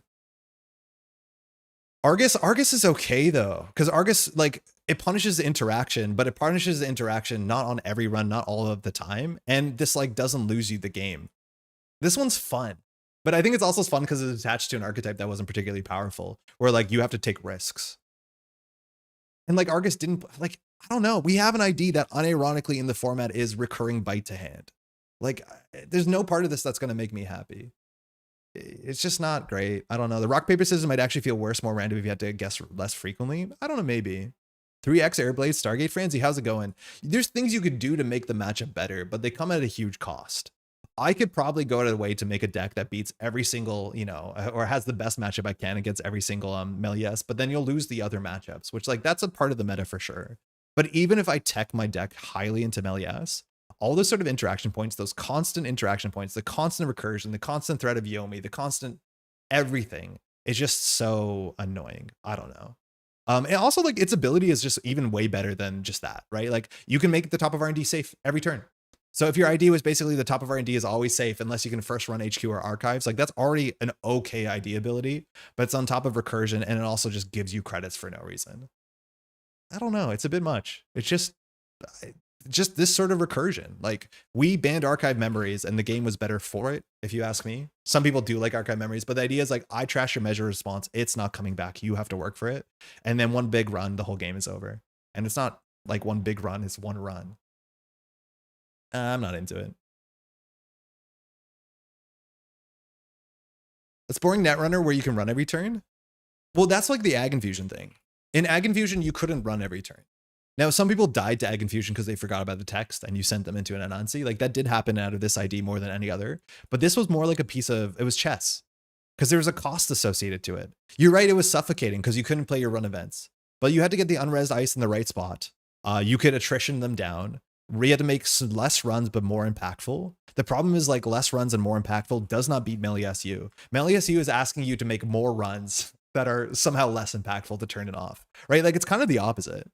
Right? Méliès U is saying like every turn for this to be safe, you have to make 2 runs on centrals a turn. And you can't do that consistently without doing like full ice destruction. I don't know. Or building into like the thing that we have right now, which is Tungsten Tailor Anarch with Game Dragon.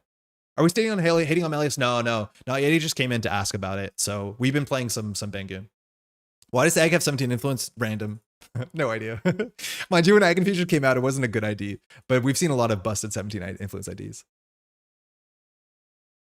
Red Glue can do it. Yes, but I'd argue Red Glue is like not a great watermark to be saying the game is doing a good spot. Because Red Glue is unfortunately like the most boring Netrunner. It's yeah, I don't know. Like you're right. Like Red Glue versus Méliès might come out to be an interesting game, but ultimately I don't want to play Red Glue against Méliès for every game for that to be fun. Feel like Borealis was anti-recursion liberation, decided recursion was cool again. Yes, there was more recursion liberation. NSG design has changed and it will. There's different people at the helm for sure. I think it's really hard to release Méliès and know what would happen from it and what people are going to do with it. But like this is going to continue to be a very annoying ID and a very powerful ID forever. It's hard to imagine that this won't be one of the most powerful IDs forever. And it's just not fun. Reg Runner can't be boring. It can be boring. Reg Runner can be boring. Reg Lu versus Méliès is like 70% of my games and tournaments and I'm loving it. I mean, that's great. Like that's really cool. I think a lot of people are, but I think for the health of the game, that shouldn't be 70% of games. Admittedly, that's also because you're playing at top tables. And so maybe people at mid or lower tables, they get more variety. But like Méliès is the most common ID you'll see, lose the most common ID you'll see. Some of this is a small card pool. Some of this is just because that is the most gray paste you can play. Yeah, Méliès also like there's a lot of good things to be saying. It is such a strong ID that it's also supporting such a wide shell of different game plans. Whether it's Sisyphus, whether it's Regenesis, whether it's measured response, whether it's Appa, whether it's big deal, whether it's just grinder. Like it's cool that this shell can deal with all of that and more. That also makes it frustrating because you don't know what your opponent is playing against. Like, oh, you didn't run. It's big deal. Like, I don't know. Definitely top tables bias there, but there's always several different Méliès builds. Yeah, there's a lot of different Méliès builds for sure. But no, I'm not into this. It's really bumming me out. It's weird too. It's like, I find Netrunner very fun and more fun when you can run. This was something that was more of an issue back in Standard a couple of years ago. And mind you, this is the meta where we banned 2 of the runners that wanted to run consistently. Like we had Hokushiko who got good value from just making runs, and we had Sable that got good values from making runs every turn. But this like meta when it came out, things have shifted back from making these fun runs. I think I would be happy to play Sable and Hoshiko in a meta that has Let Them Dream. Where like touching cards is the most exciting part of this game. And I remember when we were in a meta many years ago where there was a lot of decks that were just 40 agenda decks, 44 card decks that were running 18 agenda points. And when you run the math, the runner needs to access like 22 cards. So like singles were not particularly good. And then I remember playing Startup at that same meta. And Startup had decks that had to have more agendas in them. And like touching cards to go for single accesses felt so much better. Where every run had like a 20% chance, very flat idea, to steal an agenda, as opposed to in Standard where on some board states that goes up to a 1 in 7 chance, right? Like you had a 14% chance, like a significantly less chance. And I enjoyed Startup so much more there because single runs felt more exciting. I think that's good for the game.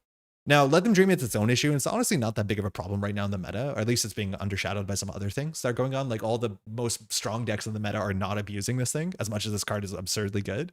But it does feel like we've lost a lot of reasons to make single runs, and then we have the best deck in the format that doesn't want you to make single runs. I don't know. I do think like touching single cards is like very exciting in this game. Playing Méliès against Sable is very cool. Exactly. Like I would actually like it's weird. The decks that wanted to run for fun were banned at the same time Méliès, which honestly punishes the decks that want to run for fun, but it's strange. I don't know. I really like the design of the old Jinteki 3-card flip ID, but they only flip once a game.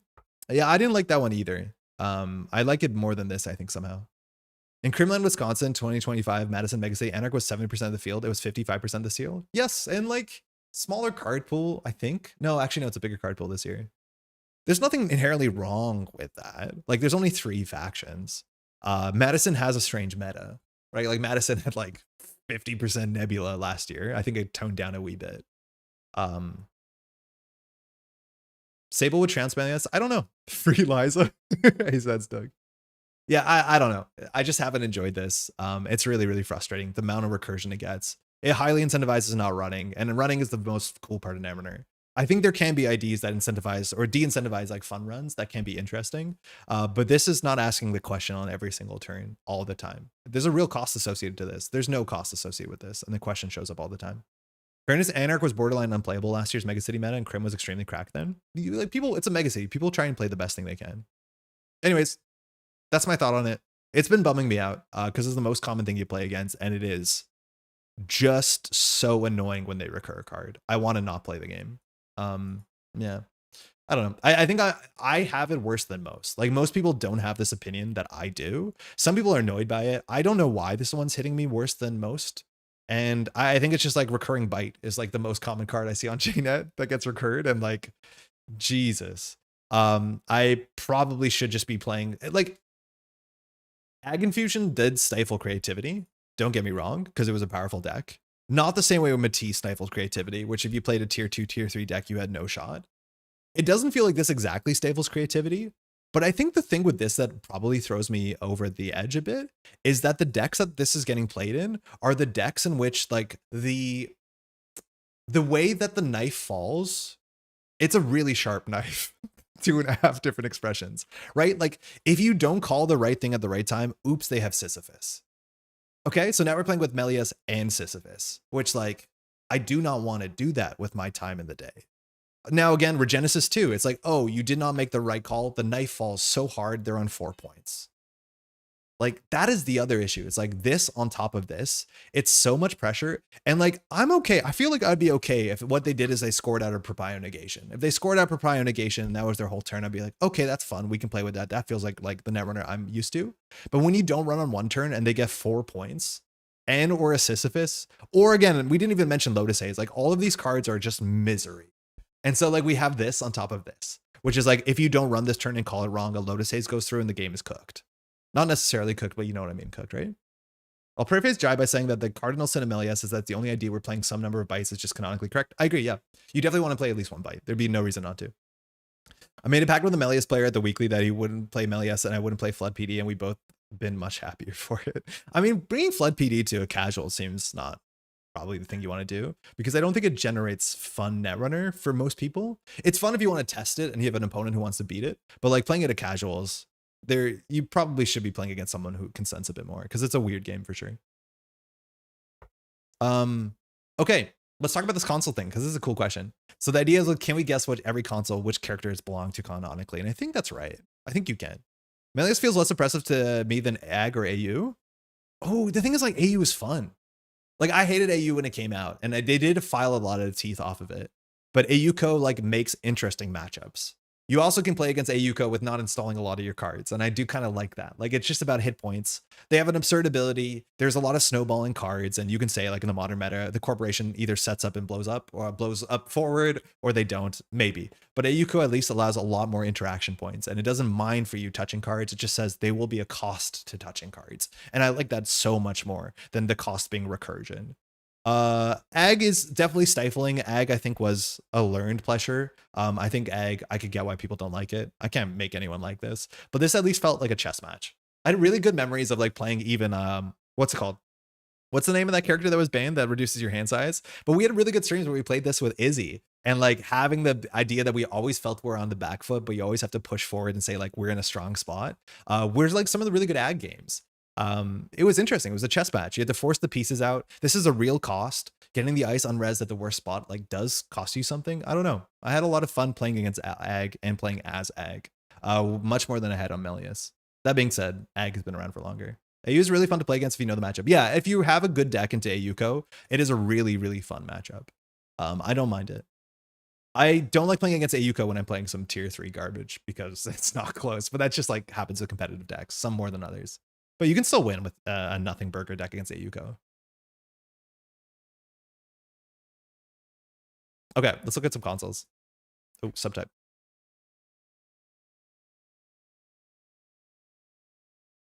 All right, so each console belongs to a person is the idea. I don't think that's entirely true. One of these is going to be hard. Okay, so amanuensis, it's got Seb on it. It's Seb's. Okay, Onicom, it has to be Lats. Kind of makes sense. It keeps cards in hand, and I do think in terms of the theme of where it comes from in the world, let alone came in the same set. Astrolabe has to be a Nasir console because of the flavor text on it, and Nasir was an explorer of space. Astrolabe was the only Shaper console that saw play for the first like 4 years of the game. Once this came out, this was everywhere. Admittedly, for a long time, we were in an asset meta. And imagine having a 1 credit 1 MU card that drew a card whenever the corp creates a server. Like, you could keep up with AUCO. It wouldn't be an issue. This card is so absurdly good. The closest we have is Lago to this, but this card's amazing. Again, Nasir did have a whole story about going to the moon and all that, and it came in the same cycle, but this has no interaction mechanically with Nasir. Nasir was the cyber explorer. The Astrolabe is a star chart to explore, so it makes sense. Oh, you're right. Super Corridor is technically Lat's console. Yeah, you're right. That definitely is. But I do think very ignorantly, this is from the same culture. But you're right. There was 2 consoles in Ashes for Shaper. Yeah. 1 credit cost an Astrolabe, absurd card. A black card. This is what's her name? Silhouette's card.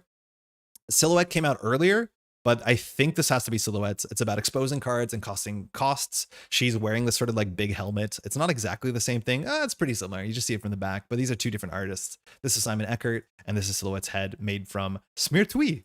That's a good card though. Good art. What's it called? The Neuroscape uses the same sort of shape where like all of the mainframes, which are the consoles of this or the identities of the game, show somebody from the back with the console attached to their head. So that actually is like kind of cool. And then you see, kind of wearing the helmet. Yeah, good old Laddie 2 consoles. Everyone wants that. Bling. This is Topan. Topan is seen wearing it. This is Topan's jacket. Boxy. So this is meant to be Leela's, I think, because of the time it came out. I'm not 100% sure why that is. Your maximum hand size is increased by 2. This came out in the same cycle as Leela, and Leela is a boxer. I don't know if that's meant to be the attachment there, but I think this was Leela's console. I do not know why. I think it was meant to be a very easy like knockout, pun intended, that Leela's consoles would be her power gloves because they're so bad. But Leela never got the power gloves. These did not show up. But yeah, it's like she's a pugilist. She's a boxer. But why would this be called Box E? Like I never got this. The fact is, yeah, totally random. But like, again, criminal concerts have been all over the place, even in modern design. Okay, brain chip. It's Adam's chest. Makes sense. This card was a very feast or famine as well. Adam had some downsides. Adam is like one of the coolest designs in Netrunner land. This is a mini faction, so there was a couple of Adam cards, and he had 25 influence. The mini factions were actually pretty sick overall. Anyways, the thing with this is that once you start stealing agendas, your hand size went up, and one of your original directives said that your hand size was only 3. So you needed to get this down, and then your hand size went up, and then you got free card draw. That was one of your directives, which is really good. Hermes is Leela. Hermes is Leela. You're right. Zendaya is Michi. Carnivore, this is loose. Came out in System Gateway. Not much to say about it. The flavor, the what it does. Like technically, this ensures that Lu can fire every turn, and Lu getting a card back from this makes it a fair bit cheaper. Adam's the only cool mini faction, but oh boy, was he fun to play. I was a big Sunny fan, but Adam is definitely the highlight of all the mini factions for sure. Comment. This has Haley on it. The problem was like this makes no sense. So this is Haley Kaplan, the student. It says the first time you play an event each turn, you may play another event after the first one resolves. So it gives you a click compression. You get a 2 for 1. This was very expensive, and this wasn't very common. The thing with Haley is like Haley is one of the weird shaper decks that incentivize you to play no events. Because it says the first time you install a card each turn, you may install another card of the same type from your grip. So there's a lot of Haley decks that ran as few events as possible because you want to have as many hardware, program, and resources to make sure that Haley fires every turn. This also said first time, so it fires on the corpse turn. So you get a double install on the corpse turn if you can figure out the first install, which was pretty impactful. But this was like such a wild and very odd thing. Mind you, the decks that played Comet probably weren't Haley decks, but Haley like is the shaper that doesn't want to play events and then had an event-based console, which like it's pretty nonsense for sure.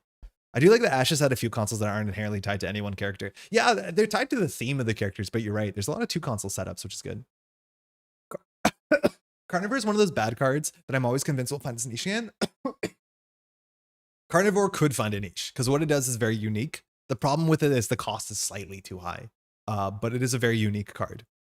Daredevil. This one also doesn't make that much sense, but this is Cabinessa Wu's console, I'm pretty sure, right? So Daredevil seems to be, I think this is meant to be a motorcycle, but I could never tell what we're looking at here. Kind of looks like a dolphin, kind of looks like a dentist chair. Not sure what we're looking at here. Taking risks is what makes it fun. It's another console that does very little to nothing with the text of the runner it came from. This just happened with shapers. So 5 credits to MU was not good at the time. It says the first time you initiate a run on a server protected by 2 or more pieces of ice each turn, draw 2 cards. Now the thing is like Cabinessa is a runner who honestly didn't want to draw cards because Cabinessa could grab cards from her deck.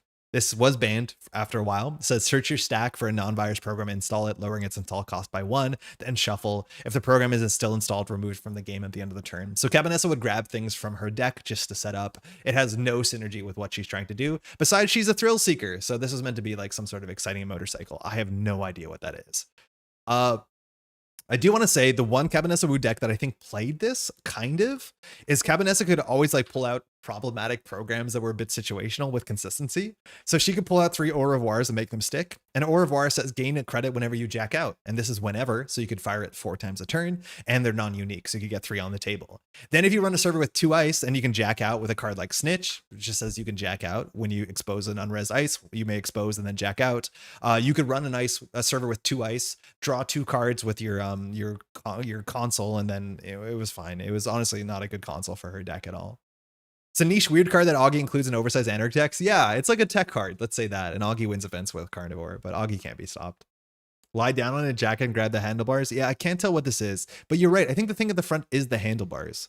So like these ears are a handlebar. I don't know. Was Onicon meant to be Kit's console? No,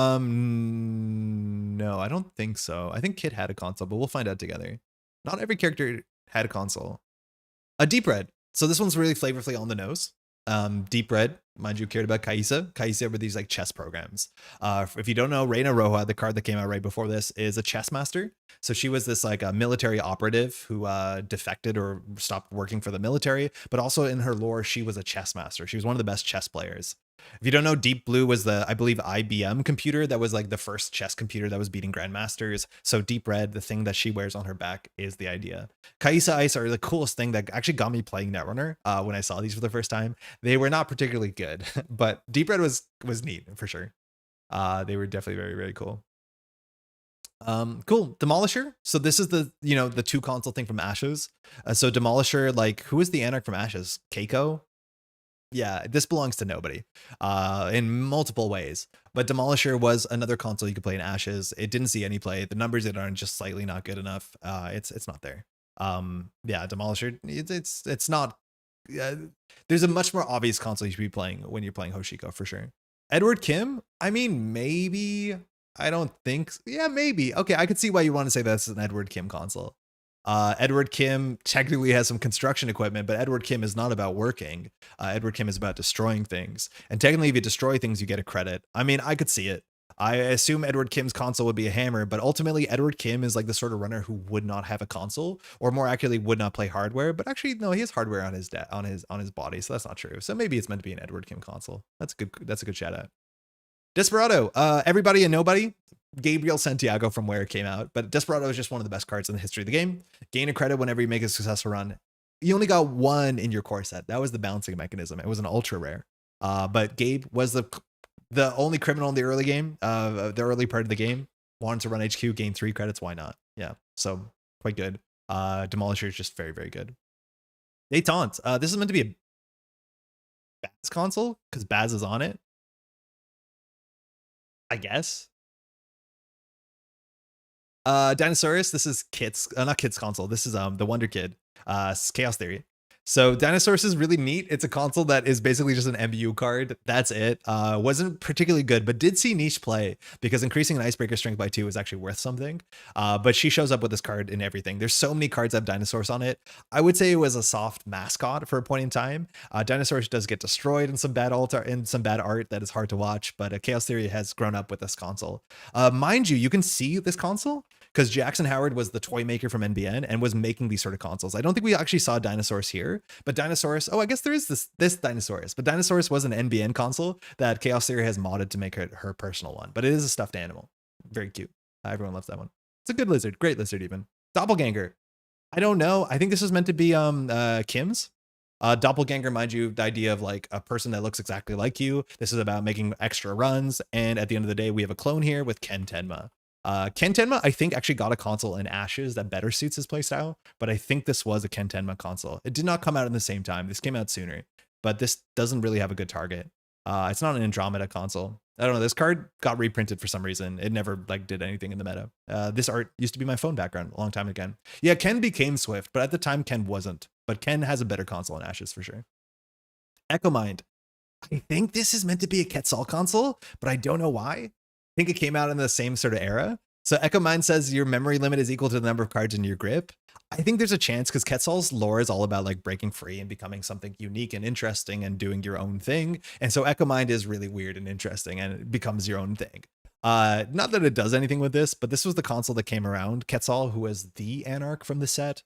But it never saw any sort of consistent play. These are the sort of weird cards that if it was slightly better, you'd want to build a deck around it. But the upside to this is just not good enough. It's not great. Doppelganger's a good draft card. I mean, it's okay. Padma. It's Padma's boat. It's Padma's boat. There's lore about it. This is where she lives with all her wives. Forger. Geist, unfortunately. This is Geist's console. Geist is an arms dealer that wants to trash things forward. Geist is my favorite ID of all time. You didn't play Forger in the deck, let me tell you. It just wasn't good enough. I did play it sometimes, and into certain metas it was really good. It was really awkward. You could build a Geist deck that just absolutely poops on NBN, which you did accidentally every once in a while, and this is one of the cards that poops on it. Goals, to be honest. Grimoire. This came out later. So Grimoire, this is weird because Grimoire is not exactly as obvious as I think it should be. So Grimoire said whenever you install a virus program, place 1 virus counter on that program. And this came out in the original core set, and the original core set had Noise G. Riley, who was our hacker that cared about putting viruses on the table. The thing is, the Grimoire theme about being, you know, a magical book of spells lines up way better with Wizard, because Wizard is the master gamer, and actually I think is carrying the Grimoire probably in this knapsack or in this like carry sack. But the Wizard's Grimoire is something that makes sense, but ultimately this was Noise's Grimoire. I don't know. That never really landed, but you didn't really play Grimoire in Wizard. You played it in Noise. Technically, it came out with Noise in the core set. We have boat console, car console, bike console. What can I have? Aeroplane console? There's no airplanes. There's only hoppers. So you already have the hopper console. We just don't do those anymore. Yeah, non-unique console sick. Heartbeat. Okay, we'll go through these fast enough. Apex. This is Apex's Heartbeat. This won Worlds, right? Or came second Worlds? Second in Worlds. This came second in Worlds as a console, as like a tech slot. This is one of the unique cards in the game that does prevent all sorts of damage. So it does show up in Eternal. It showed up in Old Day, but Apex is this like sort of construct, a digital construct. And so Heartbeat actually is a core part of it. Really cool card. Very, very cool card. And with low enough influence to splash in almost one world. It's very good. Hermes, that's Leela's, not Leela, sorry. Hermes is Mercury's necklace. Don't have to say that. Keiko is obviously Hoshiko. Nobkuri, this is from, what's his face? Freedom. So Nobkuri is this like 3MU virus thing. It's a really, really powerful card. It actually ended up getting banned, if I'm not mistaken. And this is the sort of, what is the name of this thing? Technically, it's not the right name, but the sort of like shillelagh. This has a different name in African culture, but this sort of like walking stick, this sort of like cudgel is Freedom's stick. And obviously it's like very much on theme. Card is very, very good. Yeah. Yeah. Tired, Heartbeat, Wired, Caldera, sure. A lily pad is Arasana's painting supplies. The art on this is lovely. This has to be, yeah, Daigo Sadaba. This is her kit that she uses to paint things. You don't actually see that much art supplies. I think you do see like one spray can sticking out the bottom here. But yeah, it's good. Lovely color on this one too. Logos. Oh, unfortunately, this is Ian Sterling. We used to have Control Criminal. It never actually really did anything, but the idea of Control Criminal is so cool. So your hand size is +1. That's a control idea. And whenever the corpse scores an agenda, you may search your stack for a card and add it to your grip, shuffle your stack. Can the perfect card be the thing that you want here? Really interesting text, but this card was never worth it for a bunch of reasons. Firstly, Ian was never very good, but this number is nonsense. Again, we're playing in a format that has access to Desperado. It's kind of like, I guess, Hermes today. A 4-cost console is a death sentence. Now, Ian Sterling is a bit of a sad story. I really like the story on this because he is a retired spook. He is a former FBI or CIA or whatever special agency exists back then. And he wants to play passive Netrunner. It says when your turn begins, gain 2 credit. The corp has more scored agenda points than you. So you want to let the corporation get ahead and then just kind of keep up. And you see him holding Logos, which Logos is Latin for like information or knowledge or something. There's a really nice name here. Nobkuri is indeed the name. Oh yeah, for sure. Yeah, Nobkuri is the name of that stick. Now, no joke, I think FFG has gone on record to say that this 10 was a misprint. This shouldn't have been that low. This should have been 12, maybe even 15 would have been fine, but 10 was really bad for Ian. I think having this higher would be quite nice because then you can play some drip cards and then you can grab some flashy out of faction cards with Logos, but 10 was just not very good for Ian. And we're saying this ability was worth it. It wasn't. It just was never good, unfortunately. Logos is word in Latin. Oh, okay, cool. Yeah, knowledge. Madani, this is, what's her face? One of the two, who are the Shaper Runners? I'm assuming this is somewhere between Daewee and Maggie. I can't tell because Maggie doesn't want to play Madani because you want to have cards in hand.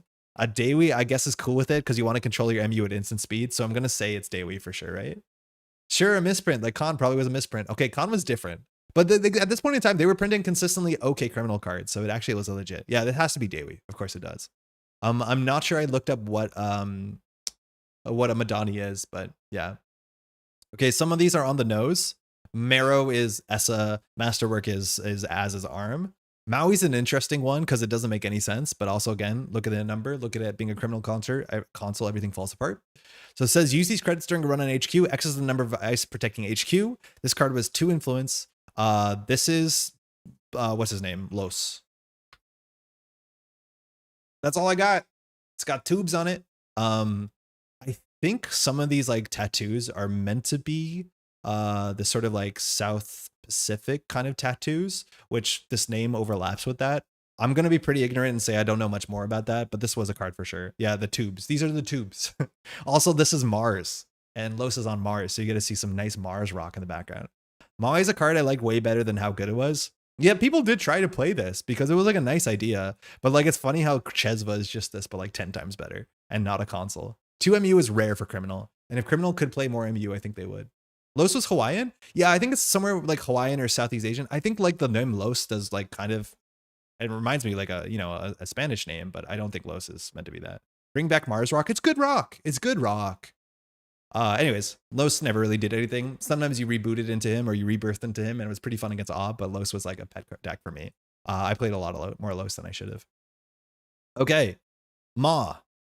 Welcome back to Mars. Ma is just one of the coolest consoles ever made. They made Ma and then they're like, okay, pack it up. All the cool consoles have been made.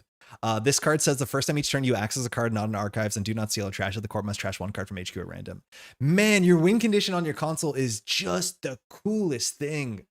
This just means like you can run down assets, just bounce. You just get this disruption, and any deck that's sitting there holding onto their combo pieces on hand, they have to do it randomly. Now, there's some cursed rules interaction when you run HQ and this has to fire because you have to actually produce dice. Don't worry about that. But yeah, this is Alice Merchant's card.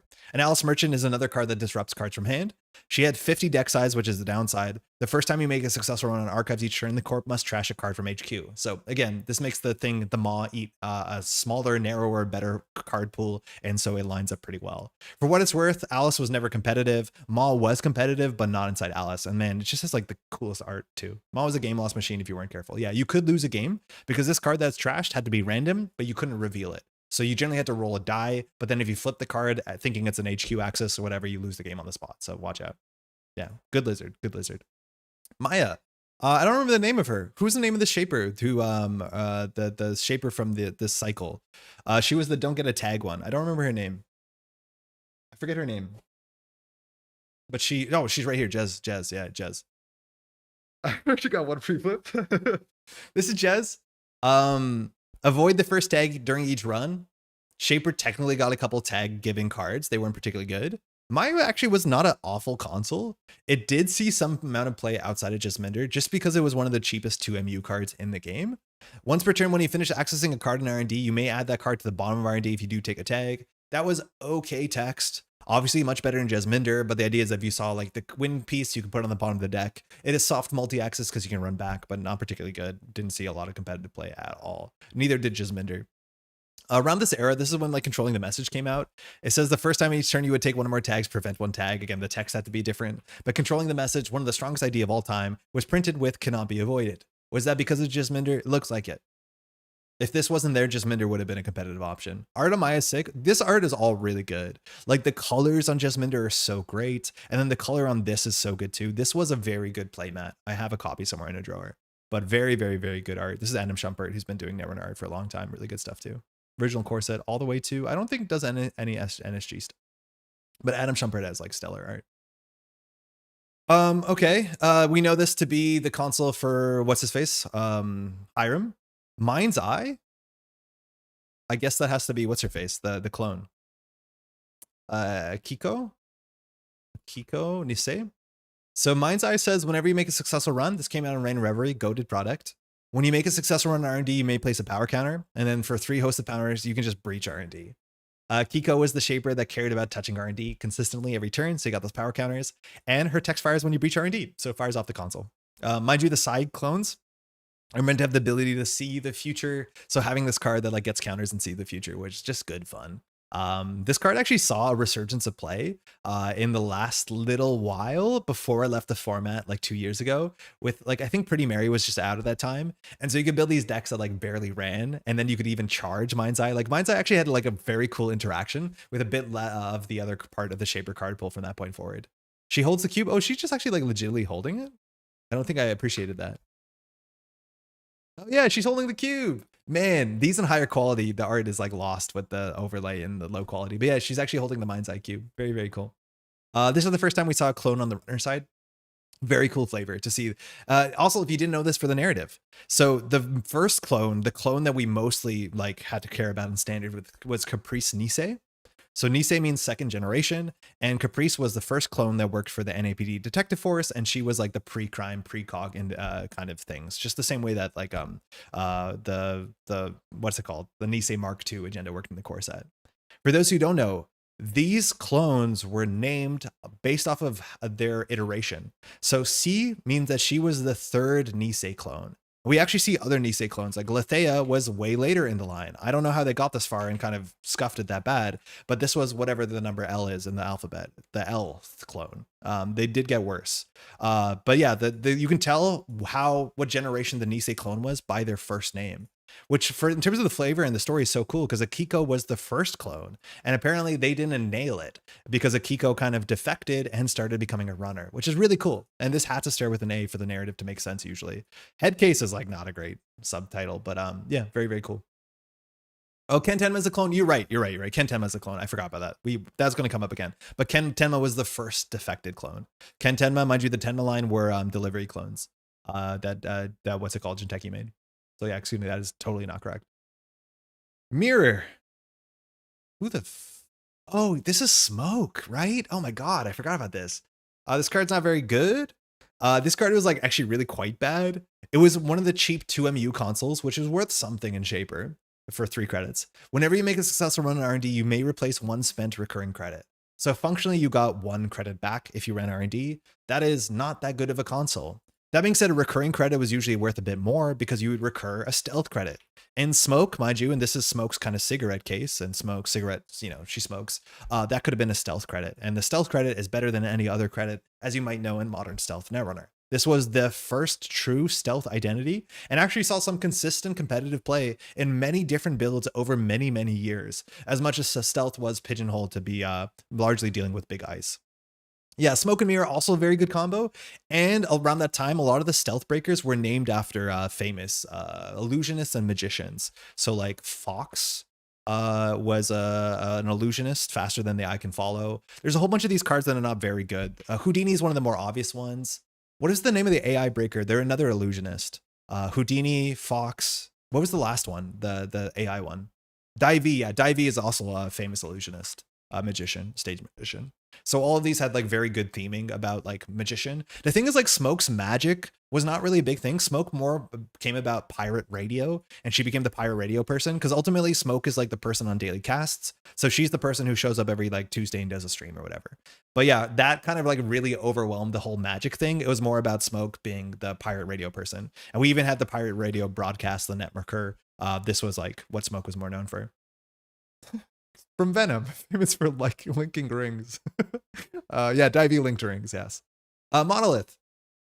This was a massive console, the most expensive card in the game. It wasn't very good. You could do some cool tricks with this because there was a card that says rip randomly the top card of your deck, gain that many credits. So this was the payout. It says when you install this hardware, install up to 3 programs, reducing their card by 4. So if you had the perfect hand and installed this, you only installed it for 6 credits. Not great. Trash one program from your grip, prevent 1 core damage or 1 net damage. And what I want to say is while this card is not great, it was ultimately good that this existed because you need cards for everybody. And this is a fun card. Everybody has a memorable game where Monolith was played or did something. Technically, it also prevents core net damage, which like doesn't really matter. This was the Professor's console. Professor's a really interesting story. Actually had a lot of story behind it.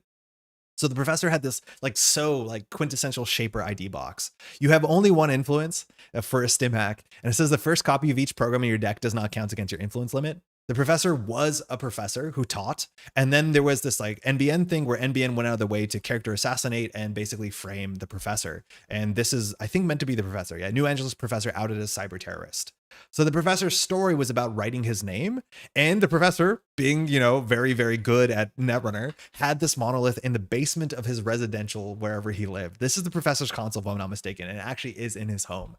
But so much about the Professor is like using these limited resources, and that's why you had 1 influence, is because the corporations have assassinated you, and you could not get access to your connections. Which is really funny because the one card with Professor on it that showed up the most was Professional Contacts, which shows the Professor shaking hands with people, this art more so, and their professional contacts are taken away to some extent. But this is Proco. It was a quintessential Shaper card for many, many moons of the game. And this showed Shaper playing this very slow kind of like control game where like getting this down on turn 1 and then just hitting this like 10 times in a game seemed to be worth it. And it was back in the day. But yeah, very cool story here. With the 1 influence, with the whole like you can get things from the library, but ultimately Professor was a monolith and had the monolith in his house. Very, very cool. Love it a lot. Obelisk. This is the tag me one, right? Your maximum hand size is for 1 for each tag you have. Wait, who's the tag me Anarch in Netrunner? Wait, what is Obelisk? Wait, who's Obelisk? Is Obelisk keyboards guy? Whose is this? I need to zoom out. Is this Omar's? No, it has to be a tag based console. It's Omar? It's honestly Omar? That doesn't make any sense to me. This is keyboards, by the way. There's no tag me runner. Well, there was. It was a criminal. This is Omar, I guess. Yeah, Anarch. So around this time, and actually a bit more after this in the next cycle, the Red Sun cycle, we got a whole bunch of tag me cards that were Anarch, but Anarch never had a tag me runner itself. Yeah, this is Omar, who's a conspiracy theorist. Omar never saw a great amount of play, but we had a card that just said pick another identity and you could change the identity. And so people just rebirthed into Omar.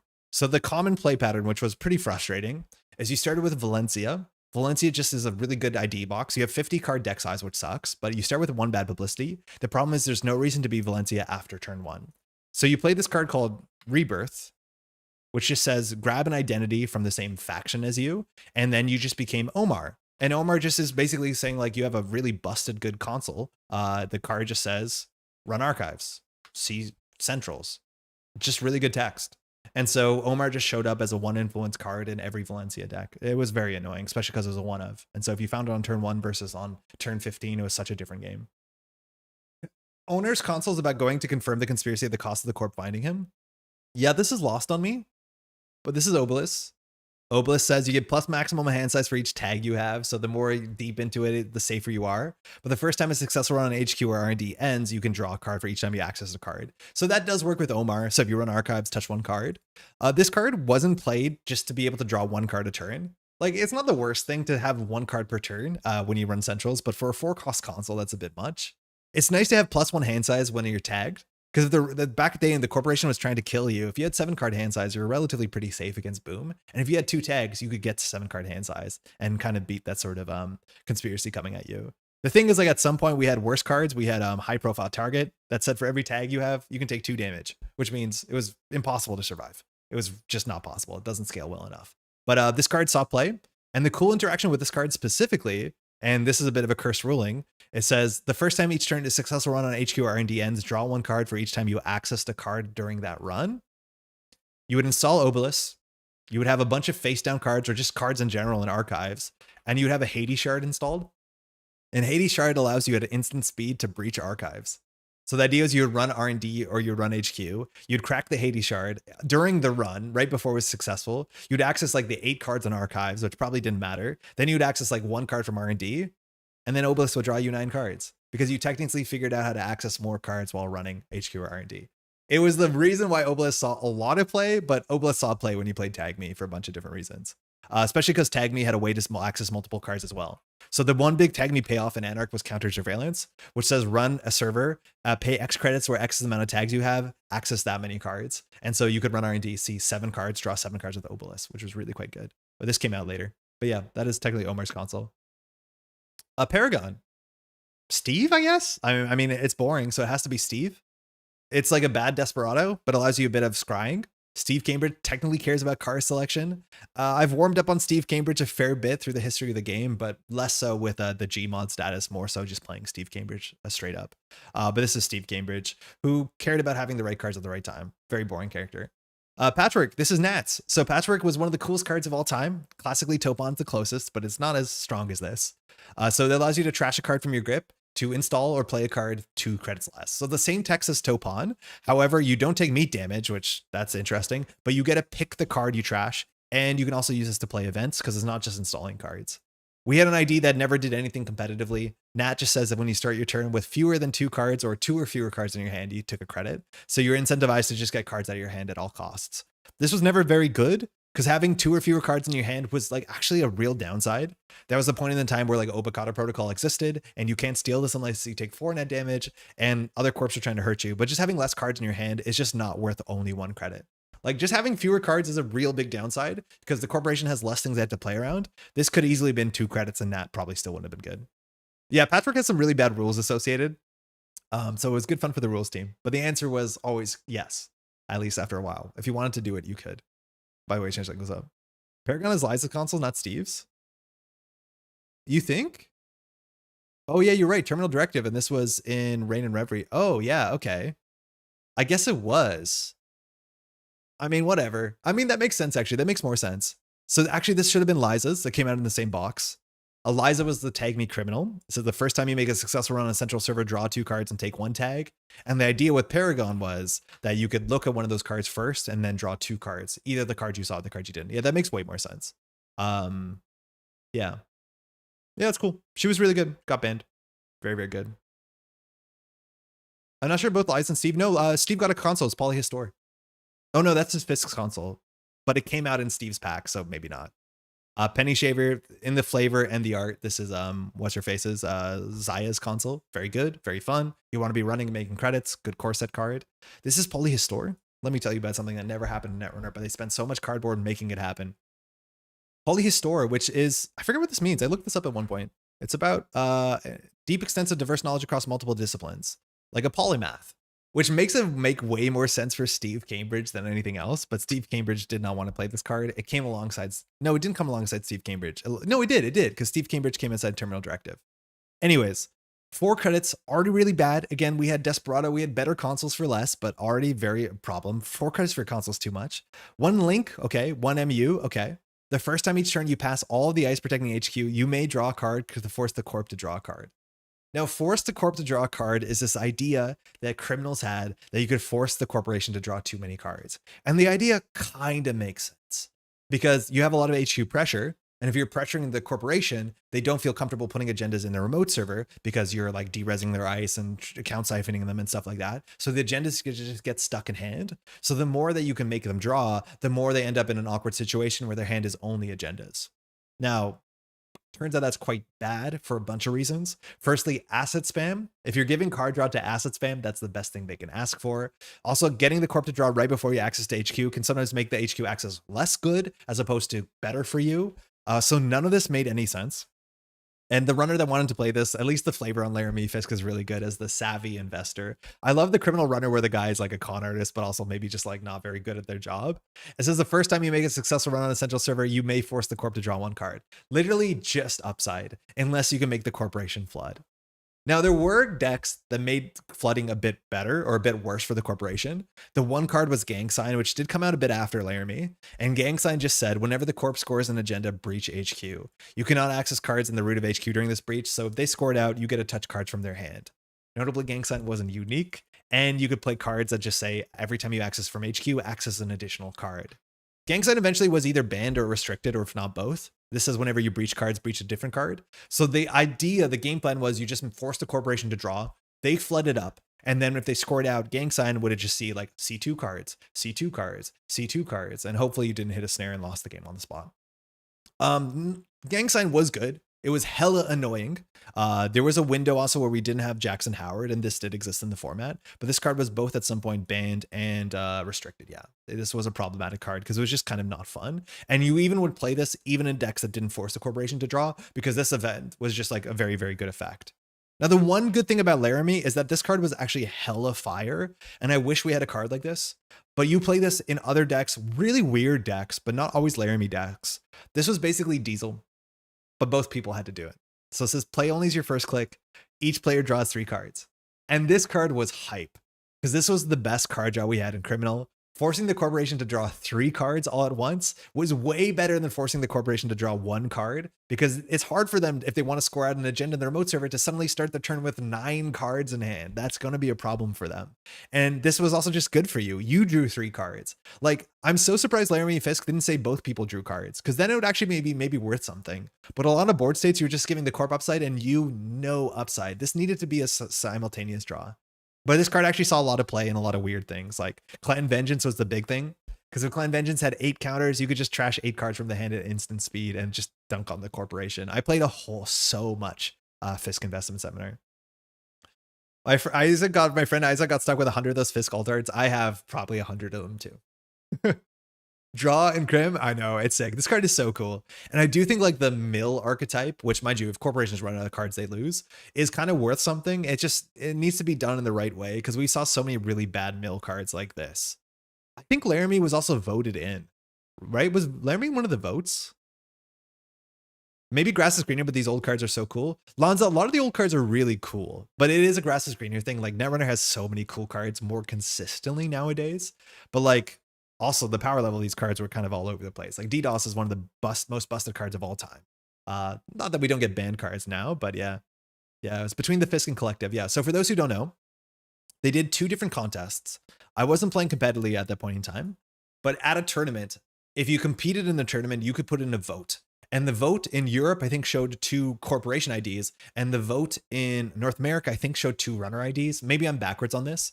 And the votes were between Laramie Fisk and something called the Collective, which actually isn't on Netrunner DB, which is a bit upsetting because it should be. So people voted against the Collective because the Collective looked so boring. The Collective was this, and it's really cool to see 3 characters on the same ID. I mean, we kind of got that with a couple of the other ones later. But the collective was a 55-5, which is just awful. And it says the first time you perform the same action 3 times in a row, gain a click back. So it's kind of like your wage workers or your Jeeves back in the day. The subtitle Williams, Wu, and all is awesome because it is a collective. The problem that people didn't want to do this because they knew that this deck would just be super boring. It would just be professional contacts, click, click, click, install, install. And that would be very, very boring. So I'm glad that they didn't vote for it. The problem is the other vote that was against was Laramie Fisk, which just seemed more fun because Criminal didn't have this idea and it seemed like it would get enough support. But unfortunately, this won and it was not very good. Yeah, Jeeves for runner is fine. It's okay, but 55-5 was like terrible. We got Laramie Fisk, which is ultimately just as bad, but at least we got this character, which was a lot more fun in the lore. On the other side, there was 2 copies. I think they had the same name, Cronus Protocol. This is the one that we ended up getting, which was the Jinteki ID that actually did see some niche competitive play. It says for the first net damage the runner suffers each turn, you may look at the runner's grip and select the card that is trashed. Now that's good because it's like a really rude deck that can snipe out pieces. And so this is actually a deck that would want that sort of Laramie Fisk event that could force the runner to draw so you can hit the best card out of their hand. Obviously nothing that this did was particularly healthy, but the one thing that it did that was really fun was Complete Image. Because Complete Image says, you know, do a net damage. If you choose a card name, if the net damage hits that card, you can repeat this process. So if the runner had 2 cards in hand and he could play Complete Image, it was guaranteed to lethal them because you saw their whole hand, you picked the first net damage, and then you went from there. If there was 3 cards in hand, it was a 50-50. If there was 4 cards in hand, I think it's like a 33% chance to win the game on the spot. Actually, no, it's a bit worse. You have to do a 1 and 3 and a 1 and 2. So yeah, it's a 16% chance to win the game. Anyways, that was the only way that this like saw any amount of consistent play. But the other version of Cronus Protocol, I think it was called that, was so much worse. Chronos Protocol HB. Maybe it was called something else. I don't know if we're going to find it. Oh, here we are. It's Chronos Protocol HB. It said whenever you do core damage, which was brain damage back in the day, search their whole deck and remove every copy of the named card. Which, like, no. This is no fun. You have to show your whole deck to your opponent so they can write that. This was before we had notes. But basically when this fired, they had to reveal their whole deck to you, I'm pretty sure, or to a judge. Because how do you know that they removed all copies from it? It says whenever the runner trashes a card for core damage, they remove all copies of that card from the game, from their heap, the stack, or the grip. The runner shuffles their stack. There's also just like so much absurd variance to this. Like we play criminal decks that modernly play 2 breakers because if you lose 1, you don't lose the game. But imagine a card that says, oh, I hit your fractor, destroy every single fractor in your deck. People did not vote for this, and they voted for what seemed to be the lesser evil, as much as the other one seems to be more fun for most players. Anyways, that's the history behind that. What a time to be alive. I mean, you come across more copies later, you just game lost them. I mean, I guess that's what you do, but this never got put into play, so we never had to learn how to deal with it. Yeah, it's super whack. It's really, really whack. Okay, we're almost done here. Reflection. What's the name of this character again? I forget that. Nero. So Reflection is the monocle and this sort of like pocketbook. We had this character called Nero, and they were all about information, which is like a really cool criminal thing, as much as 419 kind of hit that part out of the park. Nero says once per turn when you encounter a sentry, you may jack out. So you had a bit of this like, ooh, I don't know what that is. I'm going to run away. Nero was a character around the Flashpoint that actually got a lot more attention from FFG. Like it shows up in a couple more of the board games, but like you got an alt art, which is a pretty sick alt art, but this ability just like was never particularly good. At that point in time, I think we still had access to Fairy, but maybe not. But Fairy just says when you hit a sentry, like break it for like next to free. And that was a better safety valve than what we needed. So this ID saw no play. You could rebirth into this in some bad matchups. The idea with this is you could play Au revoir and then jack out and make credits, but that was just too slow for a criminal deck to do as much as the wine overlap. It was a really cool character, but Nero being an information broker, which is like pretty sick theme. But yeah, credits spent anywhere in this world, but there are other forms of currency. Nero didn't work and the console didn't work. We know Rotary to be Vic. Security Nexus, one of the coolest consoles of all time. 8 credit console. It's good to have an 8 credit console that actually was worth installing. For those who don't know, the other mini faction we haven't talked about was Sunny. She just went to a job and worked for, what's this called? Global Sec, which was a private security company that worked for corporations. And her job was largely a white hat as much as it could be black hat, pen tester. So she ran servers because she wanted to run servers because it was her job. And then she went home to her kids. She had no text box, but she was the only runner that came in with 2 Link, and all of her cards cared about having Link because they cared about tracing in to bypass ice and doing stuff like that. Very, very fun. I like Sunny a lot. I like the flavor of it. Very, very cool. Security Nexus was, I think, my favorite console. Yeah, might be my favorite console of all time. because it was one of the few cards that actually forced a trace, that the corporation had to do the trace. And then you, like, they didn't want to trace you, but they had to. And then you could just beat it because you had like 5 link and you beat it for free and made credits. Very, very cool card because this brought you up to 3 link. If you don't know how tracing work, it's not worth learning, I don't think, but it's fine. Very cool. Power Tap. Yeah, Power Tap Kino. Dunk on the NBN players. All right, Cipher. Cipher was one of the most busted cards of all time. I think this was, I don't want to say a canary in the coal mine because already we've gone through the Mumbed cycle, but this was like the point in time where we started getting like the most busted cards that if you showed somebody this card in the data pack before it came out, they would be like, you can't print this. And we got so many absurdly powerful cards on day one that were just like super, super meta warping and broken. Some people had like very, conspiracy theories that like FFG was trying to print busted packs so that it could sell. But we just saw so many cards in a row that like just totally warped the game inwards. And this is one of them. This is a 5-cost console, so it costs something. Once per turn, when you encounter a piece of ice, I'll just read this because this text is more fun. Once per turn, when you encounter a piece of ice, you may reduce your maximum hand size by 1. Okay, it's the same text. I'll just read this in another way. Once per turn, when you encounter a piece of ice, lower its strength to 0 for the remainder of the encounter. The cost of this is lowering your hand size by 1. That's it. Once per turn, ice cost 0. Ice strength, is 0. This was 1 influence.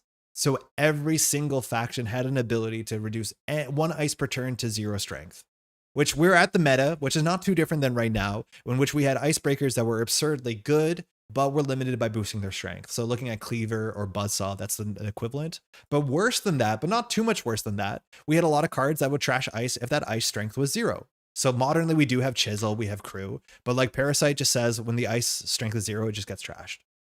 It was permanent, and the cost associated was -1 hand size, which is not a real cost. Like, it's forgettable.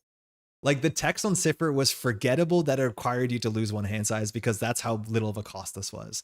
This card was busted. Shaper would just trash all ice at instant speed with Parasite. Anarch would just trash everything and run through everything. There was no reason playing Big Ice because once a turn, and mind you, how many Big Ice did you hit a turn? Oh, that's 6 strength card. It's now a 0 strength card, and the whole thing fell apart. This card, like, I don't know how this got printed. I don't know what this was trying to do to the game, but it was super unhealthy. The thing that was attached to is also really funny because it's Null. And Null is actually one of the most important cards or one of the characters in the history of Netrunner. Because at the beginning of Flashpoint, and this is one of the first cards in Flashpoint, the Flashpoint cycle had this thing called like the Great Event, the Great Crash, in which kind of like, what's it called? iRobot? No, Mr. Robot? Kind of like Mr. Robot. The value of the credit plummeted. And that was a real big reset in the world of Netrunner, where a lot of the corporations reinvented themselves as ruder versions. But basically there was this massive crash and all like debt was erased. And Null was the whistleblower that caused this thing to happen. And so Null is like a very central character, as much as Null has shown up on like almost no cards and didn't matter for the meta outside of some niche tag decks a couple of years later. But Null is a very important character in like the world of Netrunner, at least in FFG times. Now, Null's text, and mind you, Null is holding Cipher, it's the console. For those who don't know, Cipher is, I believe, the Arabic word for 0 or null, so all these things kind of overlap. It says, when you encounter a piece of ice, you may trash a card to give it -2 strength. So that was the kind of idea. It's like you trash a card, you have -1 hand size. Null can trash a card to give -2 strength, which is arguably not worth it. Cipher just reduces its strength to 0 for no cost. It's nonsense. Loki, I think Null would be playable right now. Yeah, Null wouldn't be terrible right now, just because of the Buzzsaw meta and all that. Yeah, the 23-second incident where all credits were wiped out. Original strength and modifiers using original wording was certainly a choice. Yeah. Yeah. All his cards were, variable. All of his cards were words that meant 0. Like Nefer, I think, means 0 too.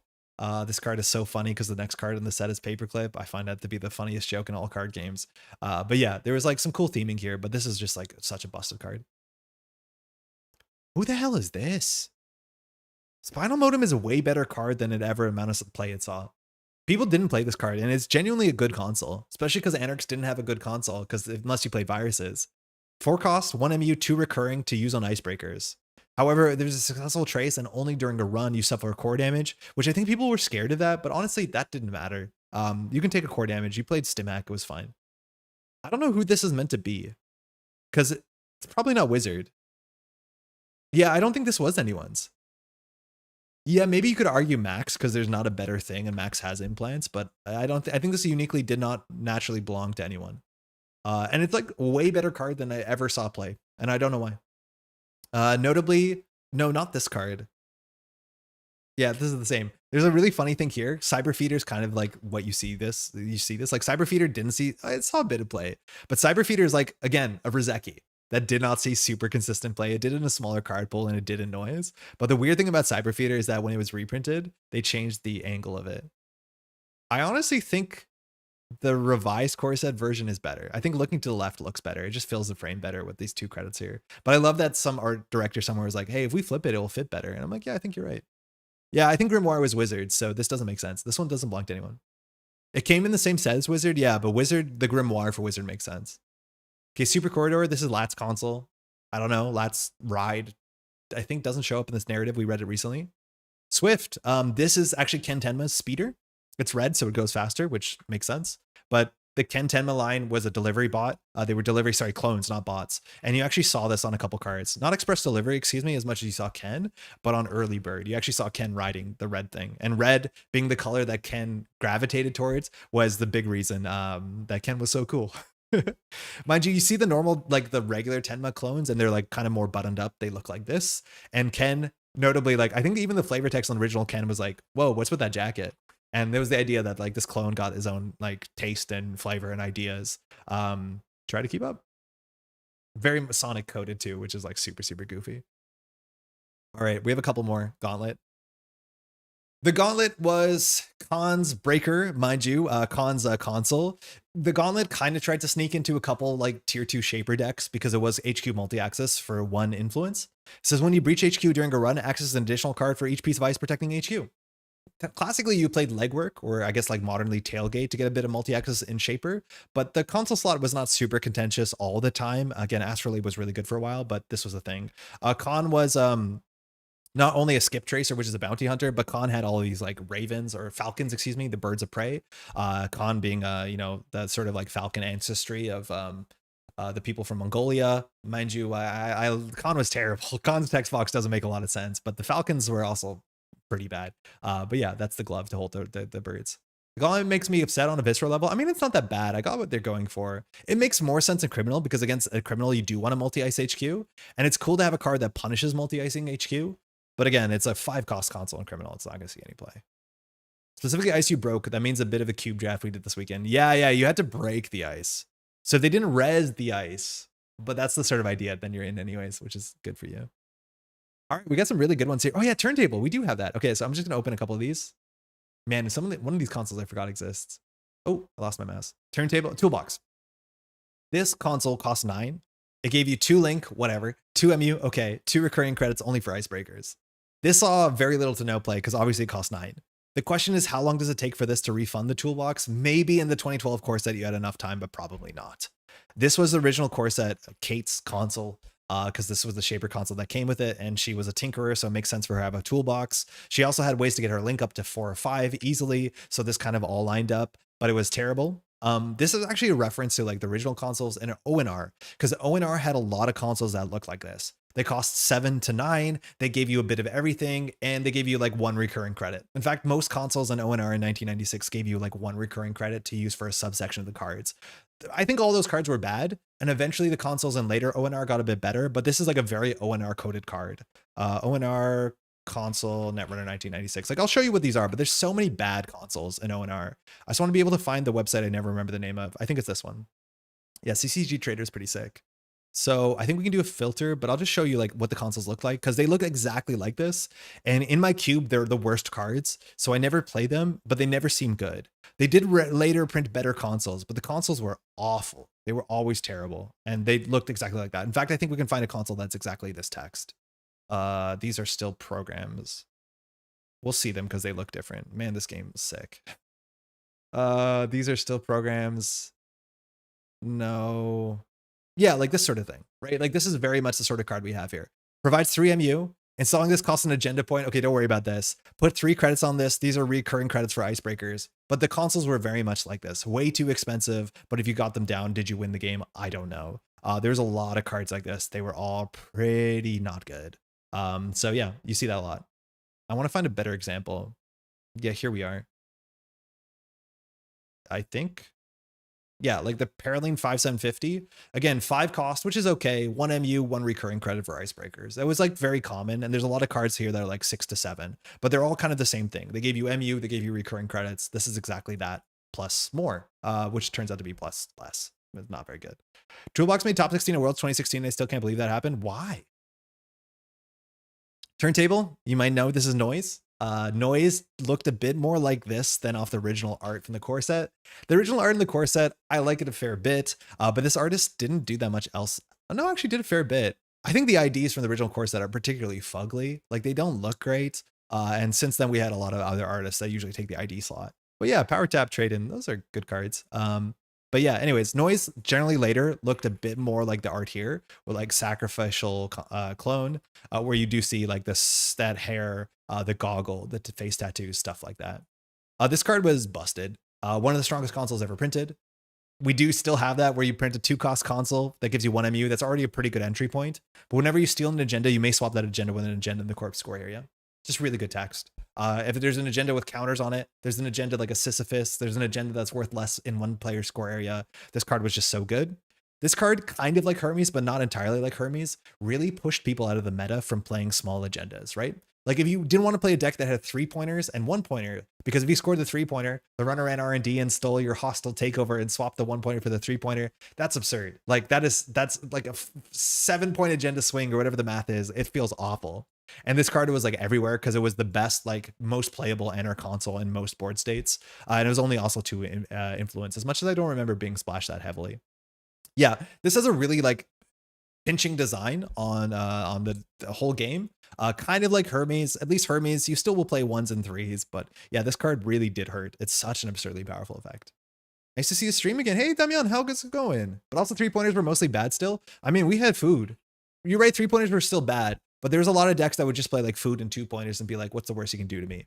Well, let me tell you, as someone who was sitting on like an Atlas with like 3 counters on it, and they're about to breach R&D, and you're like, I'm going to lose my Atlas probably. So you just dump the Atlas. Like it made some really goofy board states where it's like, oh, okay, I had my Nisei Mark II with a token on it. They're running R&D to see 2 cards. I mean, I might as well just Nisei it because I don't think I'm going to keep that token for a long time. Yeah, so very, very strong card. Ubex. Shout out to Cody, who I think is the person who played this consistently. It says when your turn begins, draw a card. It's 5 and gives you 1 MU. This card is way too fair. It's not very exciting. It's like very lat coded, but it just gave you free card draw, which was not bad. Astrolabe, but I think was still legal. They gave you a lot more card draw for 1. But like this card was fine. It just was like way too fair to see play. What is the name of the gardener?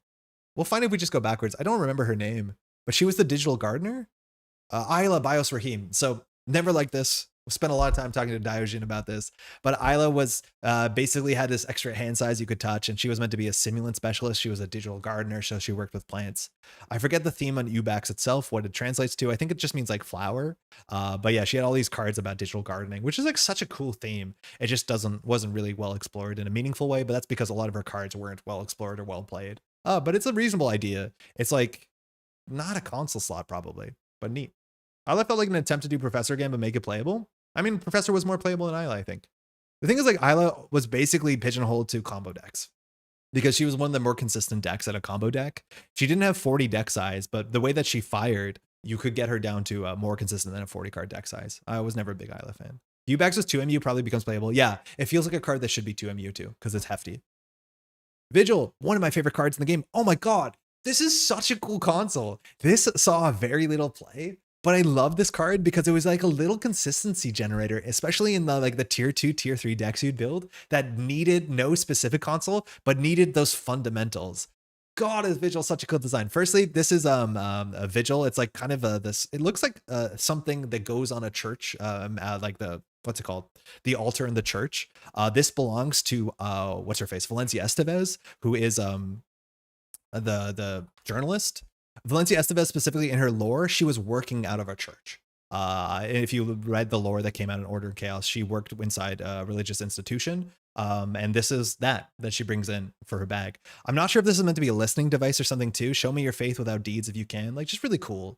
Isla with a +2 on each would be so sick. Yo, Tron, how's it going? This says when the turn begins, draw 1 card if the corp has cards in HQ equal to their hand size. You know those cards that force the corporation to draw? Like, this is a better console for Laramie Fisk than anything else. But this just basically forced the corporation to empty their hand. Otherwise, you got free card draw. Now, the issue is, like, when this was around, like, asset spam was very popular for the next couple of years. And with asset spam, it's not hard for the corporation to empty their hand. So this saw literally zero consistent play. But, like, I just like this. The corp can play around it. So that's good. I guess it's like kind of interesting, but yeah, it's not consistent, but it's the sort of thing that you would add to a couple decks. And if you got 3 card draw from it, you felt clever enough. It's for 2 credits. I mean, it's fine. You play turntable though, let's be honest. Virtuoso. I always forget this card exists. This is Sable's console. She is currently banned. Again, man, NSG has had a struggle of making criminal consoles. They have a very bad hit rate on criminal consoles. Not better than FFG, I'll be honest. It's probably about the same. It's just like Hermes and Penny Shaver's like maybe there. I like Masterwork a lot, I'll be honest. But yeah, it's like anytime a console costs 4+, it almost doesn't see play unless the console is busted, and this card's not busted. It's interesting, it's fun, it's cool. It does feel a bit like Mercury, where like it does just like punish bad draws, because if they can't stop this, then they're probably flooded, and then things spiral the same way that you saw some Mercury gameplay, but it has a lot of text on it. And finally, we have Zamba.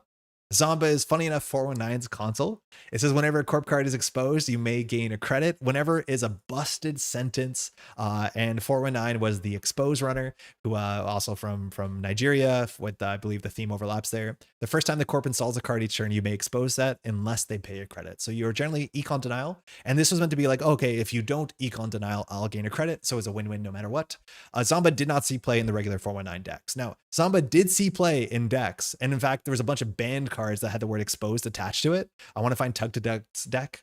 But there's a bunch of cards here that got banned as a result of this.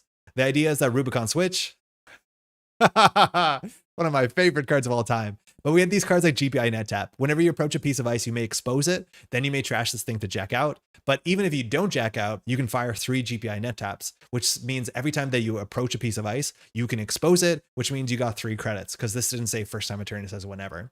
And so you'd build a deck that basically forces the corporation to have all their ice de-res, or they can't afford to res it. And then anytime that you approach a piece of ice, you just got 3 credits. So if there's 2 ice on HQ and they can't res either of them, oops, you got 6 credits and an access on the single run. It was technically busted.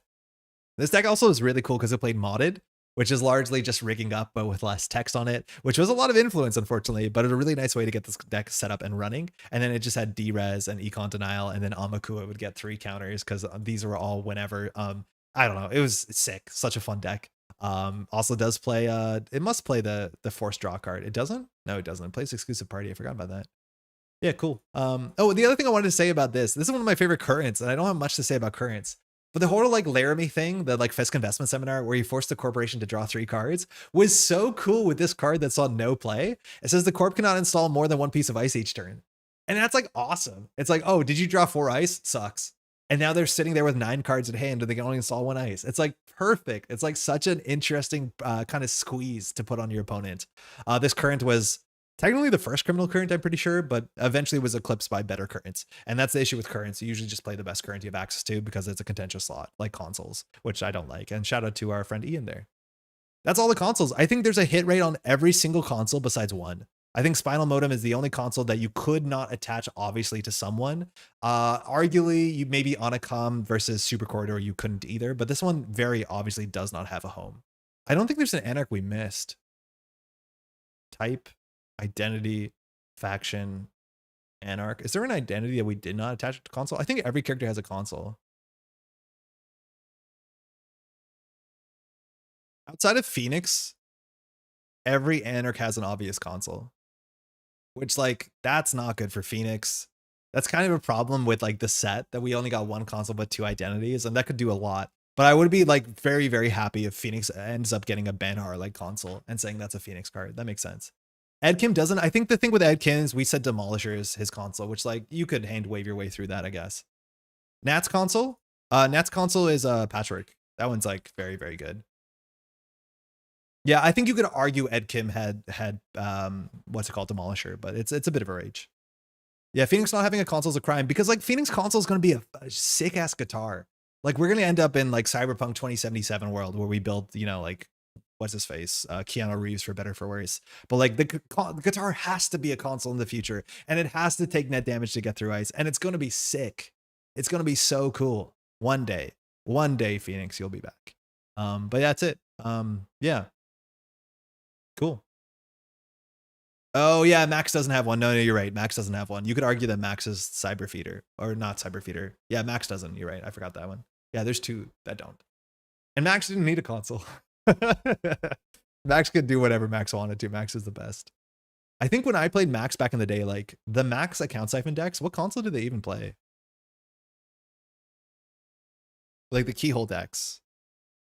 Did they even play a console? No, oh, this one played a boxy. I mean, one influence cards are cool, but I don't think this deck played boxy outside of this deck list. Virtuoso Phoenix does work better than it has any right to. Oh yeah, that's kind of cool. I mean, that makes a bit of sense.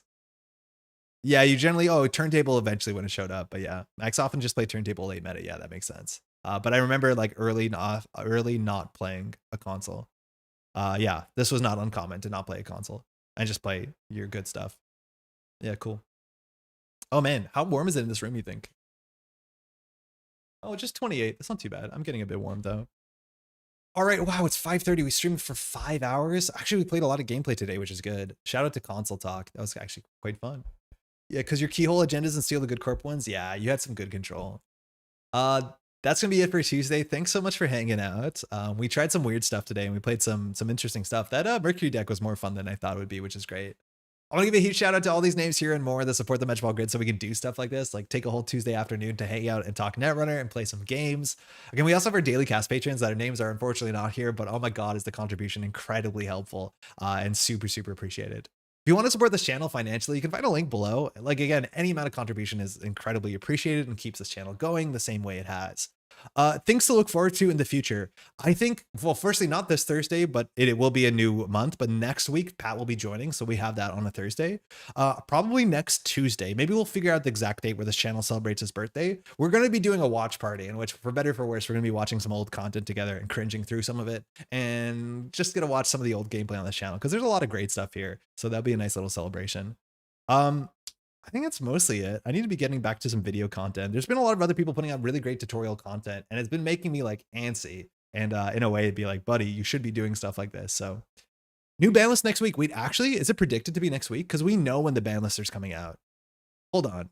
Is it for sure next week? When was the scheduled ban list? Netrunner scheduled ban list. I guess we can just look at the 2506. I think it says on it. It says when the next scheduled ban list is. So there should be one July 13th and 17th. So it's in like 2 weeks. Yeah, in 2 weeks. So not exactly next week. It will probably be in a while, right? Yeah. So next week will be the like 12. Is it next week? No, because next week will be the 9th. No, so it'll be dropping in 2 weeks, right? Yeah, it's close. But that's exciting. That's always good, exciting to see for the Continental season. Mega Cities should just be wrapping up. I think they're done as of this weekend. I might be wrong. Anyways, thanks so much for hanging out. We'll catch you in the next one. Take care, y'all. If you like this content, you want to take a second to leave a like on the video. Thank you so much. Bye. Unbanner Zek.